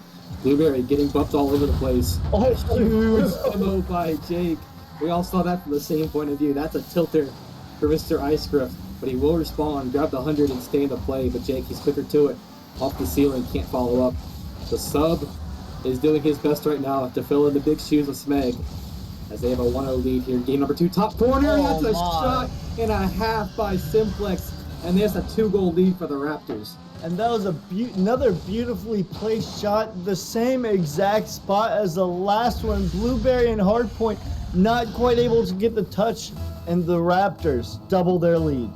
Jaegers, I'm noticing a trend here. A lot of defenders sitting in net waiting for that shot, but it's just so well placed it doesn't matter. Blueberry, do you have it in you? Looking for the double, can't find it. Awkward read, had the boost, but a little bit too much out of the way to go. Hard-pointing, tries to go under block. He will have none of it. Blueberry there to follow up. Over the head of Jake, Blueberry gets into the midfield, but Simplex playing a great game in these, a great 2 games really. They keep it out of the danger zone. Law looking for the demo, can't find it, but he does force Blueberry back off the play, and Hardpoint would be there to cover his tracks. Simplex looking to follow up, no boost, forcing Blueberry with the clear. And it doesn't seem like the Hellcats can really get comfortable here yet. Yeah, no, I mean, a 2-goal lead, I mean, it's good, but it's not great. A nice 50 pinch coming from Bladat, and I believe that was Simplex to clear the ball away. And I mean, just this game at least, Hellcats don't seem to have an answer. Really don't. It's Hardpoint, forced to make another save. He has 3 already. Blueberry will help out, but that is placed. Another one. Perfect spot where nobody can make the save. Simplex is in his bag. And they really like the right side of that goal, don't they, Magic? Just not a lot of power, but the precision, the accuracy to slot it through the defense. And the Raptors sitting comfortably in this game too. Maybe they've done their film study and they've noticed a weak spot, because that right side of the goal, you're right, has been the home of all 4 Raptors goals so far. There's a double commit coming through. The law will stay on it. They won't result in any disaster. Can't ground pinch it in. Simplex is there. Icegriff with the save. Jake the follow-up. Huge save by Hardpoint, forcing 2 people up as Blueberry was not expecting to help. But they will have a second to breathe here. But Hardpoint just throwing it away to a full boost. Jake, who does the same. And we need to see a little bit more possession plays coming through, as 3 goals is the task here for Hellcats. And they can't just keep throwing the ball away to the defense, as a demo coming through will help out in the offense, but Simplex will give him one right back. Hard-pointing will catch it as he spawns into the field. Icegriff looking for the first of the game. Double commit comes through. Icegriff trying to help out, get a pass. It will not happen. Jake is too strong. 4 saves coming through. No goals for the Hellcats. And time is ticking away quickly for game number 2. And we might just have a tied series at the end of this second game. Simplex takes the 50 off the sidewall. And you'd have to think surely that will do it. Raptors, you said, they look like really the better team in game number 1. If it wasn't for some unfortunate events, they will prove it in game number 2, Jaegers. Yeah, and you know, Magic, one thing that really stands out to me, I feel like we've had more demos in these first 2 games than we've had in the previous series combined. These are 2 very aggressive teams, and you know it's working out for them. Raptors with all the pressure, even saving one from, I believe that was Icegriff, just a little bit too slow to take the shot, and Jake just decimated him right there. Yeah, and I mean, losing Boxel after, I think, the 9th game, they started 9-0, and they lost Boxel. You have to think that was probably a death sentence, and probably the best player at the time in all of Challenger. But Simplex was the guy to step in, and he has single-handedly really carried his team to almost a game 1 victory, but then the game 2 victory, as he was all over the place, blotting goals where they needed to be put, and a game 2 victory ties us up heading in to game number 3 for the Challenger Grand Finals. Simplex, first to this one off the kickoff, has enough boost to put it midfield, but both Law and Jake playing very defensively. Will not have a follow-up. Jake trying to follow. Simplex was in the area as well. Bit of chaos here for the Hellcats. The whip comes through from Ice Grip, but Blueberry is all for it as he has a banging clear. Jake can't find the read. Ice Grip looking for the midfield pass. He does get it. Where's the shot? Blueberry was not ready for it to get by the defense, and that's the opportunities that they have to put away. Yeah, no, that was just very awkward for Blueberry. He drove one way, and then the ball went the other. He had to turn around and kind of redirect his car at the moment's notice. Wasn't able to get behind. But those are two very dangerous situations for the Raptors that Hellcats haven't been able to capitalize on so far. Yeah, the demos have been the story of the series, but yet I feel like no goal has resulted from demos. It's hard pointing and Ice Grip kind of getting awkward there in the midfield. Both playing for the same ball. Simplex takes up the mid boost and is happy to watch his opponent with the ball, leaving a free ball. That is dunked out big time. It's a no follow-up. Ice Grip to the corner, good read by Blah, and Simplex with the demo to keep anybody off the play. Good beat over one. Doesn't pick up the mid boost. Will probably steal the corners. Jake looking for the air dribble dunked out by Blueberry. And Blueberry, he's had a very quiet series so far. Oh my. As that one is almost top corner. Simplex, you try to put it top left, top right, it's in for sure. As you know, that right side of the goal is just good night, lights out. And Jake, he'll beat up two people here from the Hellcats. And a whiff comes through, open net, but nobody ready for it, Jaegers. And we still stay at 0-0. Yeah, no, it seems to me there have been, like, both teams are playing too patient right now. Not being the team to want to go down by one game, but Blueberry gonna put it top ends and in off the pass from Griff. And, you know, that was a perfectly placed shot, Magic. And that's the Blueberry I've been waiting to see. The highest MMR player on his team, probably in the lobby at 1603. Yeah, he is well above anybody else. The only 1600 on the pitch. And that was the first real instance of showing his accuracy, putting it top ends and giving the Hellcats their first lead of the series during a regulation. So they'll be happy to have it. Simplex puts it along the pitch, forcing two. Jake there will throw it at Blah. A really good touch. He cannot read it off the corner. And that's a very awkward situation. Jake, he will get back to it. That one pinches over its head to the backboard. Simplex looking for the squishy save, and he does so very nicely to relieve the pressure, as that was getting very scary for a second. Ice Grip picks up the 100 boost in the midfield. We're expecting a teammate to be there, and they're not. So the possession will go to the Raptors, looking to get one goal to tie us up, because we sit in a tied series right now, and neither team wants to drop this game 3 and fall down in the grand finals. Blah gets it over one. Hard pointy has no trouble with it. Blueberry over to Ice Grip. Ice Grip, great touch. Demos galore, and Ice Grip will throw it to Hard Pointy with the back pass. And Hard Pointy will do his best to set up the offense. That's right to Blueberry. Blueberry looking for the bottom right. Right at Blah, and he will pay for it with a demo. 2 minutes left to go here, Jaegers. Raptors got to do something right now. Yeah, and I mean, 2 minutes left, only down by one. It's still anyone's game, but I can't help but laugh at the fact that if your head's not on the swivel in this game, you're going to get demoed. Both teams head hunting at this point, and you know the way it feels, it seems like scoring goals is a secondary objective. They're going for the opposing team, and you know, if a goal comes as a result, then it comes. Yeah, that is an open net, and finally a goal will result from a demo, and that one is huge for the Hellcats, as it really does put a lock on this game, especially from the lack of offense. Just a nice heads-up play by Ice Grip, clearing the lane for Hard Pointy, who's just going to put it in the back of the net. And with a minute left, I mean, the Raptors could come back in this game 3, but the way Hellcats have been playing defense is going to be very difficult. Yeah, the physical play has been laughable at sometimes. Feels like when you're not really warm or comfortable with the nerves of grand finals, just chase a demo. You can't mess that one up.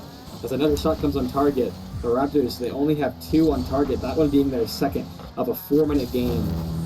As Hard Pointy and Blueberry both in the same spot, and Ice Grip will throw it to the corner. Bilal, not the best touch, throws it to the corner himself, and this is scary. Ice Grip with an open net, and he does put it away. So Hellcats, they are big-time favorites in this series. After dropping game 2, they have bounced back nicely in game 3.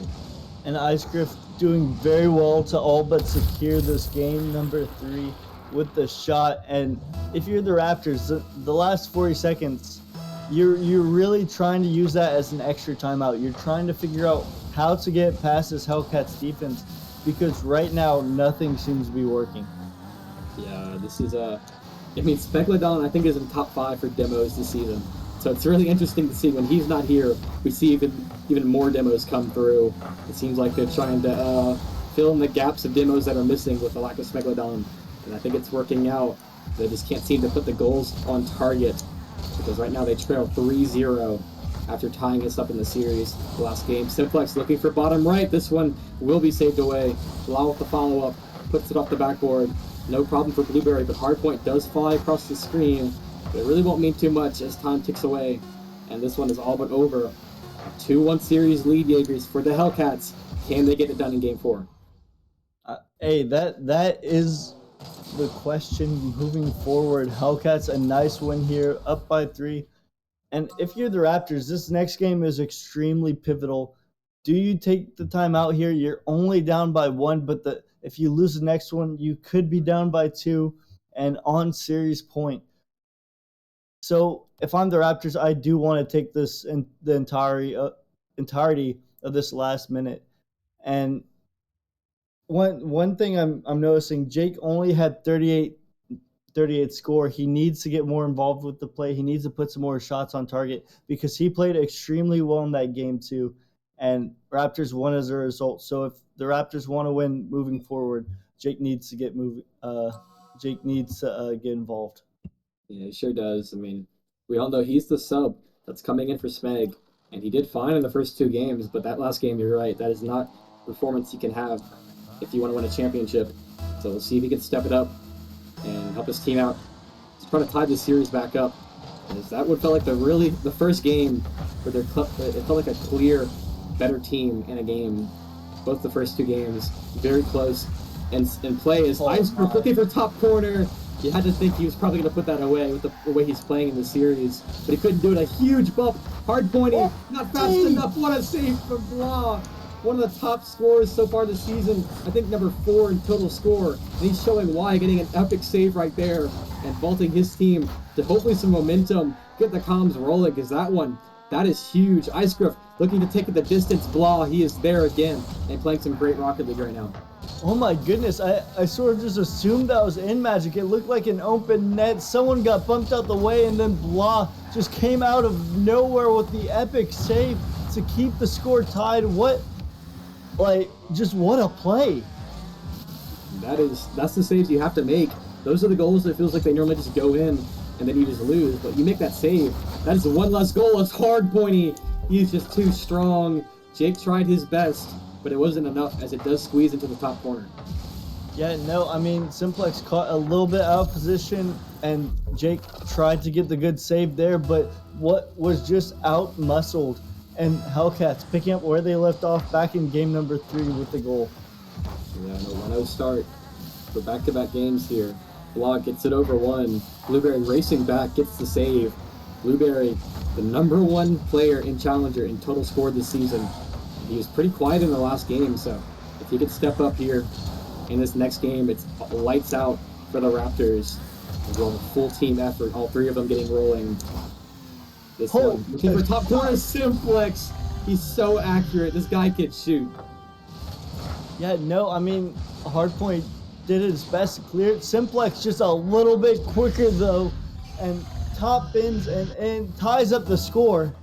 And, man, that was a pivotal shot right there, Magic. Simplex, he wants it so bad. The way he's playing is worthy of a champion. But right now, it's just not enough. But it will be a tie game. And a very interesting spot in this series where it could go either way. Icegriff looking for the clanger off backboard. Hard pointing the follow-up. That is not what we're looking for. We'll call it a pass. Blueberry not ready for it. And Simplex will try to play it low under Blueberry. But Blueberry will read it very easily. Icegriff looking for the shot. Another save by Simplex. And Blah with the follow-up. That is an open net. And I think it's just going to roll in. Blah will finish the play off. And he is sitting at already plus 300 plus score and having a great game number 4. And just the unfortunate double commit there for the Hellcats. Blah hits those every day of the week. And I mean, you just can't have those at this point in the season, Magic. Your comms need to be on point. And like, you just need to be operating at a well-oiled machine, not only to win the championship, but just to win in Challenger.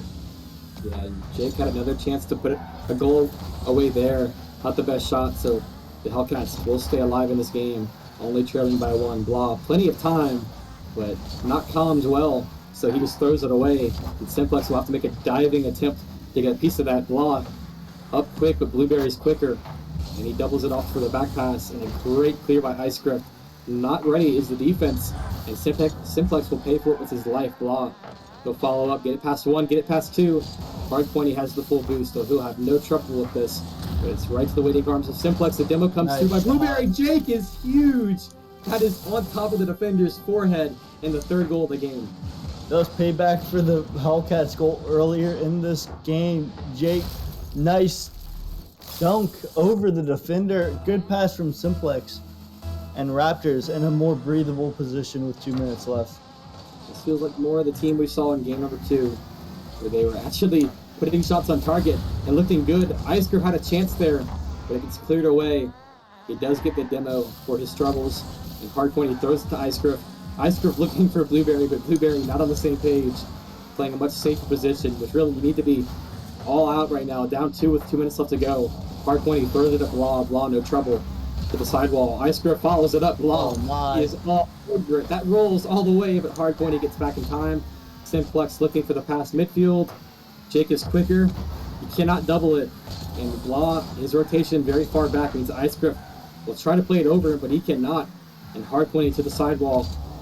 It feels like Blueberry is not on the same page as his teammates right now. I feel like I'm saying the names Icegriff and Hardpoint a lot. And Blueberry is nowhere to be seen until he tells me to shut up, and he puts it dead center of the net. Well, you know, Magic, it's a cast or curse. I saw immediately whenever you started mentioning that the pass to Blueberry, he's just going to tap it around the defender, cutting the lead in half. And, I mean, that's a cast or curse if I ever did see one. Yeah, and Blueberry's playing great Rocket League, but he's not having that same impact we're used to. So it's nice to see him put that one away. He's one of the top goal scorers in the league. It's Hardpointy looking for the shot. He can't get it, but Icegriff, he is locked in right now, and that's a tie game.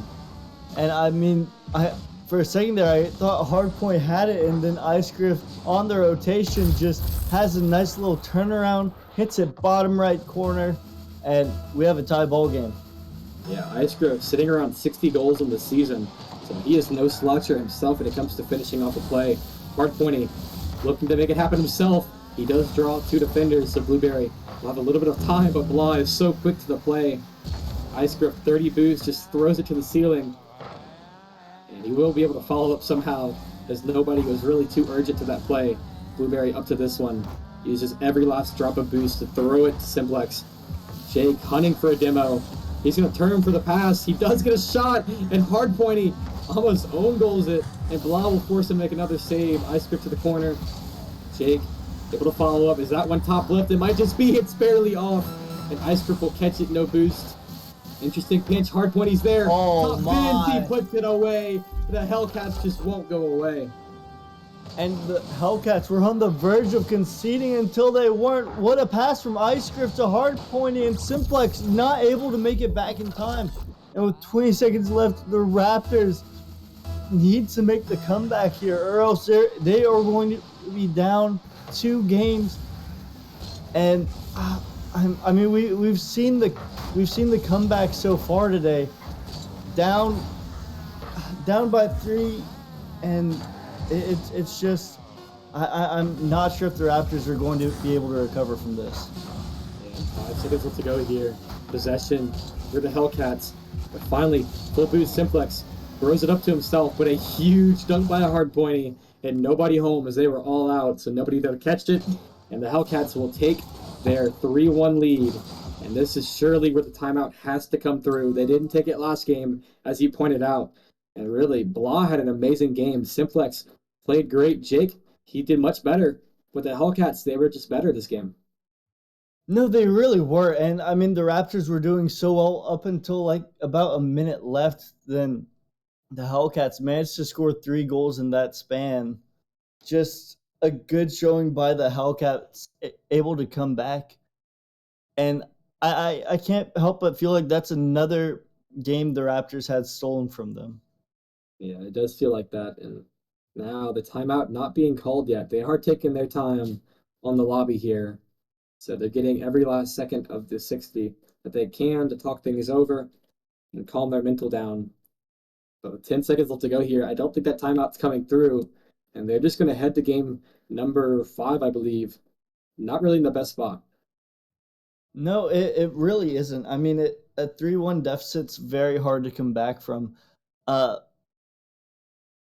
I mean I think they can come back from it, but I mean the Hellcats have persevered every time they've been down and managed to find a comeback. So it's going to be tough for the Raptors.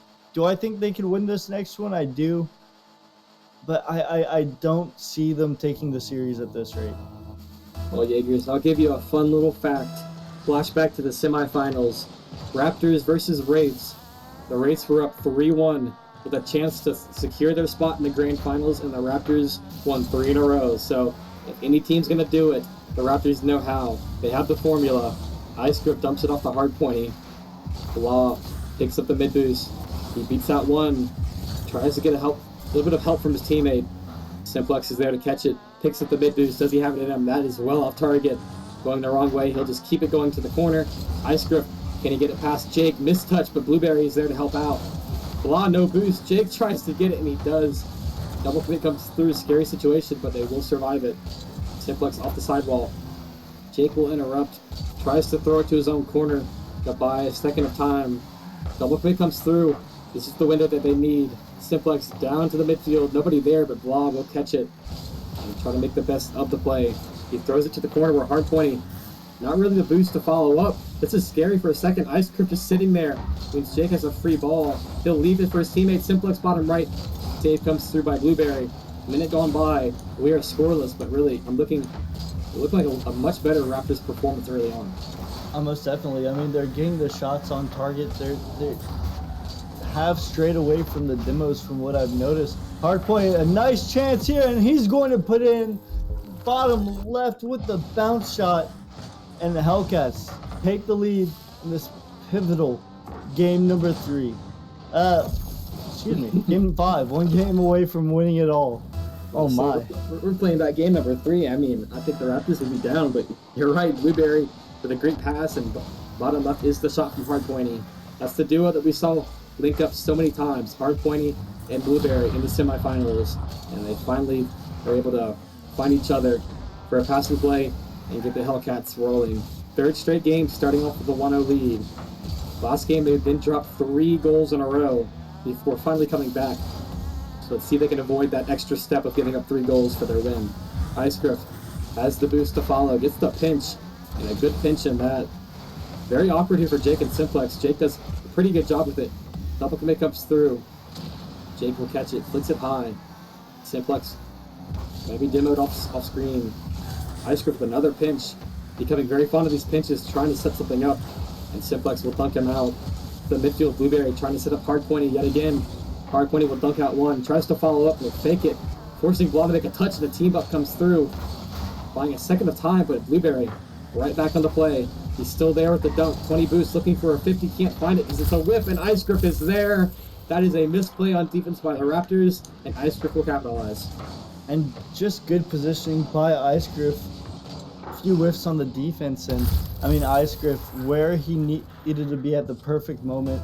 Hellcats up by 2, and 2.5 minutes away from winning it all. Yeah, the Season 5 Frost Boys are performing on Grand Finals Saturday, and Ice Grip with another goal to his name. Well over 60 or so for the season, having himself a great season and a great Grand Finals. Jake trying to breathe some life into this team. Their backs against the walls, facing triple match point, and they're down 2 in this game. Ice Grip over the top of 1. Jake has a ball to go for here with 100 boost. Is able to follow up with a 50. Gets it past 1, but hard pointy all over it. Ice Grip follows up. Hard pointy looking for the demo, making things awkward for Blah. Demo comes through onto Blueberry. Simplex puts it along the field. Blah is there. Over to Simplex. Simplex, where's the pass? Where's the shot? It will be cut off. And Blueberry will clear it along Jaegers. It seems like time's running out on the Raptors season. I mean, time's running out fast, and they need to get out of their half. They've had a few clears, but each time they clear, the Hellcats have answered time and time again. And with a minute and 30 seconds left, the Raptors need to do something now. They sure do, and Blueberry, he's going to throw it right back into their zone, where you get to see really any crazy shot from Blueberry, and it feels like if he does it right now, that'll just hurt like nothing else for the Raptors, as he has boost to work with here, gets it over one, heals the mid as well, stays in the play, but Ice Griff is quicker to it, so he'll call him off. And Blueberry will be demoed off screen, a hard pointy as well. Blah with a huge save to keep maybe some hope for his team here. Looking to become back-to-back champions, and that is not how to do it. Just a straight-up whiff, and I feel like that's the last straw. Absolutely magic. All momentum is on the Hellcat side. Blada just not able to find the save, and the comeback is possible, Magic, but highly unlikely, especially with all the momentum being on Hellcats. The Raptors need to score almost now if they want to have any chance of finding a way to come back. Yeah, and I just hate to admit it, but the Hellcats, they just look better. They look like a better team, and their cohesion together. There's very few gaps and very few goals being given up against this Hellcats defense. They are locking things down as Blueberry puts it high. It will be saved by Blah, who has his third save of the game. Blueberry forced to make a save and gets his third save of the game. There are multiple savior medals coming through here in game number 5. That one's high. Simplex, he'll make a save. Another one barely off target from Blueberry, and a follow-up will not be there to finish it off. But it will not matter. 10 seconds ticking away here. Ice Grip is a two-time champion. Now we have a new champion in Blueberry and Hard Pointy, and this team, they get it done. And the Hellcats, they are your challenger champions. Yeah, and that's the first chip by the Hellcats. What a performance by them. Raptors played well also, but I mean, tonight, the Hellcats were just a better team. They really were, and that is a well-deserved title for this team that, I mean, everybody predicted them to win pretty much, and they got it done. I had the Raptors in 7. I really believed in them, especially when they fell down 3-1. I'm like, oh, it's the script again. They did this last time. But the Hellcats are having none of it, and that will end off the Challenger season with a bang. 5-game series, but still pretty action-packed, as we do have our champions in the Hellcats getting it done. Hell of a season for the Raptors, but playing without one of their starters has to suck, and they will fall just barely short of going back-to-back. Absolutely. I mean, it's a good season for them. Very disappointed they didn't have their starters. But, I mean, even if they did, I'm not sure with the way the Hellcats were playing if it would have meant much. Ice Griff was popping off. I mean, every person on that Hellcats roster was popping off. And it wasn't really a super good return for whoever picked Hellcats in the points channel points, but I mean it was something. Yeah, it was, and I'm glad I didn't bet on that game, because I probably would have bet on Raptors, and they fell just short. But we finally have caught up, Jaegers. We have finally had a quick series to get us back on track, so we can get this rival championship and the Titan championship done on schedule. So we will waste no more time. It's been a pleasure, Jaegers. That's 4 grand finals in the books. We have 2 more to go. See ya.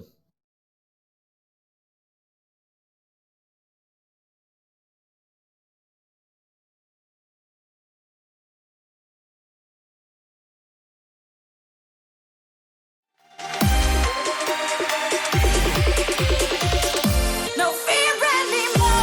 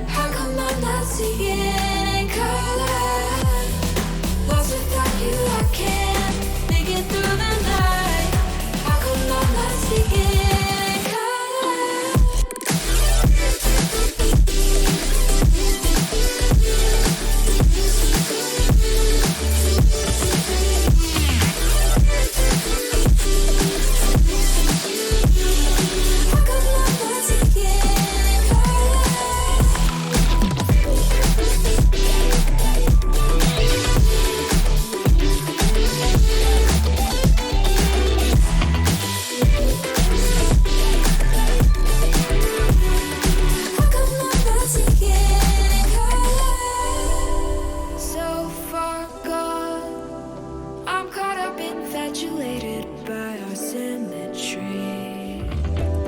It feels like before now I was only half of me. Thought that I had figured it out, never felt it rationally, but this sense of urgency has me wondering. Thought that I had figured it out, nothing could get through to me, but this kind of chemistry has me wondering. Running out around it, all goes black and white. How come I'm not seeing in color? Lost without you, I can't make it through the night. How come I'm not seeing in color? How come I'm not seeing in color?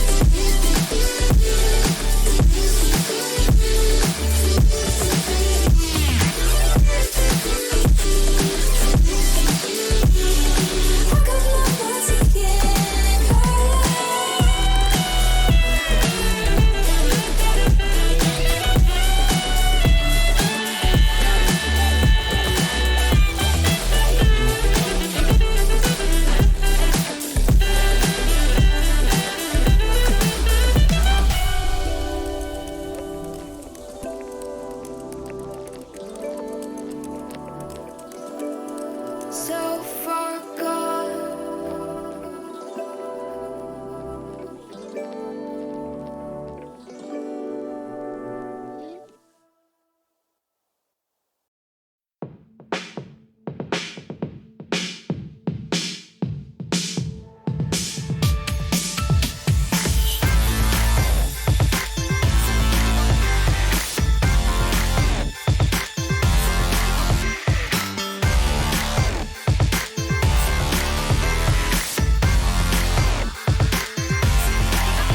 Close eyes and body see through.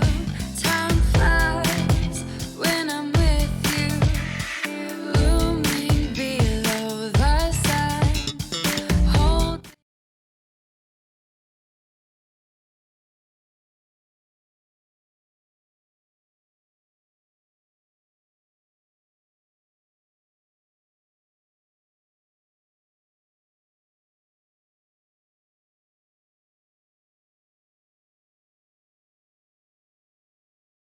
Left me in this mess, I'm falling. Heaven knows.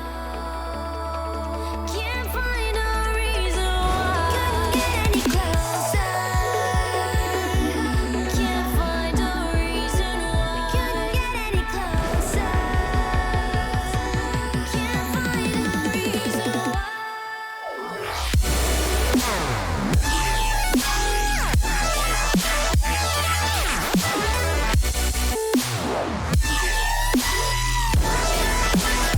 We couldn't get any closer.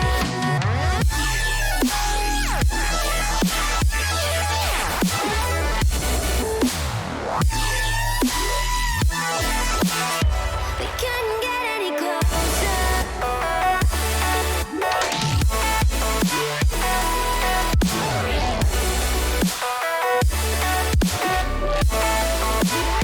We couldn't get any closer.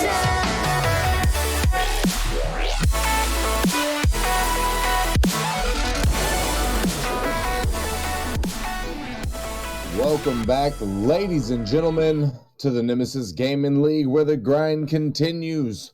We march ever forward into our grand finals night. Now we are up to the rival league, where we have the number 1 seed Distortion going up against the number 2 seed Vortex. Your boy Psychonautic in the booth, ready to get this action in to your veins, and I am joined by the director himself, Rockerman. How you doing? Psycho, I am doing fantastic. There have been a lot of great grand finals matches so far. We've had the first ever reverse sweep in a grand finals. That was insane. A wild series in the Professional League for the first ever grand finals. We've had some more intense matches all the way around. I mean, Novice was good. I mean, the rest of them have been good. all the way around. And honestly, Psycho, this is the one I've been looking forward to. I've been waiting for this one because Distortion versus Vortex. Distortion has been a great team all season long, 15-3. And Vortex, they were at the very top of the league at the beginning, kind of fell off towards the end, but peaked right back headed into the postseason. So honestly, these two teams are hitting their stride at the right time, and you can't ask for anything better. Yeah, it's very true. And both of these teams had a really good run through the playoffs as well. Some ups and downs, some really good storylines coming out of the rival league. This entire season, to be honest with you, has been really, really strong. And we've got Distortion versus Vortex. Distortion housing some of the top players in the season. I was just briefly going over the stats earlier, and I saw that Hawk RL is in top 5 of several categories. From, let's see here, I just lost it. Number 1 in assists for the season, and number 1 in assists per games, but also top 5 in wins. And there was another one, win percentage. Or no, I'm sorry, that's Botsy for win percent. Oh, yeah, and Hawk is there too as 66.67. Yeah. So Distortion, some top players here. No, honestly, Distortion, they have some great players. I mean, Hawk easily an M season. He'll definitely be, I would assume, in the running on that end. Botsy has stepped up huge for Distortion. Recognizes the name, or maybe you should if you're in the rival league. Was on the Kings with Edwin. I know at one point that was his most probably famous run, but it might be this one here tonight. And then I mean, you can't go wrong on the other side too. I mean, there's some absolute Nemesis legends, and he can be just in Flame Intruder on the Vortex side. I mean, it is bound to be a good one, Psycho. And I mean, man, I was ready to get into here. It looks like the players are in the lobby joining on up, and we're going to get some rivalry grand finals action.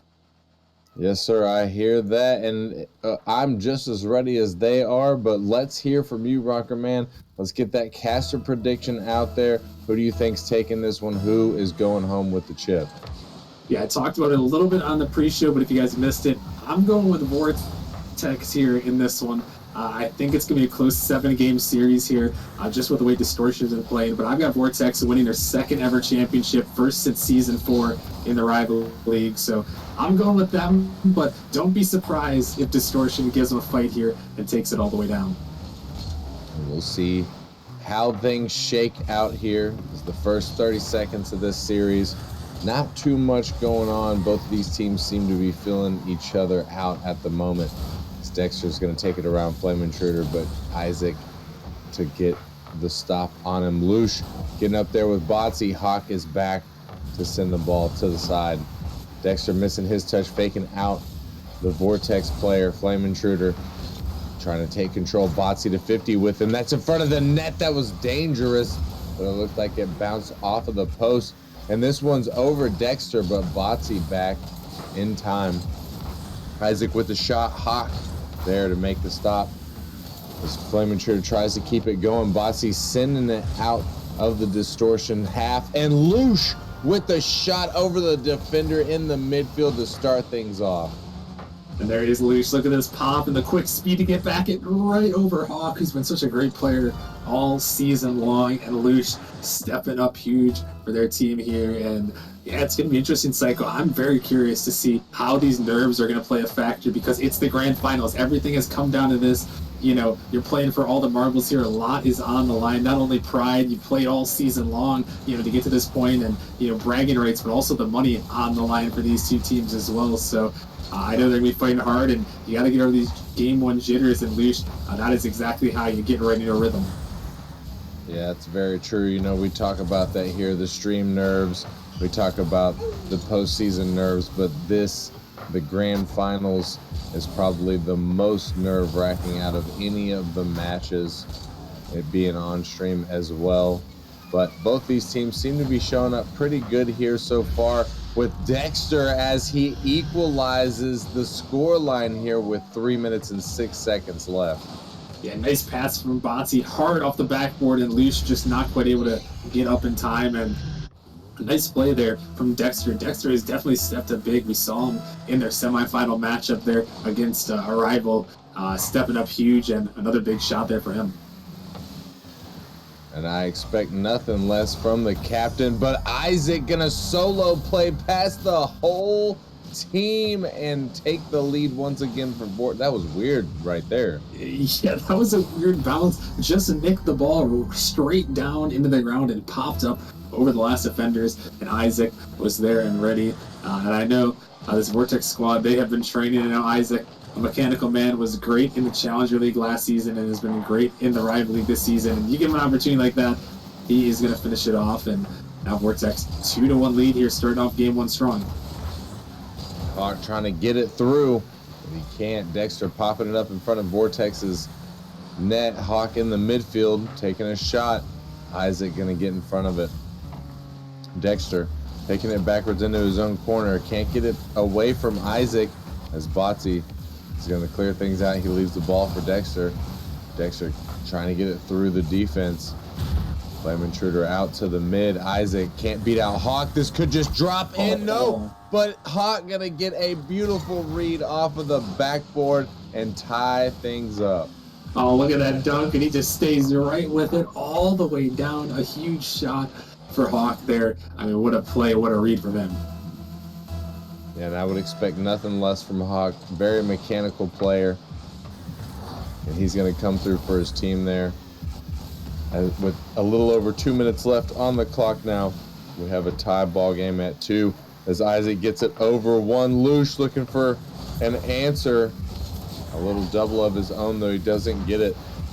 Hawk with the 50 on Isaac's shot. And Botsy back for the save, picking up the savior medal for this game. Still tie ball game. Botsy's going to send this one all the way down over Lush. Lush awkward, going to leave it for Flame. Lush getting beat in the midfield by Dexter, sends it off the side. Flame Intruder gonna battle in the mid with Botsy.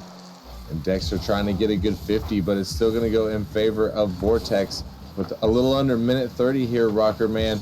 We're seeing a tied ball game, and it's hard for me to tell which of these teams has the advantage, though. Vortex is crazy out shooting Distortion, but it's not gonna matter as Distortion is gonna find a way to put in yet another one. Yeah, Distortion, Dexter just barely getting it around the defender, and Hawk was lurking in the midfield, and that's what they're so dangerous at. They are so aggressive in that midfield area, and they will make you pay every time there. And another good one there is, wait a minute, a huge miss on the kick. Oh, no. He had the open net, but he can't finish it. Isaac trying to bail him out. Lush trying to get it, but he hit the post one more time. Oh, no, calamity there. That's Vortex. For sure, you thought they were going to tie that one. Yeah, that one is a feels bad moment, but Lush trying to figure it out. Hawk making it back just in time to make the save, but Vortex with a huge offensive push here, and they don't seem to be letting up. They continue to put the shots on net. Lush trying to get the double, bounces off a Hawk. Flame Intruder to keep the pressure in the Hawks, or not in the Hawks, excuse me, in the Distortions defensive zone. Man, I could not find my words there, Rocker Man, but 30 seconds left on the clock, and this is putting Vortex in a tough spot as Hawk is going to sink yet another one, and that might be the dagger for game one. Yeah, Vortex trying to do a little bit too much here, knowing the time is ticking down. Just a little bit of a double commit comes through. The demo on the last man opens up the space, and Hawk, he's not going to miss that. And you know, I gotta feel bad for Lush here. Lush is one of the nicest guys I've ever met here. Probably one of the nicest guys in Nemesis here, doing great work as a team lead. But that open net miss, Psycho, it can really do a wonder to your mental. It can really chalk it here and make it very tough to proceed. So Lush, you know, I gotta stay mentally strong. Gotta regain. His teammates gotta rally around him and let him know, hey, you know, those things happen. We're here to regain. We are a good team. We can battle back as Distortion. You know, in a way, they kind of steal that game at the very end. Obviously, they played very solid, but Vortex, a couple mistakes here and there. It seemed like they might have given it away a little bit. So it's going to be all that mental here as we head into this one. Is you can look at those shot totals. The difference, 7 alone from Isaac and 8 for Distortion total. So I mean, just got to come back here in game 2 and come out with a new mental psycho and try to focus one game at a time. Let's scrap that game, warm up game. Let's get into it. Yeah, I agree. That's a tough situation to be in, but it is still early in the series, this best of 7, and that is game number 1. So Vortex has plenty of time to make some changes here. I'm not even sure if they necessarily need to make changes per se, as Distortion's defense was just playing so well. 7 saves out of the, what is it, 13 shots. So they saved almost half, or a little over half, the shots there from Vortex. The other shots from Vortex either going in the net or just not even technically being on the net. But Vortex got to find a way to break down this defense. They were able to find the back of the net a couple of times in that one, but they're just gonna have to buckle up here, Rocker Man, and really dig deep against this team. Yeah, and like I said, this is one of those moments where you just got to say, hey, that was a warm-up game. We needed one to get into it. We had some great pressure. And like you said, I don't think there's a lot they have to change. Is this one shot towards the net? They had a lot of pressure, just a few mistakes, and they know that they're better than those mistakes. At least I hope they know they're better than those mistakes, as they're going to try to regain here in game 2. And if it started off strong, that'll give them the confidence they need. Will they be able to do it, or will Distortion continue their streak? Or I guess it's not a streak yet, but Flame Intruder sending that one through. 2 defenders caught lacking. Yeah, 2 defenders caught lacking. Look at this pass from Isaac, just a dime, and Flame Intruder all over it. Looked exactly like Distortion, the one passing play they had in the last game, and this time it's Vortex saying, let's go, we're back right in it. Yes, they are, and barely 30 seconds gone, and they're going to get the early lead, exactly what they needed in this series. As Lush is going to come off the backboard and clear this one across the midline. Dexter putting it back into the mid. Dexter trying to stick with it in the corner. He's trying to find the pass, but can't. Botsy going to stop the clear, sending it back into the mid.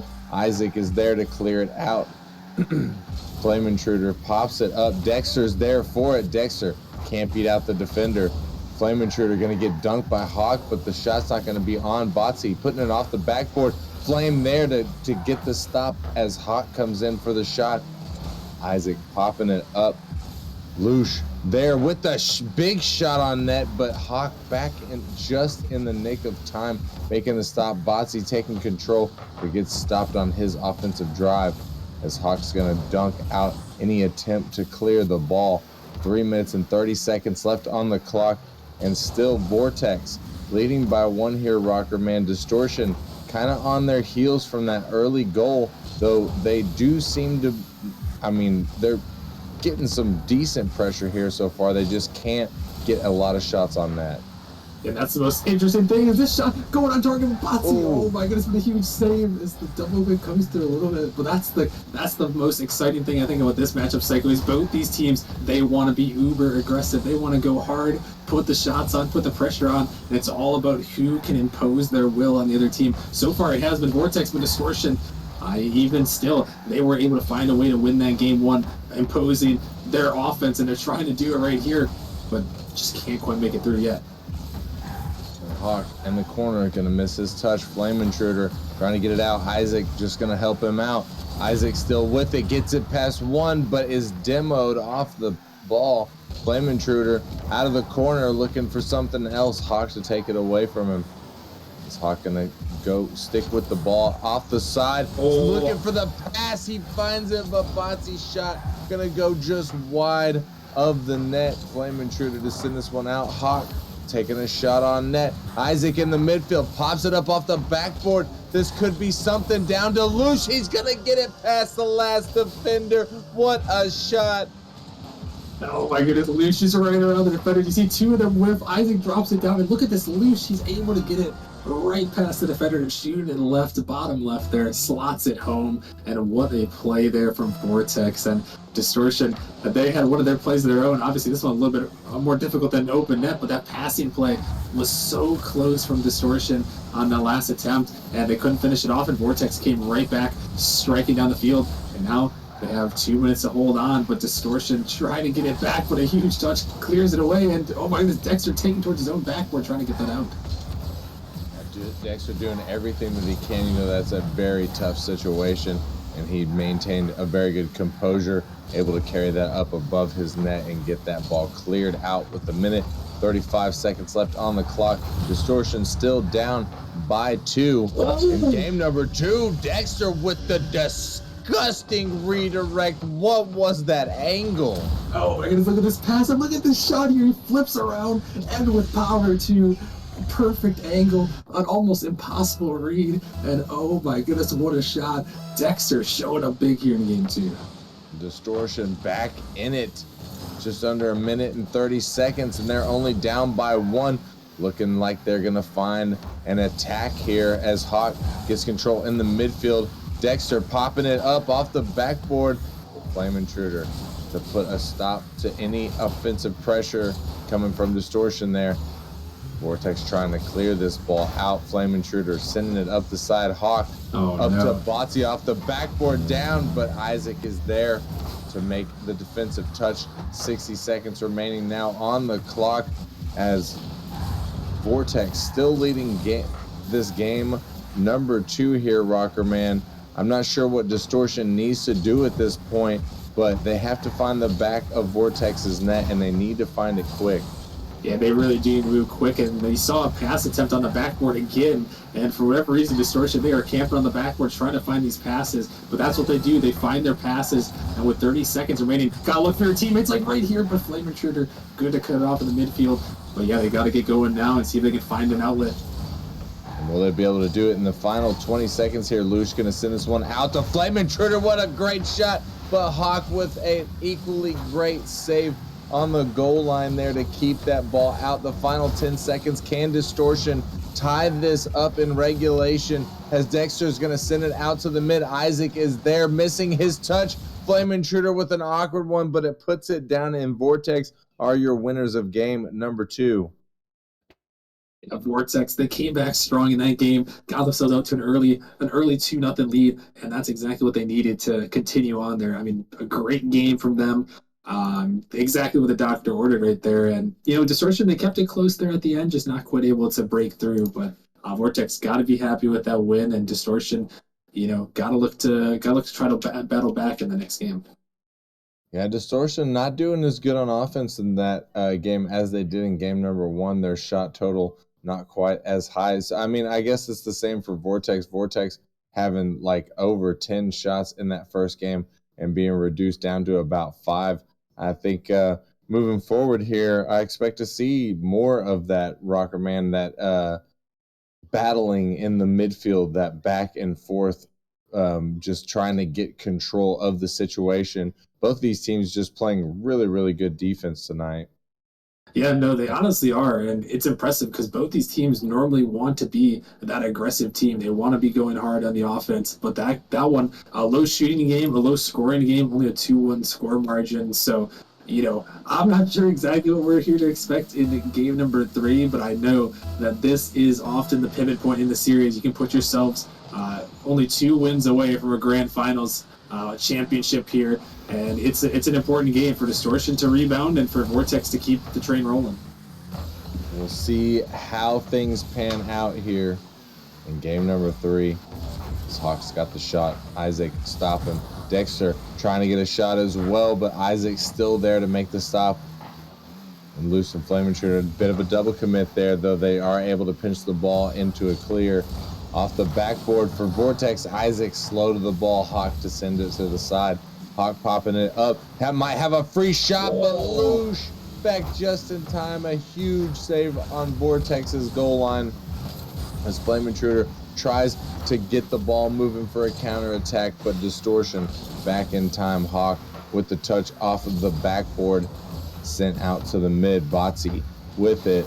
Botsy to send it out to the mid. Isaac getting in front of it, stopping any attack from Distortion there, as Botsy's going to turn on it and send it back towards net, but Flame Intruder is going to make the stop. Loosh trying to get this ball cleared out.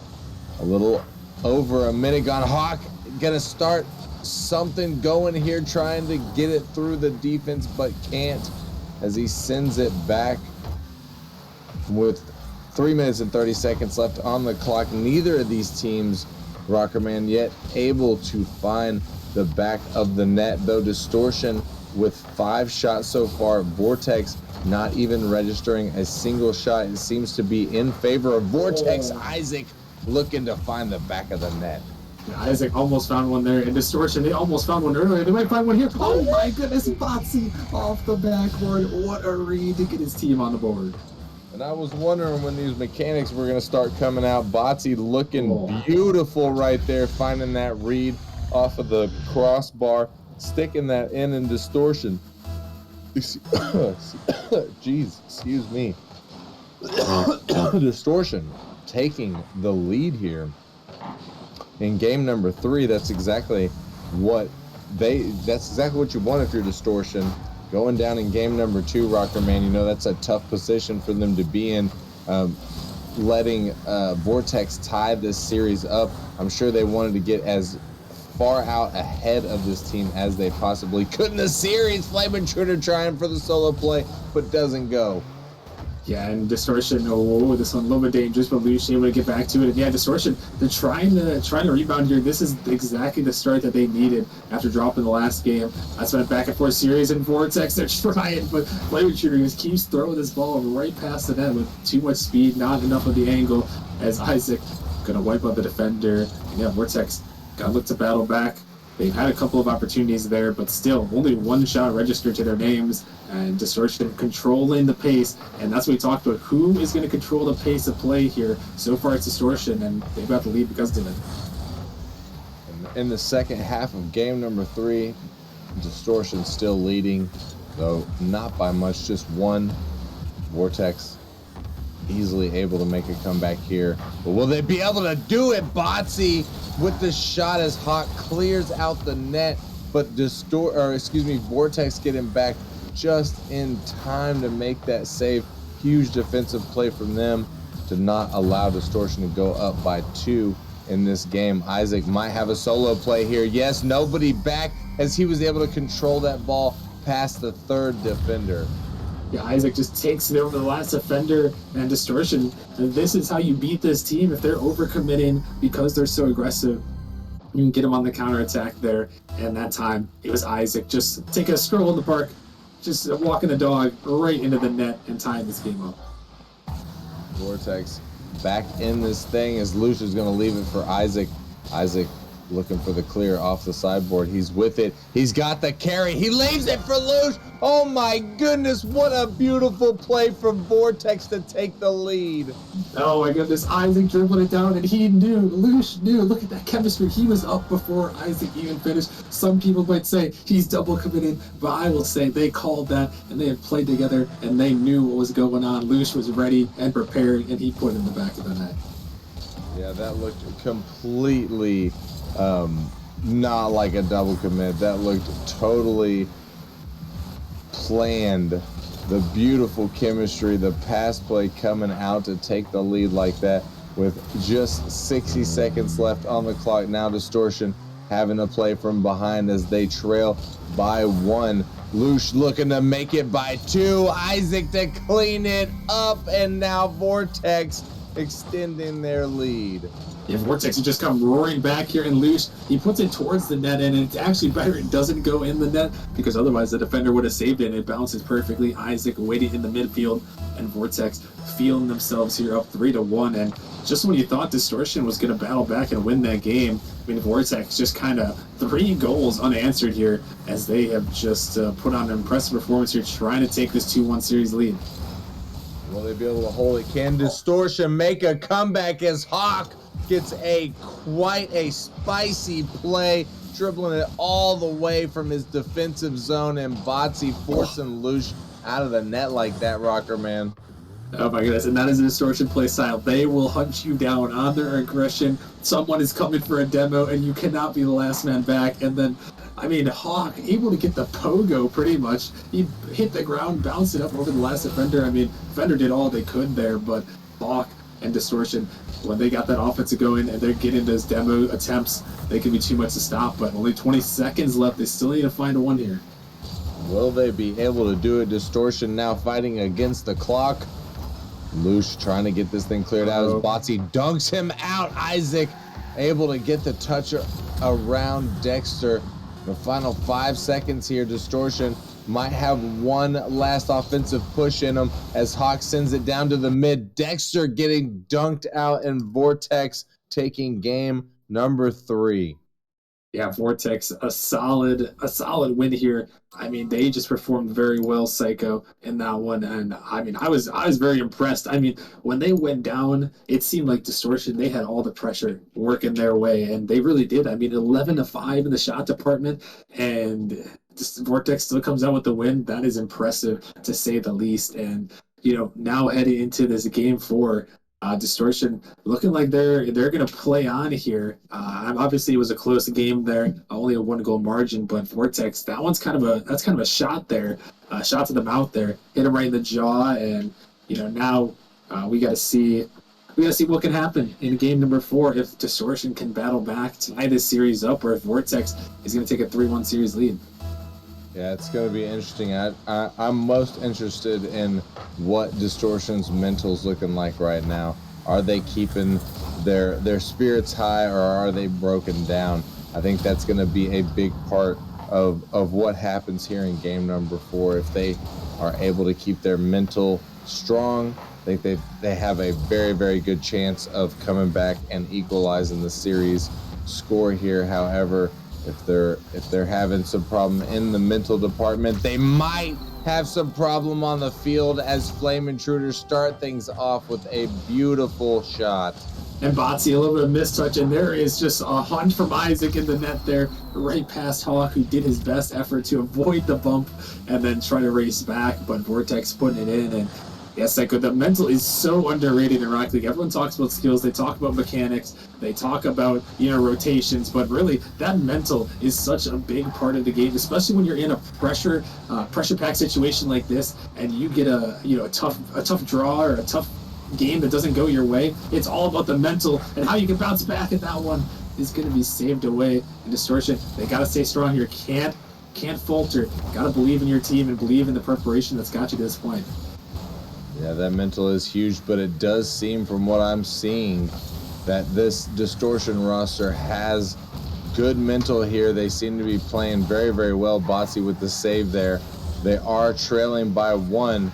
However, they don't seem to have given up, still pushing the bounds to the best of their ability as Dexter coming in for the shot. Not able to get it. Hawk trying to clean it up, but Isaac making the stop there as Flame Intruder sends it out to the mid. Lush waiting for it. The ball popped up, and Flame Intruder with a huge shot, gonna slot it right through the defender. And Flame Intruder stepping up big here in this one, maybe the most underrated of these Nemesis veterans here, as he puts on another shot and having a huge series so far. And it's good to see Flame Intruder stepping up on the big stage, and Vortex up by 2 here, looking to take a 3-1 series lead. That is going to be a dangerous position for Distortion to be in, especially against this Vortex roster who have been just popping off tonight. And Isaac sticking with it, trying to find a pass, but Botsy taking it away. Lush keeps the pressure for Vortex, sends it down towards the net, but Hawk is there making the save. Botsy looking for a counterattack, but Flame Intruder is back waiting. And the ball in the midfield. Lush trying to take control, gets it past 1, gets it past 2. Botsy there in the midfield. And Flame Intruder to challenge that ball, challenge that clear. Botsy looking for the pass, but Isaac getting up in front of it instead as we enter the second half of game number 4 here, Rocker Man. The Distortion still trailing by 2, and I mean, in the beginning half of this, it felt like they probably had a comeback in their power, but as time floats by, Vortex just feels stronger and stronger. Yeah, they are just gaining power every single second. But Hawk, oh my goodness, taking it down the pitch. This could be an opportunity. Hawk gonna go for the demo, but Flame Intruder able to race back just in time. And they are just feeling themselves right now. Everything is going their way at the moment in this game 4. And when things are going your way, you just keep it rolling. You do not stop. Do not take your foot off the gas pedal at all and keep it moving. And for Distortion, they got to try to get that pressure, get the shots up. Those demos are how they're winning these games and how they have been winning these games throughout the postseason. But they got to get back to it. And with a minute 45 left remaining in this one, it's gonna be tough. Vortex has been great at avoiding the demos and even going for some of their own. So Distortion got to see if they can get back to their gameplay in the last bit here. It is going to be tough, but it's going to be even tougher if they end up not being able to bring this back. Going down 3-1 in this series and letting Vortex get into a match point position is not going to be good for this Distortion roster, though they've been playing pretty good tonight. This Vortex team seems to be playing just a little bit better, as Flame Intruder is going to get the 3rd goal for Vortex, and actually a hat trick for himself. Yeah, he does. Let's get the hats out here for Flame Intruder, as man, he has been so solid this game, and the Hawk was trying to get that flick, but just now what he's looking for. And Vortex, they've got Distortion in a chokehold right now, and Distortion, oh my goodness, Isaac looking for a double tap, he almost finds it, and Distortion, if I'm them, timeout is coming right here, almost 100% here. If they cannot pull it back, even if they do, I mean, they pull this back somehow, maybe not a timeout, but the way this one's going, probably gonna need that tactical timeout to try to regain, and we'll see what they do. I know they've been playing with Drax a bit this season as well. They've pretty much had a 4-man roster, and maybe it's time, but maybe it's not time. As Vortex, they're actually going to shut it down once more.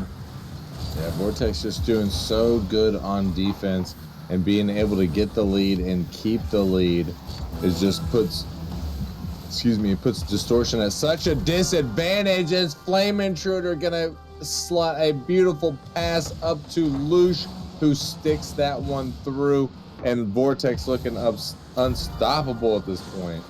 They really are. They are firing on all cylinders right now. A 4-0 lead in this game. Going to go and put themselves on championship point here. And Distortion, if they want to avoid losing back-to-back championships here in the grand finals, they have got to step up mentally. They have got to figure out something here. The timeout has got to come, Psycho. If they don't call a timeout, they're not winning this series. I'll tell you that right now. If they do not make a change, they will definitely lose this series, because Vortex is playing so well right now.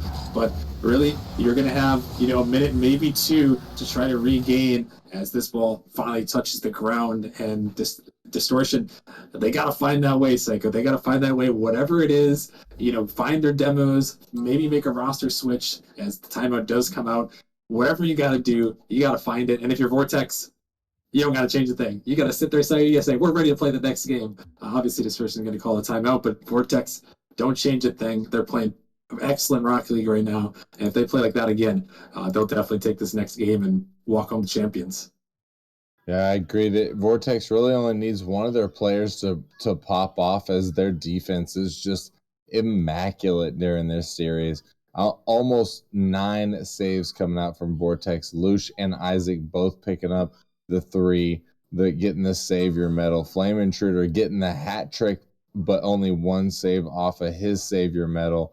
And Distortion, they've got good pressure rocker, man. It's just that they cannot beat out this Vortex defense. These guys are just insane. And even though, that was probably the highest shot shot amount that we saw from Vortex this entire series. They had finally over 10 shots. They have been deadly, but now that they've got the offensive momentum, it's going to be really hard for Distortion to disrupt that. Yeah, it is going to be hard to disrupt it, and Psycho, probably one of the only ways you can disrupt it is making a major shift to your play style. And well, maybe not a major shift, but something that can throw the other team off. And what that is here is Drax is coming in for Dexter. I told you about this 4-man roster. They've been swapping it out for most of the season here. They believe in all 4 of the players, and that's one thing that can be so dynamic. A lot of times you can say, hey, you're building the team chemistry as you go with the 3-man roster. But on the other hand, if you have a 4-man roster that you can easily switch out. It can change series around here. And, for Distortion's sake, you hope that Drax is the answer here. And hopefully they can roll it and bring it back. Yeah, we will certainly see. I know about that firsthand, as personally I try and run a 4-man roster. I know some people like to do the 3, as you pointed out. It does get a higher chemistry rate for those 3, but sometimes you need the change up, sometimes you need to throw in the sub, and it's a pretty good strategy, to be honest with you. So we'll see excuse me, we'll see if it works here for Distortion as Draxus comes in for Dexter. But Lush getting the pop-up flame intruder, finding the double, but can't get it on net, as Isaac's going to take this one back, trying to buy some time for Vortex here out of the corner, but Hawk is on it, gets the dunk. Botsy there in the mid, but can't find the touch.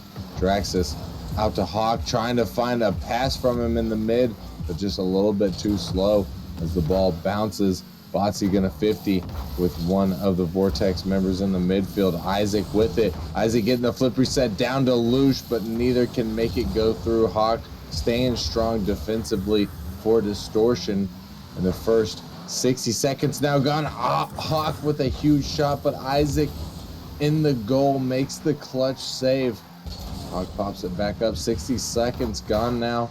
Rocker Man, both of these teams at 0-0, reminded me a little bit of game number 2, where we saw these two teams really start to feel each other out, neither of them wanting to go, but I have a feeling this is going to turn into an onslaught like it has.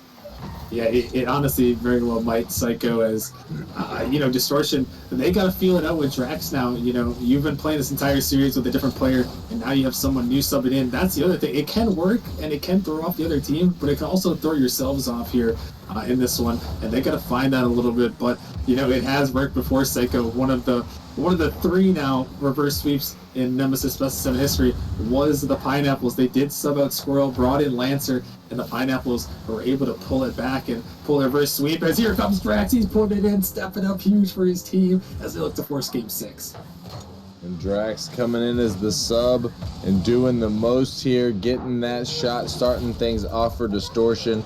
And, like you said, the reverse sweep super hard to pull off in the best of 7, and it has happened a few times, but it's not very often.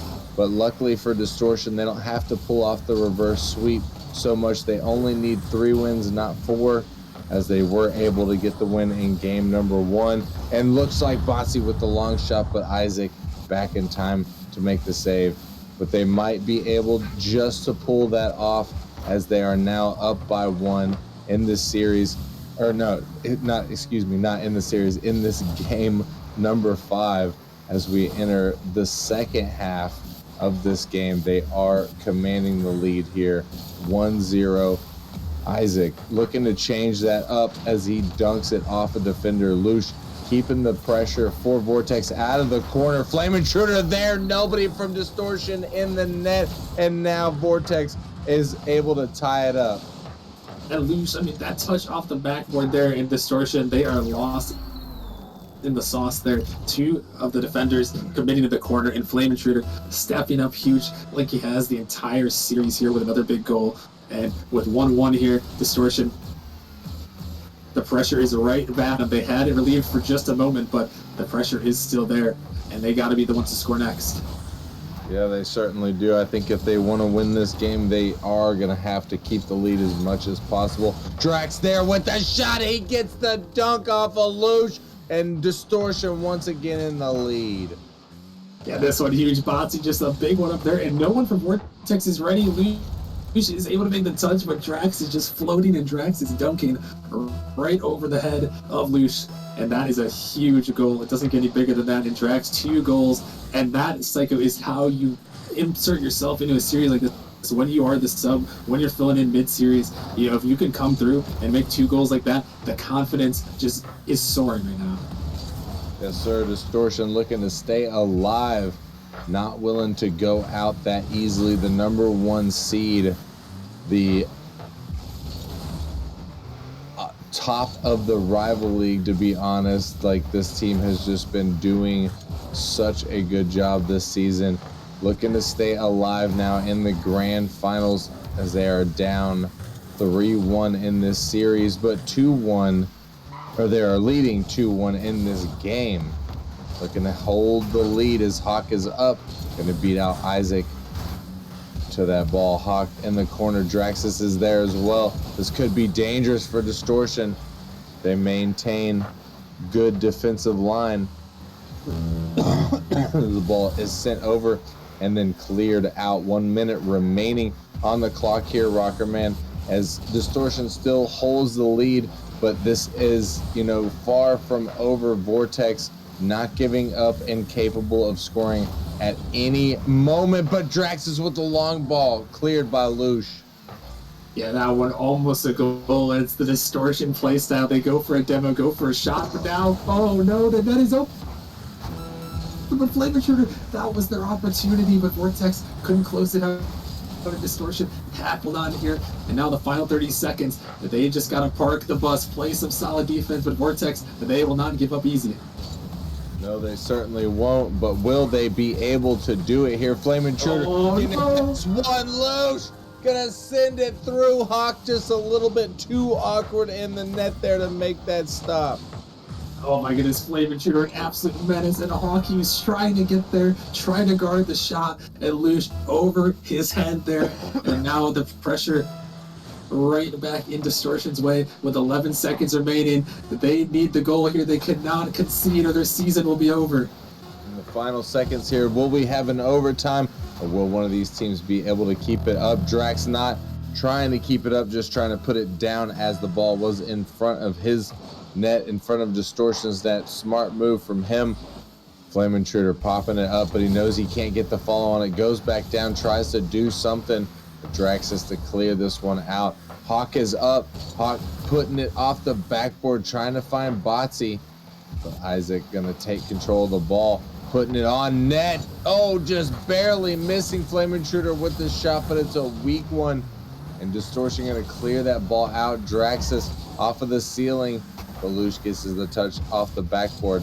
Hawk trying to get a little good control, gets it across 1 and 50s with Isaac, but the ball does get pinched out and cleared back to Distortion zone. Botsy awkward, but Draxus there to help him out. The shot coming out from Lush, but Hawk making it back just in time, makes a huge save on the goal line to keep Distortion alive. This is a do or die moment. If Vortex is able to score a goal in this overtime, they take home the chip.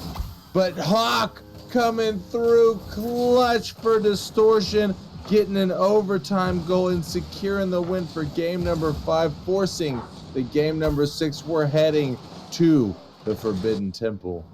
Oh my gosh, Psycho, we're heading to Forbidden Temple, and both these teams, they wanted it so bad. You saw Vortex leading play before Psycho. They had sold all out. They said, we are selling out for this goal, and I thought for sure they were going to score the counterattack. They barely got back, and then you see Distortion do the exact same thing. They said, you guys can dive through people. They sent them all, sent the house there. It worked out just what they needed. And now they're heading to game 6. They've got to have the momentum on their side. And Vortex gonna let things ride here, Psycho, on Forbidden Temple, where crazy things can happen. And we very may well see the next game 7 of the night.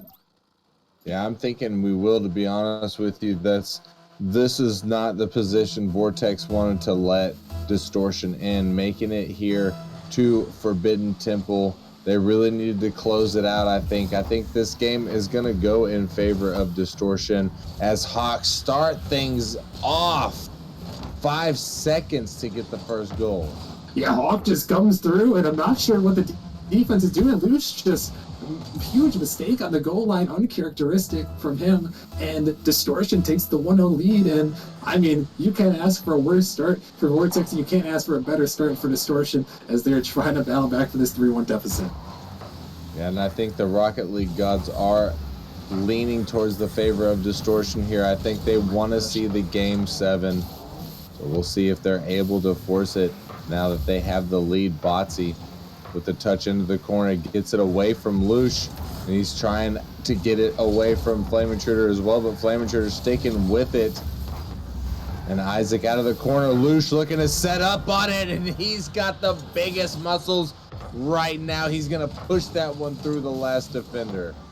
Yeah, Isaac does it towards net, and Hawk versus Lush. Look at that. He's just stronger on the goal line. Too much pressure from Vortex to answer back. So Lush making up for his mistake there on the goal line earlier. And now it's all tied up in the pressure and in Distortion's lap. And what will happen now as the time ticks away? Barely 60 seconds gone, and we already have 2 goals, one from each side. Botsy with the shot that's going to go a little bit wide. Draxus to Botsy in the corner, gets it past one. Oh my goodness, Botsy going to send that one down and bounce it off of Isaac's car for the own goal. Oh, and you see the demo come out, and Isaac, he knows he has to race in the net, avoiding the third man shot, but unfortunately for him, that ball is on his nose and in the back of his net, and heartbreaking for them. But Distortion, they regain the lead again as they are trying to bring back from this deficit and force this game 7. I'm not surprised to see that type of play come out, as we are on Forbidden Temple, and just the kookiest things are gonna happen here. But Vortex trying as hard as they can to equalize this game again. Isaac with the shot, the double commit from Lush, but he's almost able to read it off the defender. As Draxus barely misses that touch, the double commit defensively from Distortion, but they're able to clear that ball out as Hawk gets his second touch off the sidewall. Hawk looking for a demo, gets one on the backboard, but Lush there to make that clear. Flame Intruder with it. Hawk to take it away from him, and Isaac back to get the save, gets his savior medal here. 3 minutes left on the clock, Rocker Man, and Distortion still up by 1. Vortex looks like they're starting to gain a little bit of momentum here, but do you think it's going to be enough to get this lead back from Distortion? I mean, both these teams have been putting on some pressure as Hawk tries to get it. There have been some crazy plays, and you're exactly right that this is Forbidden Temple. The craziest things happen on this map. It is cursed. A demo comes through. Hawk with an insane angle. Oh my goodness, how does he do it? He is just him. I know Hawk, and that man just makes things happen. Gets an impossible angle, and it looked like Draxus was there in the goal, just causing a bunch of problems to the defense. Distortion pulling through as we enter the second half of this game, Rocker Man, with a 2-point lead. They got to be feeling good about themselves right now. They are feeling so good right now, Psycho, and they just got to lock down. If they can win this game, the momentum is all in their favor, and they'll all but force Vortex to probably call their tactical timeout before the game 7, but there's still 2 minutes remaining, and with the way this map works, Psycho, I mean, man, anything can happen here, and the final 2 minutes we're going to have to see. It's Flame Intruder taking for the shot, but it's not going to go. Hawk able to just get that clear away. And anything can happen and will happen. With a little under 2 minutes left on the clock, plenty of time for a lot of things to transpire, but we will see how it turns out as the ball is pinched across the side to the other side. And there, Isaac gonna muscle that one through, finding the pass from Flame Intruder, and Vortex back in this thing, only down by 1 now. Man, these Distortion players, they've got the muscles out today. And Botsy, man, we need to get him some weights, as he's been dunked out twice here in this game number 6. And Vortex, they're doing everything they can, but these goals are so earned by them, so much power, as Botsy is fighting the dunk, and Hawk going right back at it. And Botsy says, all right, I can show you a little something. The immediate clap back. Botsy gonna show a little bit of his abilities there, getting the carry down into the front of the net that pops up, and Hawk is going to hit those 100% of the time if you allow him a shot on net like that. Isaac off the crossbar, and Lush there to clean it up, gets the pass off the crossbar, and Vortex not done yet. They still want this. Oh my goodness, look at that demo. Isaac is falling down. He lands on the defender on his way out, and Luce finishes it off. And they are not going away quietly into that dark night, Psycho. They want this one back here. They want to end it in 6. They don't want to see no game 7. They want to end it now. And with a minute 20 remaining, they only need one. And I don't blame him. Going to a game 7 against this Distortion roster might be rough. Draxus with a huge save on the net, or right in front of the net right there to keep Distortion in the lead here. Luce with a weak shot on net, but the changeup is going to work. The defense not expecting such a lofty touch. What was this? Botsy and Drax, they both jump, but they both go down. Terrible miscommunication on the defense there. And heartbreak here for Distortion. But 59 seconds left, they still find themselves in it. They're still tied, so they're not out of it yet. But that one, definitely a shot to the mental, but they got to bring it back. And who better than Hawk trying to take out Isaac? But Isaac there for the task. Hawk trying for the solo play there, but it doesn't go. 45 seconds left on the clock. We have a tied ball game. Will we see another OT here, or will one of these teams be able to end this in regulation?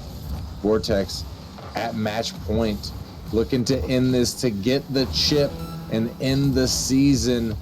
Drax is here. 30 seconds remaining on the clock. Luce putting it out in front. Hawk off the backboard to send it away. Flame Intruder putting it back. Isaac is there, but he can't muscle this one through.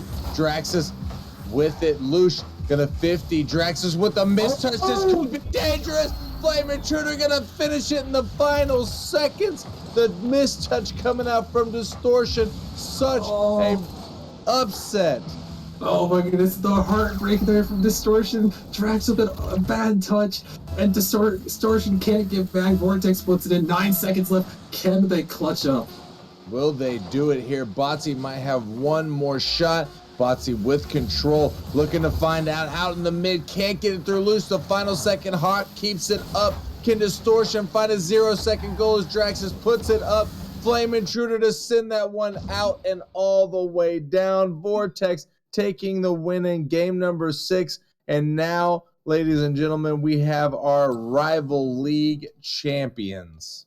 Man, Vortex, the ice in their veins to come back there in this one, and they take down Distortion. And man, they earned it in that last game. I mean, so you might argue Distortion gave it away a little bit. I mean, a couple mistakes, but even still, Vortex, they were not messing around. When you make a mistake, Psycho, they were on top of them. And I mean, Isaac, Luce, Flame Intruder, I mean, those 3 were magnificent today. Survived a little bit of a scare there.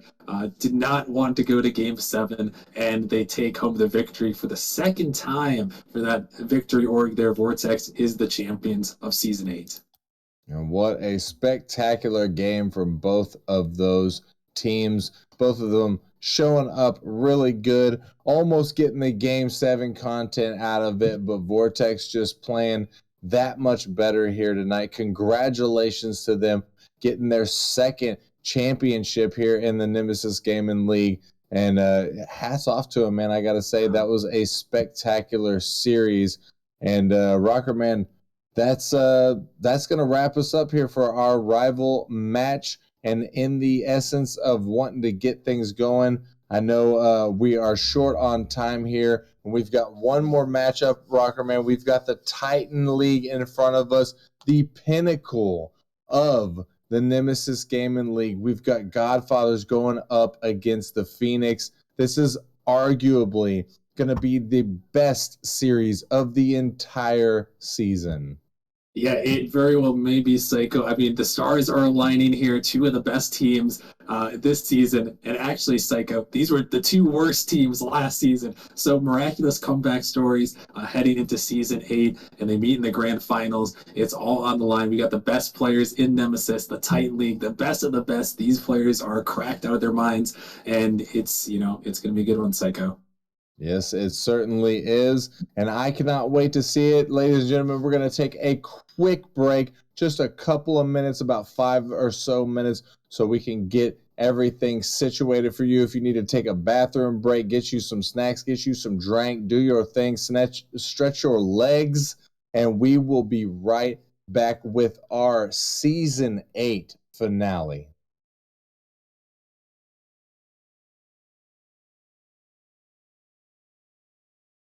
Outside the lines, every shade of blue through my room, right before her eyes. Can't you see I'm bleeding? You see it in black and white. Anybody tell me just why?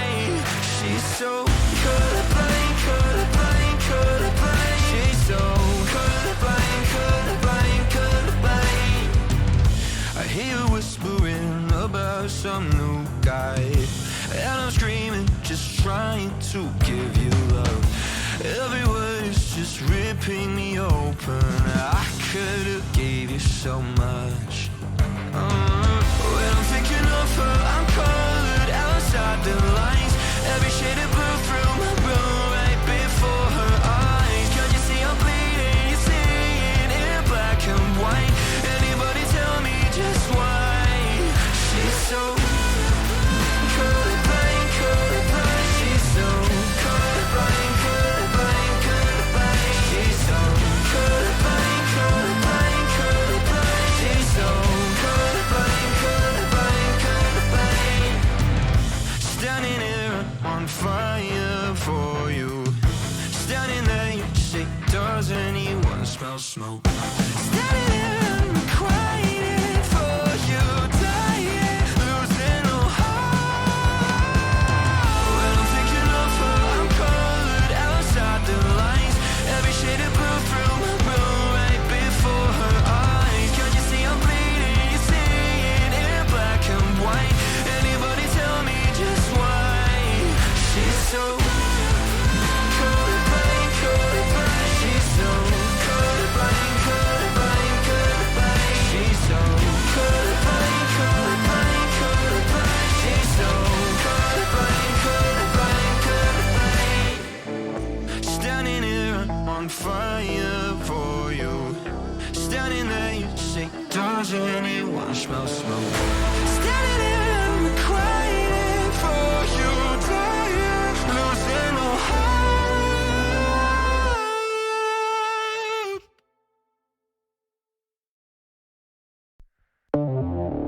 You're a stranger, stuck inside my head. A remainder of a love that died is in. You're a stranger, and there's no point to pretend that you can't heal with me. Erase my memory.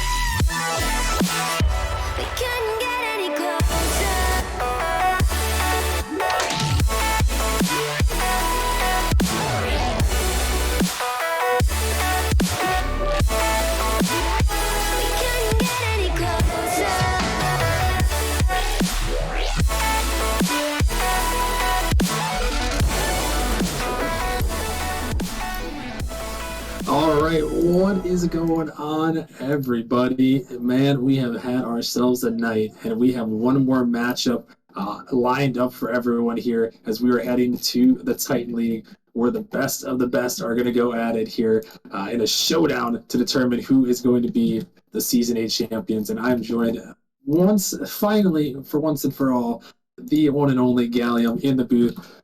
Charles, how are you doing on this fine championship Saturday? I am doing absolutely splendid. And Championship Sunday or Saturday is an absolutely beautiful time to be alive, and especially a beautiful time to be in the Nemesis Gaming League. I have been watching all the matches all day. Fortunately, I couldn't cast any earlier, and now I'm here to cast probably, in my opinion, going to be the closest matchup of the night and probably the best one. Yeah, I sure hope it's going to be the best one here. As I mean, we have got a storyline written. It's written in the stars here as these two teams are coming back from. I mean, just a rough season last season, Charles. These two teams were at the very bottom of the league last season. They were the 15th and 16th best teams in Titan last season, and now they find themselves in the grand finals after two amazing seasons. Yeah, and that just goes to show how much a season can turn around in just one season. Going from the bottom two teams to, my opinion, two of the best. And you'll see that today as both teams have, in my opinion, two of the best players on each side. For Phoenix, it has to be Reveal. I mean, Reveal is just that guy sitting up there at that 2K spot. I mean, he's all over. He's not really all over the stat sheet because he got brought in late into the season. But you want to know somebody who is Rockerman? Can you take a guess on who I'm referring to? Oh, probably that Arrow guy. If I had to guess, Arrow guy. I don't really know who he is. He's just probably one of the best players in Titan League. He's an absolute menace. He's been around Nemesis for a million kajillion years, and he is an absolute baller. And these two players with these two teams, I mean, not only are both these players absolutely excellent, I think both of their supporting cast are some of the best out there in Titan League. For Phoenix, you have Reveal, Yor, Miles, and Boy Wonder sitting at that sub spot. For Godfathers, you have Arrow, Dylan, I Trash, and G Game sitting up in that sub spot. So, I mean, a lot of great players in the Titan League, and I'm really excited to see this matchup.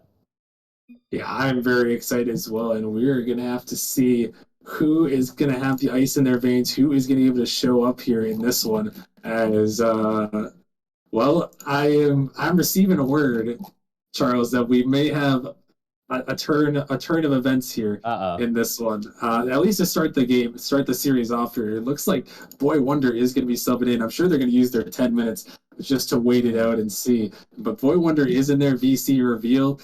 Is trying to get there as soon as he can.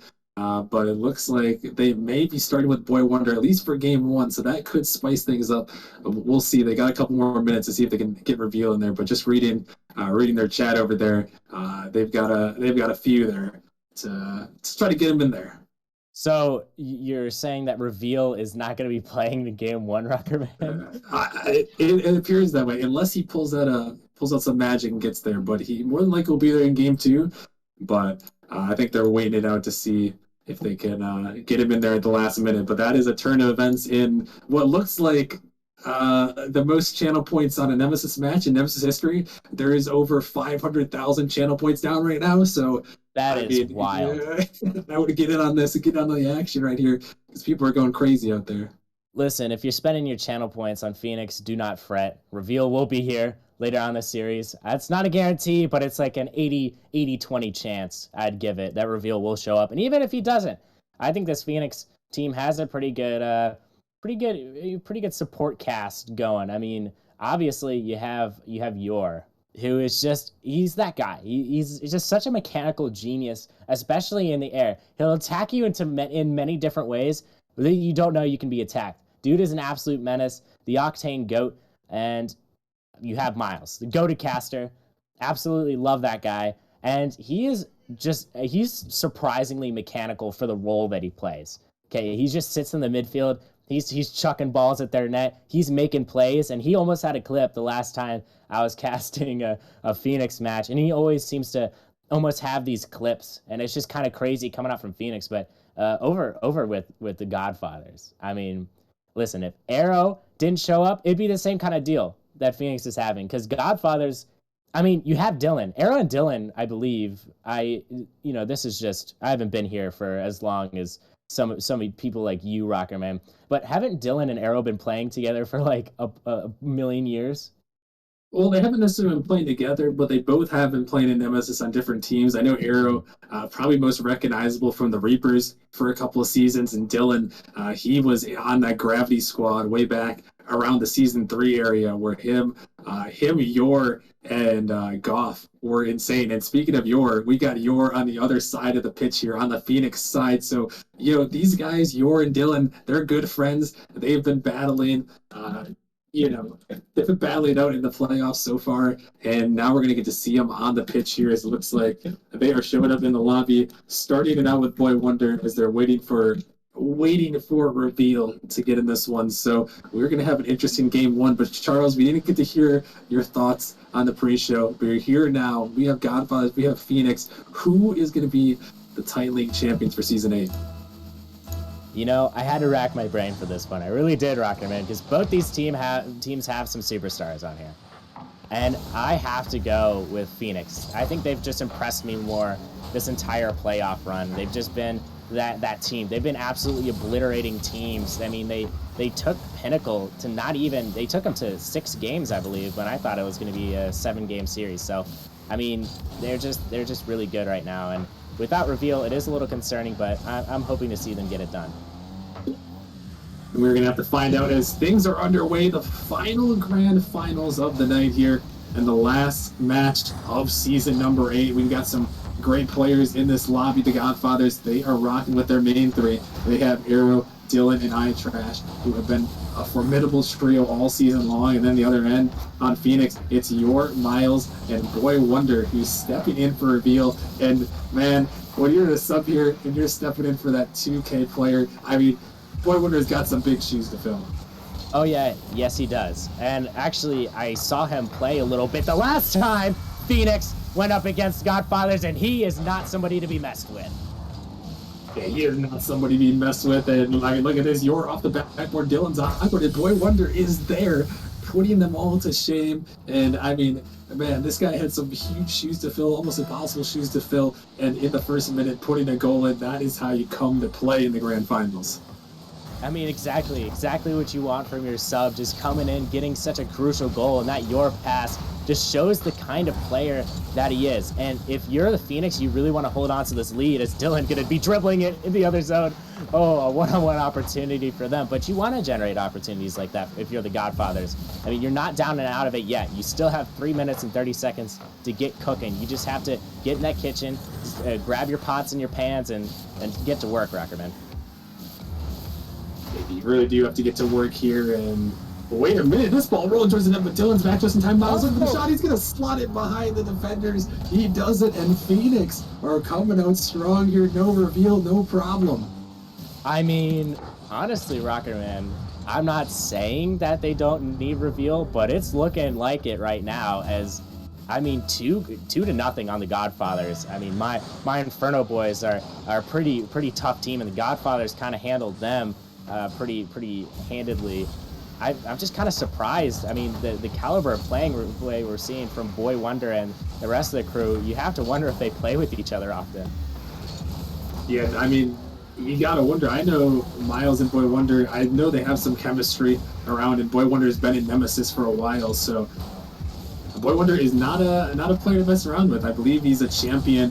Was it last season or 2 seasons ago? I believe. I'd have to double check on that, but he is a champion before in Nemesis, and may not necessarily have been Titan League, but this man is stepping up big in Titan League. And oh my goodness, Dylan is looking for the shot, and with 2 minutes and 30 seconds gone by, Phoenix find themselves in an early lead, and reveal may be on the way, but at the moment it doesn't matter because Phoenix are putting on the pressure. It's off the backboard. Net is kind of open, but Boy Wonder, he can't quite get around to the angle. This one off the backboard. Here comes Yor looking for the shot, but iTrash gonna deny it away. And with 2 minutes remaining here, Phoenix have just been so solid. They've been holding them down here and holding on to this lead.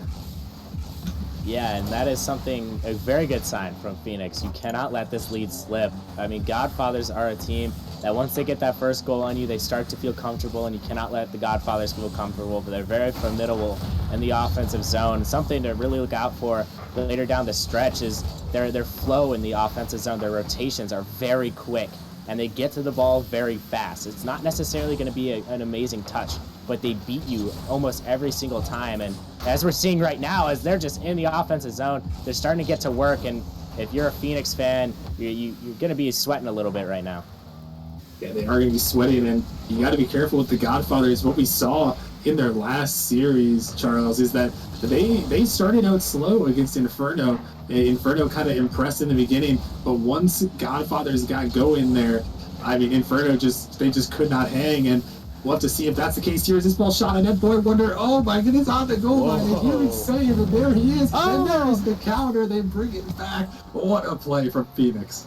I mean, that's just all sparked by the Boy Wonder play. A beautiful 50 coming out. You're just taking that ball right down the pitch. And I got to be honest, Boy Wonder is just playing like he's one of the boys. I mean, if I were just a random coming into this Nemesis Gaming League, just looking at this roster, I'd be like, oh yeah, these guys this is the starting lineup right here. But no, they have a much better player, and he's not even playing just yet, Rockerman. Yeah, and I mean, Reveal, obviously a very mechanical player, one of the best in Nemesis, and a big reason why the Phoenix were able to make that playoff run, taking down Pinnacle to make it this point. But Boy Wonder, oh my goodness, I thought he was going to double that one. But Boy Wonder is stepping up, and you can see the chemistry from these guys. They're fitting together well here, and it has maybe surprised the Godfathers too, because you know, when you're the Godfathers, Charles, here, when you come into this game one, into this match, you're prepared, and you know who's been playing in the postseason. You know who normally shows up, who the best roster is, and that normally has been revealed. And you know, they seem just taken aback by, wow, not only is Reveal not here, but we are getting smacked down by Boy Wonder. I mean, yeah, but honestly, oh my goodness, that is absolutely disgusting, Rockerman. Oh my goodness, look at this eye trash. Arrow, he's hunting on the backboard. Look at this angle, the power, the speed, the shot, it goes in. And the Godfathers are finally on the board here in game one. The grand finals ice has been broken. That was an absolutely incredible goal. And, you know, I really like that goal coming out from them. You're going to lose this game, but at least you had a little bit of a highlight towards the end. So something to look forward to as the series progresses. And I think that's a good thing for this team, for this Godfathers team to look forward to. Obviously, you did not take this game one, but against Inferno, like you said, Inferno took the first two games, and the Godfathers just kind of clamped down. I think the Godfathers strategy is just always just finding out what the other team does and trying to adapt to that is really something that they thrive on. They love just adapting to their opponents and taking it to them. But something that is a little worrisome is you're not going to be able to adapt to the same team, as Reveal is probably going to be coming in here rather soon, as Boy Wonder has left the lobby. We'll see if, and Reveal has just joined. So you're going to be trying to figure out a whole different team in this next game.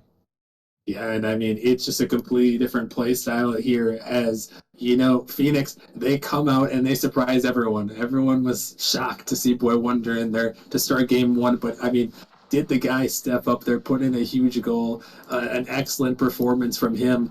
And, you know, now heading into game two, the man, the myth, the legend is going to be on the pitch in Reveal. The guy who has, almost single-handedly carried this Phoenix team to the grand finals. And I mean, what are you thinking here if you're the Godfathers? I don't know if I might be terrified at this point after losing game one, and then all of a sudden, oh, hey, Reveal's here now. Good luck. Yeah, you would be terrified, but yet again, this is what the Godfathers have been preparing for a week now, or less than a week. They've just been preparing for this matchup. They've been preparing to see Reveal, and, I think they might be ready for it. I think they have a strategy in mind. Let's hope so as we get this game underway. And I have to ask you, Rockerman, that game number one, it took me by surprise. I'm not going to lie to you. But do you have any, insight for us on who's going to take this game number two? I'm not really sure. I mean, Reveal, who knows how much time he's had in World, may have just got on here, and we'll see. But, I mean, a player like Reveal shouldn't need too long to warm up, in my opinion, as they have just played so many hours. And, to get to that point, you have to have played so many hours. You have to be so consistent. that, expect a reveal to step up. And Phoenix, if they can keep it going, they might just win here. He does a huge demo. Reveal is in for the goal, and Phoenix are on top first. Oh my goodness. This is just what Phoenix has done to most teams. They pressure you. They send all three.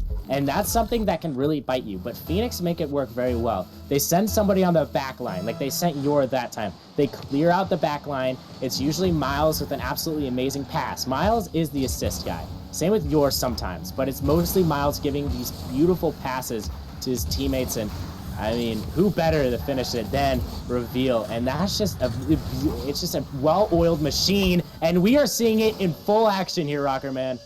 Oh my goodness, Yor is gonna put this one in, and look at this, just two defenders right there close. Yor is gonna get over the top of his former teammate, and that one finds the back of the net. Phoenix up 2-0, and I mean, man, the Godfathers, they are in a world of problems. As Charles, I referenced that other series against Inferno, where we saw the Godfathers battle back as here comes a shot from Dylan, and Dylan is going to silence that momentum. I mean, as soon as you think you have everything in your back pocket, it's just always one of these Godfathers players to shut up the other team. Last game, it was Arrow with that dunk, an absolutely crazy dunk. And this game, it's Dylan. But the key difference is they have much more time to work with, and that's a scary thought. Yeah, that is very scary. As here comes another one. Here comes Arrow. He puts it in off the backboard. A huge read comes through, and they have quickly tied it up. The former Inferno Beast getting it done yet again, but under a new organization, under a new name, the Godfathers. And, he is just really putting in work here. And you got to love Arrow, as, I mean, he's just been so good for so long. You're just seeing the effects of he's just consistently Titan. I was actually looking at the player sheets from seasons like 1, 2, and 3, and he was in Titan League in those seasons and peeking into 4. So he's just been up there for so long, and he's just one of the players to look out for in the series. Yeah, he really is. Arrow has been a Nemesis staple for a long time there, and he's put his team on the map here as they have made their first Grand Finals appearance, and they're looking for the first ever championship for the Sloth Syndicate, one of only 4 organizations to have never won a Nemesis championship, and they're trying to be the ones to do it here tonight, as that one going to be saved away by Yor. Yor pops it over another. It's Reveal. Yor going to try to hunt their last defender. Reveal on the dribble. What can Reveal do? Trying to fake it out, but Dylan equal to the task, and now the Godfathers are trying to take it back there. It's just Yor in the middle, but a shot just fired right at him and cleared away as another opportunity goes away. But we're all tied at 2, just past the halfway point. Godfathers looking to answer back in this series. Yeah, we just saw something that was a little worrisome from the Phoenix. I mean, if you're sending 3, that counterattack is going to be a little deadly, but Yor handled that very well. That is a very good sign coming out from Yor, just taking it to the opponents and really, a beautiful clear, especially in the positioning that he had. He cleared it away, and he's still trying to cook as we speak. It's just, with 1 minute and 50 seconds left, this next goal matters so much, because if you force the Godfathers to potentially take a timeout or try to regain from this, it is a W in your book. It really is, and as we mentioned, Boy Wonder stepping up absolutely massive in that game 1, giving them this cushion in this series here to start this best of 7 for the Grand Finals. As Arrow sending it off the corner, this ball up, Arrow trying to find another. Miles only as far as Dylan, who's trying to bait him in there, gets it by 1, looking by 2, trying to get it by 3, sends it down, but iTrash just not there. Dylan had a little too much sauce on it as that one goes wide. iTrash now up in the air. This one's going to pop up high. Here comes Dylan, but he's beat out. This ball sent down. Arrow has to make this touch. It's dangerous. Trying to reconnect to the backboard, and he does with great control. But Yor right back looking for the demo. Bumps him out of the way, and Reveal is awaiting. What a bump. What a bump indeed. Probably, honestly, Yor's best attribute is just his bumping, and you're seeing it right there. I mean, just shoves him out of the way, and you have Reveal on the finish, and he's going to shoot it, and he's going to score it every single time. Yeah, I mean, what a huge shot for Reveal, and he trusted in Yor. You got to trust in your teammates, and Reveal was ready there.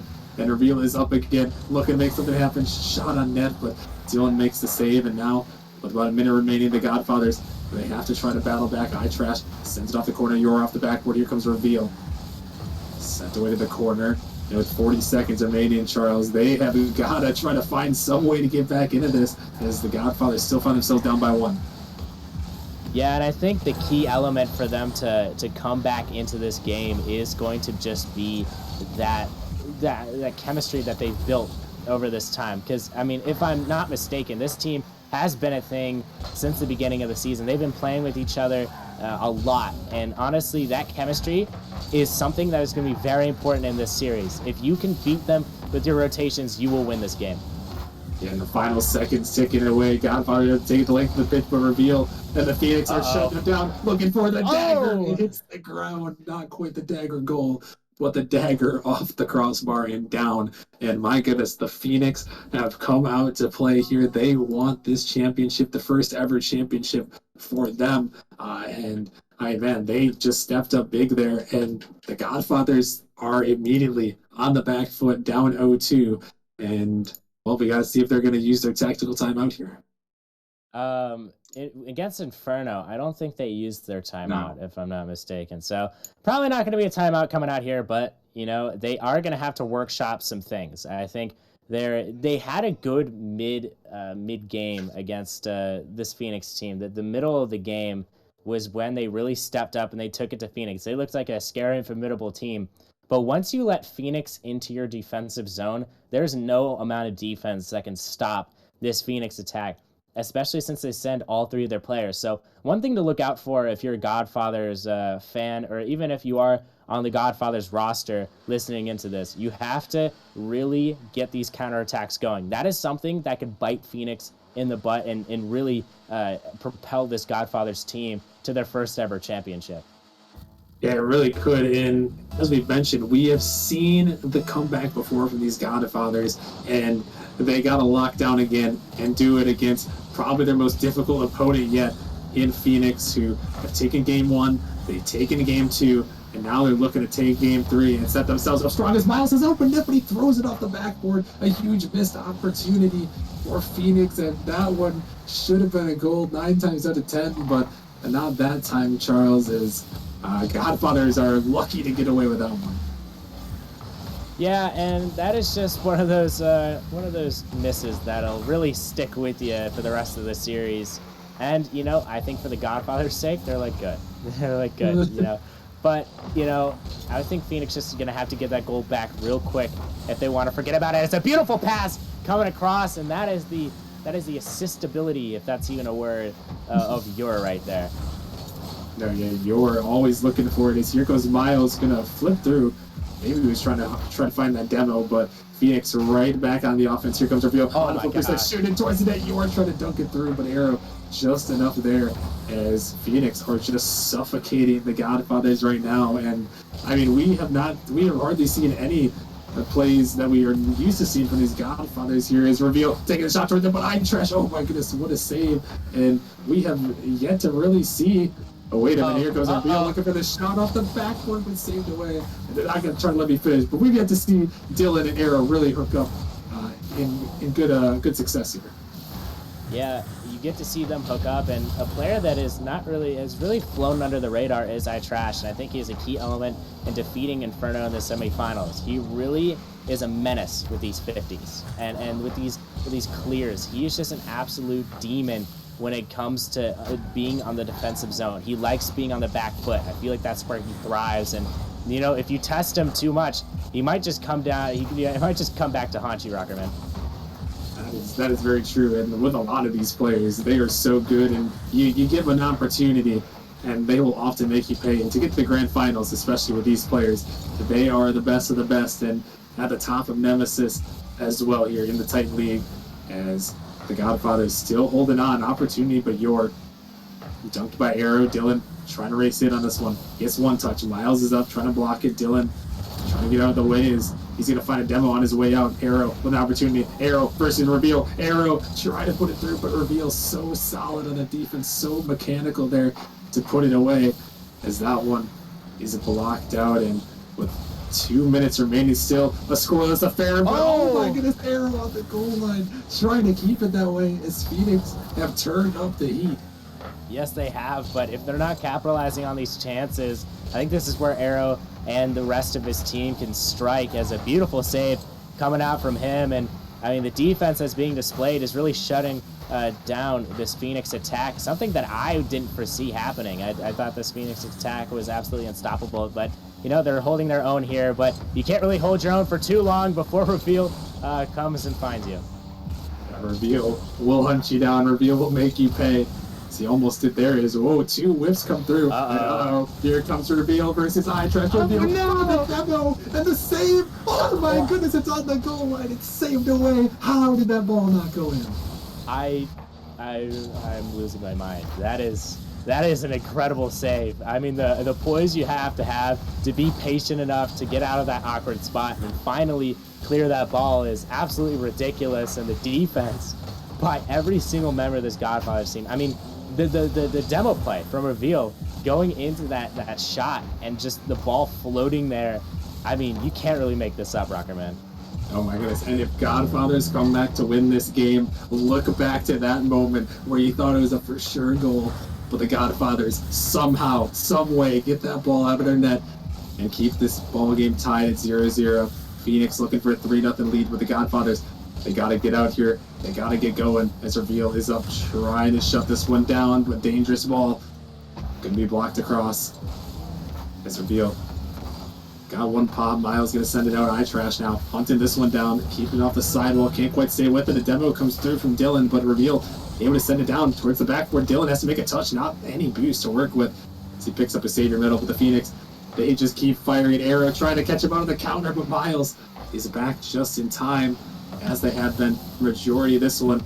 As Godfathers trying to make something out. Here comes iTrash, trying to take it under Reveal. A shot for Reveal. Oh my goodness, he's floating, makes the save away. And this game stays at 0-0. But this one sent down. Godfathers, so awkward. But Dylan, he shuts it down. Wait, oh my goodness, it's floating in front of the net. It's going to hit the ground overtime in this absolutely chaotic Game 3. I mean, this is the craziest defense I've ever seen. I mean, the defense... Oh, okay. Well, you know, as I say that, Arrow's going to slot it in the open net, and they're going to take their first game of the series. The crazy defense for 5 minutes and 4 seconds as that one finds the back of the net. 5 seconds into overtime, and my goodness, did the Godfathers get away with one there. I mean, that ball was in the net. It was in the net. And then it was out of the net. And led by Arrow there, he has 5 shots. And look at those distributions there, Charles. I mean, look at that there. Arrow, the only one with shots on the team, they end up winning the game after, oh my goodness, 15 shots from Phoenix, 0 goals. I mean, with that shot from Reveal that didn't go in, I think there's actually a Rocket League quick chat that perfectly sums that one up, and that is, "This is Rocket League." That was just... That was an interesting moment, and something that I think they're going to want back. If they took that game, they would have had an absolute chokehold on the Godfathers, and you know, you want to have a chokehold on this team, or else they're going to come back and get you. I mean, Inferno suffered that same fate, but Phoenix is not this Inferno team. And Phoenix is much better in the way that they rotate. They're much better mechanically, and I mean, the Godfathers are going to have a much tougher time coming back against this Phoenix team. Yeah, they really will, and I mean, that game, you gotta look back to that save. That could be the save that saves the Godfather season and allows them to continue on as they win that game number 3. But can they capitalize on it the rest of the way? And that is what we're here to find out as we're into game number 4. Phoenix leading this series 2-1. The Godfathers looking to come back again from another 2-0 deficit as this one sent off the backboard. Here comes Reveal for the shot. Reveal puts it in every day of the week. I mean, that's just the Reveal special. Coming off of the Miles pass, I mean, these are the passes I'm talking about. And an unfortunate defensive position, going after the Godfathers, really let that one slip away. And if you let Phoenix take this game, it's going to be a 3-1 series, and that is not where you want the series to be going down later on in the stretch. No, that is very true. And the Phoenix, they win this game. They are 1 win away from the Titan Championship. All the glory that comes with it, all the money that comes with it, winning it all. They can have it here if they can hold on, win this game and win one more, but that is far from a given here. As we saw in the last game, so chaotic. As Dylan going to send this one down, Harrow. Send it off the backboard, Yort. He's going to make a touch to the side as Reveal. On a dribble, gonna pop it up high. Reveal is up again, looking for the shot. And oh my goodness, the policeman from Reveal. So mechanical, so perfect. He's a terrifying player to go up against, and I honestly don't know how he got that angle. I mean, he didn't have a whole lot of room to work with, especially going up.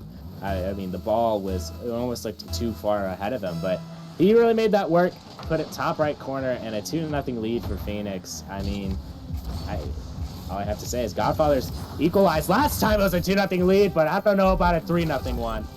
Oh my goodness, and here he goes. The man is taking over. He's got a hat trick. The man says, all right, guys, you may have gotten that one, but we're taking this one, as he takes it down the pitch there. A hat trick in 1 minute and 16 seconds. That is how you put yourselves on the board here, and that's how you put yourselves in position to be 1 win away from a championship. You know, I think for Reveal, I think the game 2 and 3 were just his warm-up games. Now he's really awoken. So, you know, looking for Reveal to just be that, have that mechanical prowess. And for the Godfathers, I think you need iTrash and Dylan to kind of wake up here. I think it's Arrow just putting in most of the work, and it's not really. We usually see a very good offensive rotation for the Godfathers, a very good unit coming out for them, but we haven't really seen that, as Dylan and iTrash just haven't really been producing. And on the other end of things, Miles just making it look easy. Yeah, Miles making it look easy because Reveal makes it look easy. Reading that one off the backboard, dropping it down, wide open net. Miles just has to touch the ball towards the net, and that he does. And 4-0 here. Not even 2 minutes in, and the Phoenix just have got a fire underneath them after all those shots in the last game. 15 shots with 0 goals, Charles, and they come back here 6 shots, 4 goals. So they aren't messing around this game. No, they never mess around. I mean, this Phoenix team, when they're on, and they're a very deadly team, and a team that I've been looking forward to seeing the postseason all season because of this. The Reveal fella on their team, and honestly, I really like the rest of their team. I mean, Yor and Miles really make this team a mesh together well, and I think it's because they play off of Reveal so well. And you know, that game 1, you have to give them so much credit for not playing with Reveal and still kind of smacking around Godfathers a little bit, something that's kind of unheard of, and especially the higher leagues. Yeah, really, when you have subs come in, you never know what to expect. And Boy Wonder had a game, and oh my goodness, the Phoenix squad is having a game right now as they are looking to go up here in this one, as the Godfathers were finally able to register a shot on their last offensive drive, but right now they find themselves back in their zone. Arrow going to try to take it up, going to snag this boost, looking to take to the air, trying to get around Miles. He does. Can he find his angle? Looking for it, but just a little bit too wide. Almost had it there, but down to 4 goals here. Godfathers don't really have much going for them at all in this one, Charles. As I mean, when you get 3 goals in 1:16 from the star player on the other team, I mean, man, how do you even mentally recover from that? I mean, there's not much you can do, but something that you can do, something that is a very good option, is to score as much as possible before this game ends. We saw at the end of game number 1 where they got that dunk goal. And that dunk goal really, I think it boosted their spirits a little bit. And they're like, okay, we got this. And these are just one of those goals that are really going to propel your team in the next game. Okay, Dylan, I see you. Hasn't always been the most mechanical player, but this season, he has shown off. And look at that read. My goodness. What an angle from him. And man, Dylan, he is one of those guys. We've seen him before in past seasons. I mentioned him back in Gravity in his previous seasons, and the man has just gotten so much better in this season, season 8 here, and that's a big reason why they made it to the grand finals. And if they're going to want a chance in this series, they're going to need it. As Reveal off the CLA looking for it. Oh my goodness, that is a dangerous sight. That one definitely scaring the defenders back there. As wait a minute, the net is wide open. Dylan trying to take it back. Reveal trying to get back, and he's erased off the map. And wait a minute, 56 seconds left, only down by 2. You know, even if they don't make this comeback, they're still sitting pretty for the next match. I mean, they have a lot of momentum going, but, you know, like you said, 56 seconds remaining, anything is possible. You know, I think for the Godfather's sake, I think they wish they were on Forbidden Temple right about now. Yeah, could see some hectic things if it was Forbidden Temple, but, I mean, this series has provided some hectic moments already. And now, with the time dwindling here for Godfathers, they need to find 2 if they're going to want to force overtime. And this one dropped down, Arrow looking for the angle. He finds it, and oh my goodness, they have come back 3 goals in a matter of probably 30 seconds. This is getting a little ridiculous. If you're a Phoenix fan, honestly, I mean, you're kind of just in shell shock right now. It's just absolutely ridiculous what we're seeing from this Godfathers team. They're really taking it to Phoenix right now with 40 seconds left. I'm very interested to see how this one's going to shake out. I mean, surely not. Surely they don't bring this one back, right, guys? Surely they don't come back from 4-0 here with 30 seconds left. But now they only need one. This comeback has been on here, and the Godfathers, they can tie the series up. A huge demo comes through, an opportunity for Dylan, but Prevail, being the man he is, denies it away. Gonna pick up this boost, trying to take it to the ceiling. But what does he have? Arrow shutting it down. Miles dropping one. Dylan harassing. Eye trash. He's trying to look out for his teammate Dylan. Looking across, but Arrow nowhere to be found, and the time taken away for this a comeback attempt. This one up to the ceiling. Reveal. Trying to shut it down. Throwing it towards the net. Eye trash.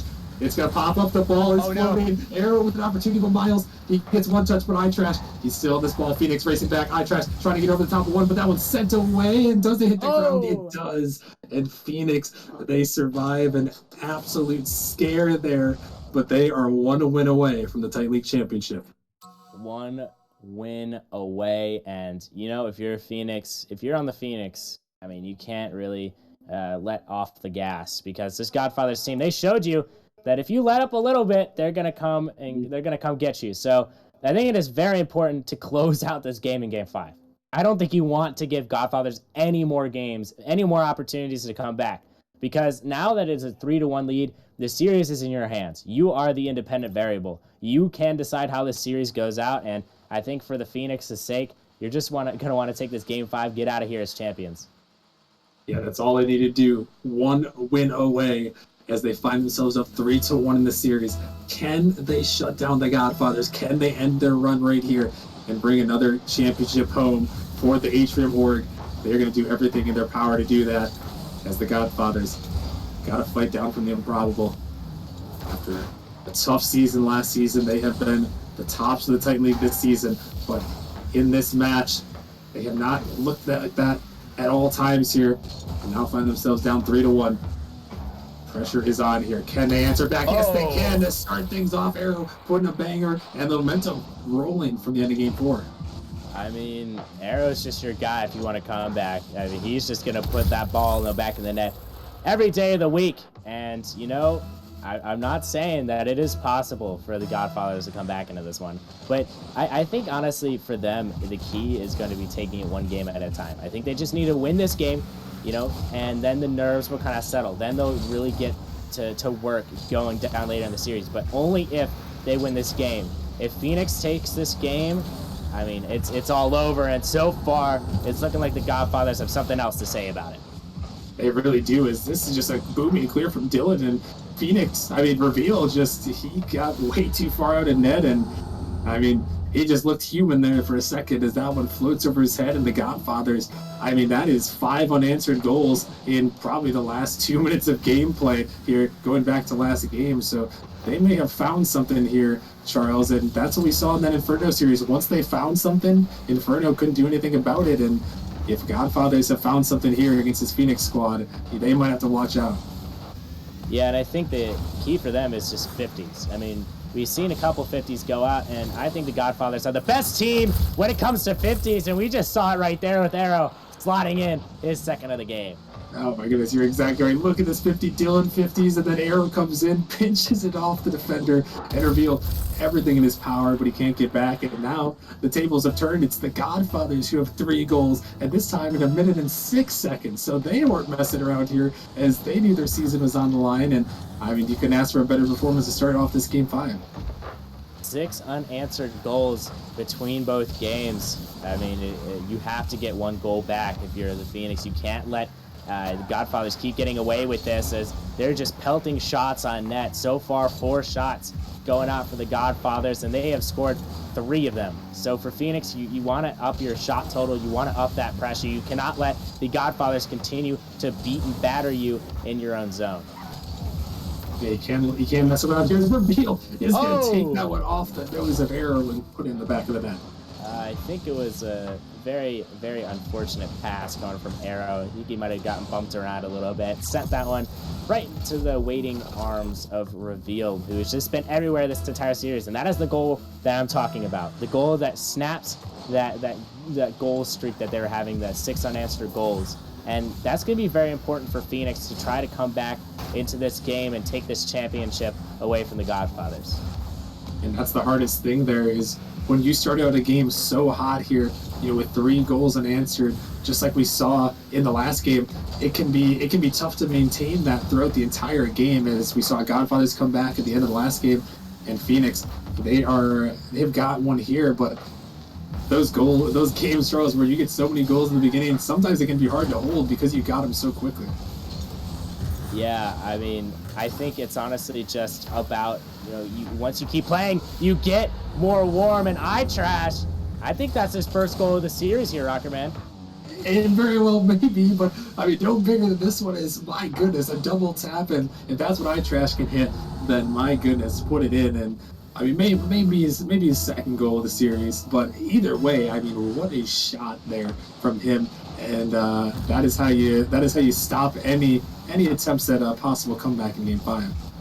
Yeah, once you have all 3 of your players start really heating up, that's where it gets really dangerous, and that's where the Godfathers have found.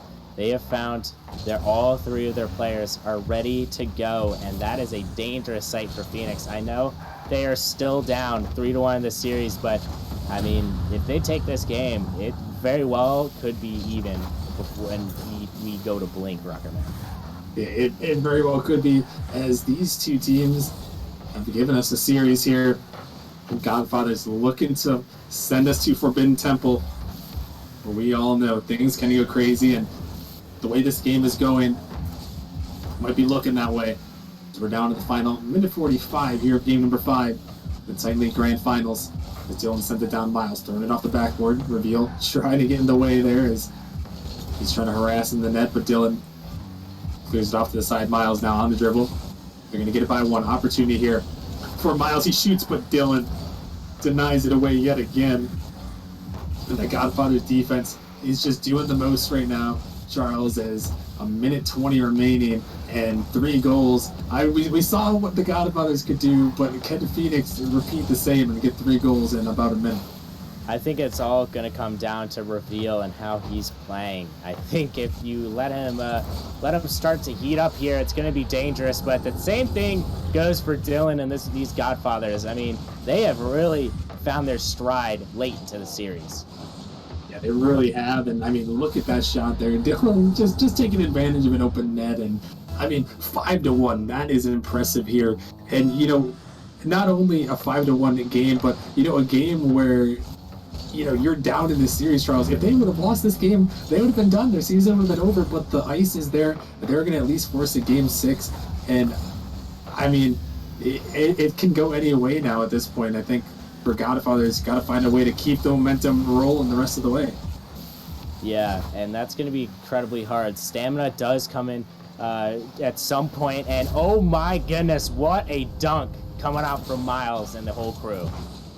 Yeah, Miles going to get credit for this goal. His arrow a little bit awkward, but Miles is just all over this one. You're also all over that one. You see them combined there. They're going to find 1. And, well, I mean, who knows what can happen in the final 39 seconds of this Game 5. Can Phoenix find a miracle? Can they find 3?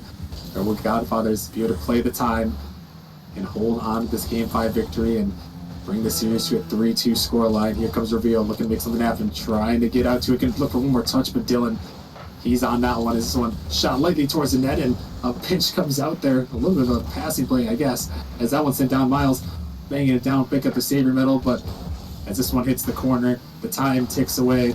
Godfather's going to come through here and take this win here as Phoenix trying not to concede 1 more goal. Dylan, he's going to try to sneak it through, but he can't. This ball on the midfield arrow going to be denied away and Reveal. Maybe he can get 1 more. Oh, he can't. As that one touches the ground, but it doesn't matter regardless, as the Godfathers, they clutch up in Game 5. And now we are headed to everyone's favorite, Forbidden Temple. It's my personal favorite map. It's such a pleasure playing on Forbidden Temple, especially on stream. Forbidden Temple on stream is my map. Okay, I own Forbidden Temple. Okay, that is the map that I play the best on, and I just love seeing it every time in the rotation. So I especially for the crazy things that can happen.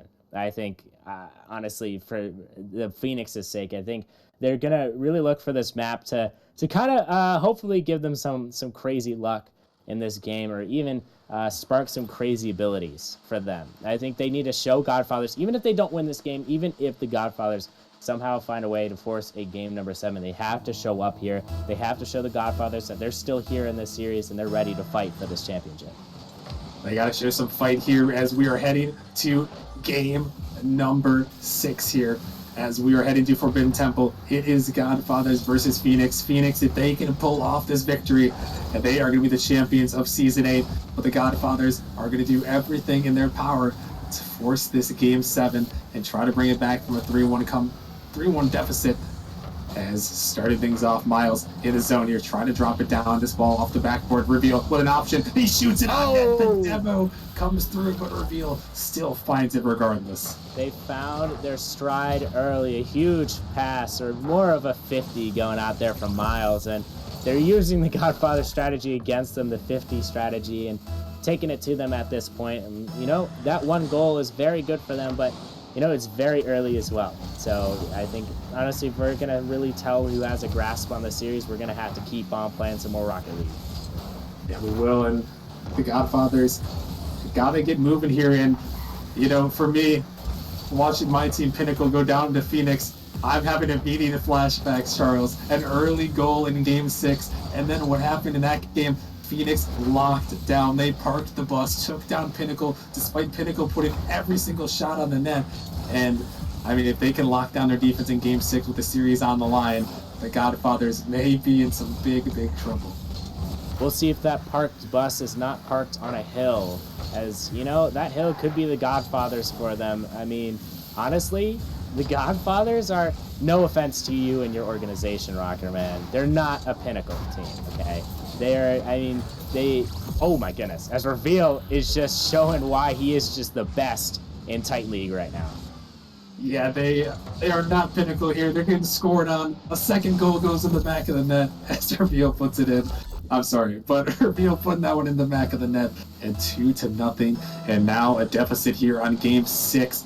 And, man, Phoenix, they look solid here. Despite the last game's scoreline here, they have come out to play, and it's all up to the Godfathers to make some magic happen, as that one a huge opportunity. Dylan all alone here in his net there, as he's going to find a touch, and the 30 minutes remaining, they got to find something here, something going their way. And in Titan League, Charles, these two teams, obviously people can score at any time, but defenses can lock down, I think, a lot better than offenses can just toggle on.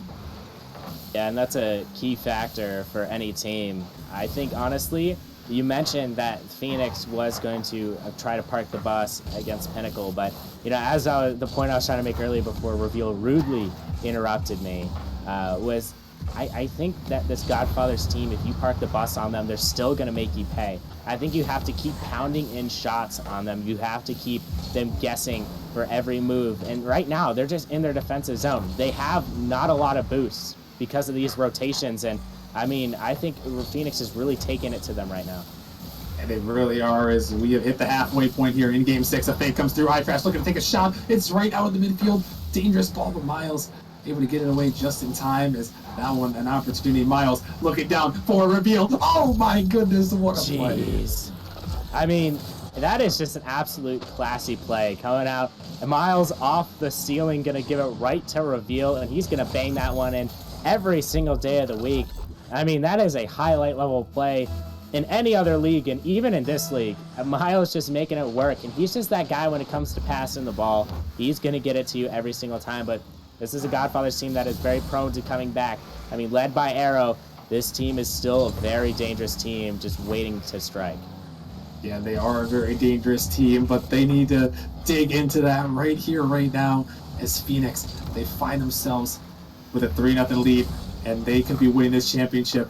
One more goal may just spell disaster for the Godfathers, and Phoenix, they may not even need it, as the time is their biggest ally right now. 1:40 remaining. The Godfathers still looking to get on the board. This ball blocked up. iTrash Finds a 50, but Reveal all over this one. Shoot it towards it. And he finds the angle. Reveal does it again.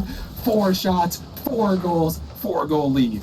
He is ridiculous. He's just everywhere. He does not have a single assist or a save, but he is just putting on these shots. He is doing what is necessary to propel this Phoenix to potentially their first championship.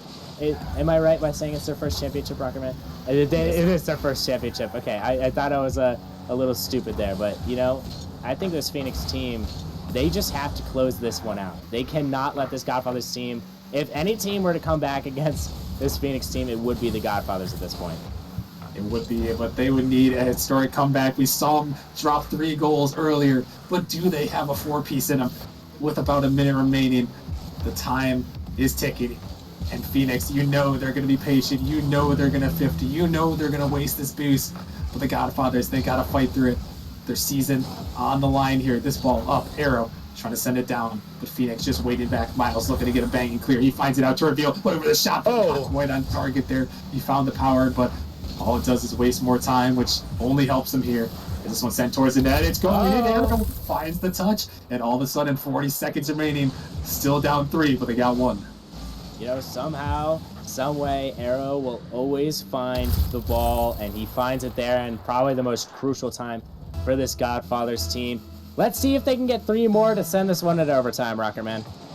And we'll have to see. They are really going to need that miracle, as that one of 50 goes the way of Phoenix. You're sending it down, Dylan. Going to pop it up. This one going towards the Phoenix side. Under 30 seconds now. They need to find 3. Reveal sends it down. Precious seconds ticking away. They need time remaining. This one dropped down. Arrow looking for it off the sidewall. Godfathers have to dive in. iTrash pops it up. Arrow trying to get it out, but that one sent away. The Godfathers, the seconds ticking. Tick, tick, tick. And that ball is going the wrong way there. Reveal sets it up, but with the time dwindling away, they send it to the corner, and Phoenix are going to do it. They take down the Godfathers. They make the run, and they are the Titan League champions for Season 8.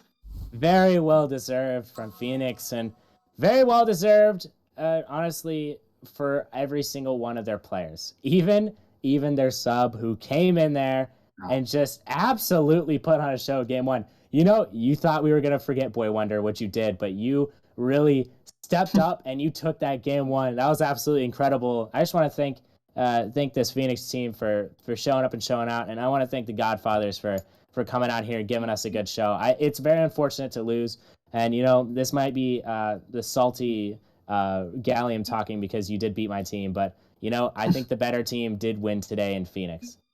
Yeah, I mean, they look like the better team all around tonight. And, when it comes down to the grand finals, Charles, I mean, sometimes that's all it is. It's who is going to be the best team right here, right now. And at this point, it was Phoenix, and they proved it out here. They make that run through the finals. Surprised some people, maybe not everyone, but they surprised some people, and, they performed perfectly here tonight. And man, what a night we had here, Charles. We had the first ever reverse sweep, the first ever officially grand finals, the first ever reverse sweep in a grand finals. And man, we had a bunch of other classic games here. I mean, a lot of these went all the way to 6 for the most part. And I mean, it was an insane night. It was an absolute classic. And unfortunately, I couldn't be a part of most of it because I was gone, but I did watch most of it, and it was absolutely crazy. I mean, honestly, championship is just like a marathon. You could really just sit down, grab your popcorn, and enjoy. And unfortunately, we won't be seeing this for another 4 or 5 months. So, it is unfortunate to say goodbye, but I just want to thank you, Rockerman, for putting in all the hard work today. I mean, you really made all this happen. You really made everybody's nights, especially when you were throwing subs at everybody. I just want to say thank you. Thank you personally from me as more of a viewer than as a caster right now. Thank you. No, I appreciate it, and I mean it's always fun. It was another great season. I think we gotta thank some people who've been supporting us. First, we gotta go to the premiums who have been supporting us. We always shout out those guys at the end of the stream. I know there were a lot of people who ended up supporting us this season. In the Discord, on the in the Discord, on the Twitch as well. You can see some of the great names out there who've supported us all season long here with the premium, making sure that we can continue to fund Nemesis, fund $1,500 prize pools like this. So shout out Chunklight, Nick Soy, Sodak, Crip, Valent, Speed Demon, Owen, Velatech. I'm sure there's a lot more in there as well. I think Sageburner just subscribed as well there. There have been a lot of supporters who have helped us out with that, and a lot of people have resubbed. So thank you guys so much for that. We really do appreciate it, and I mean, man, I mean, it was it was an insane series. I think we gotta keep going. There's more people to thank. There's too many people to thank, really. Huge shout out to all the managers. There've been a lot of help here. Squirrel, Psycho, Rogue, Mallow's on there, Smeg, all those guys who have helped out, all the team leads. Man, I could just there's too many people to name. We have so many staff members. I wanted to get a thank you video. We probably will get a thank you video, but I mean, thank you to everyone who helped us out. A special shout out to Cream, who has stepped up big here in the last couple streams, streaming this season. Big Really, ups. really helped out the streaming on this side and helped stream out the grand finals today, putting all the work behind the scenes, sitting here for 6-7 hours streaming for Nemesis. So if you see Cream in there, the graphics lead, who's also big on the stream, go tell Cream thank you for helping out. And man, I mean, thank you to everyone else watching. I mean, we can't do Nemesis without you guys, without the viewers. So thank you all so much for supporting. And yeah, next season is what's on deck. And well, I will say it won't necessarily be 4 to 5 months. As Charles said, it might be back a little bit sooner than that. So stay tuned for more information. But I mean, really, thank you, Charles. Thank you, all the viewers. It's been a heck of a season. Yes, it has. It's so sad to see it go. This is my first full season in Nemesis, Mhm. and you know, even if I think the beautiful thing about Nemesis is even if you don't find that team that can win you that championship, like we saw a bunch of championship winners today, is as long as you have fun, you'll have a good time in Nemesis, and that's honestly the beauty of it. I mean, obviously being involved in Nemesis is such a treat. I mean, watching Nemesis is also just a great way to just forget about life because that's what we're all doing at the end of the day, just sitting here and laying back and enjoying some stuff. So thank you again to everybody for letting me come out here and cast and letting everybody else do their thing. And it was one heck of a night for sure. It definitely was, and I mean that's gonna do it here for us for season number 8. Season 8 is over. We've got season 9 coming up next. It's hard to believe that we're almost to season 10, which is Jeez. crazy. We've been doing this for a few years, already on season 9, so season 9 will be coming soon. Make sure you stick around, follow the channel. We'll be back next season, bigger than ever. Every season just seems to get bigger than the last. I mean, this last season, season 8 was our biggest yet, and there's a lot more to come. A lot more to come in Nemesis. I'm super excited, but that is going to wrap it up for the night here. Thank you guys so much for watching. Have a good night, and we'll see you guys in season 9.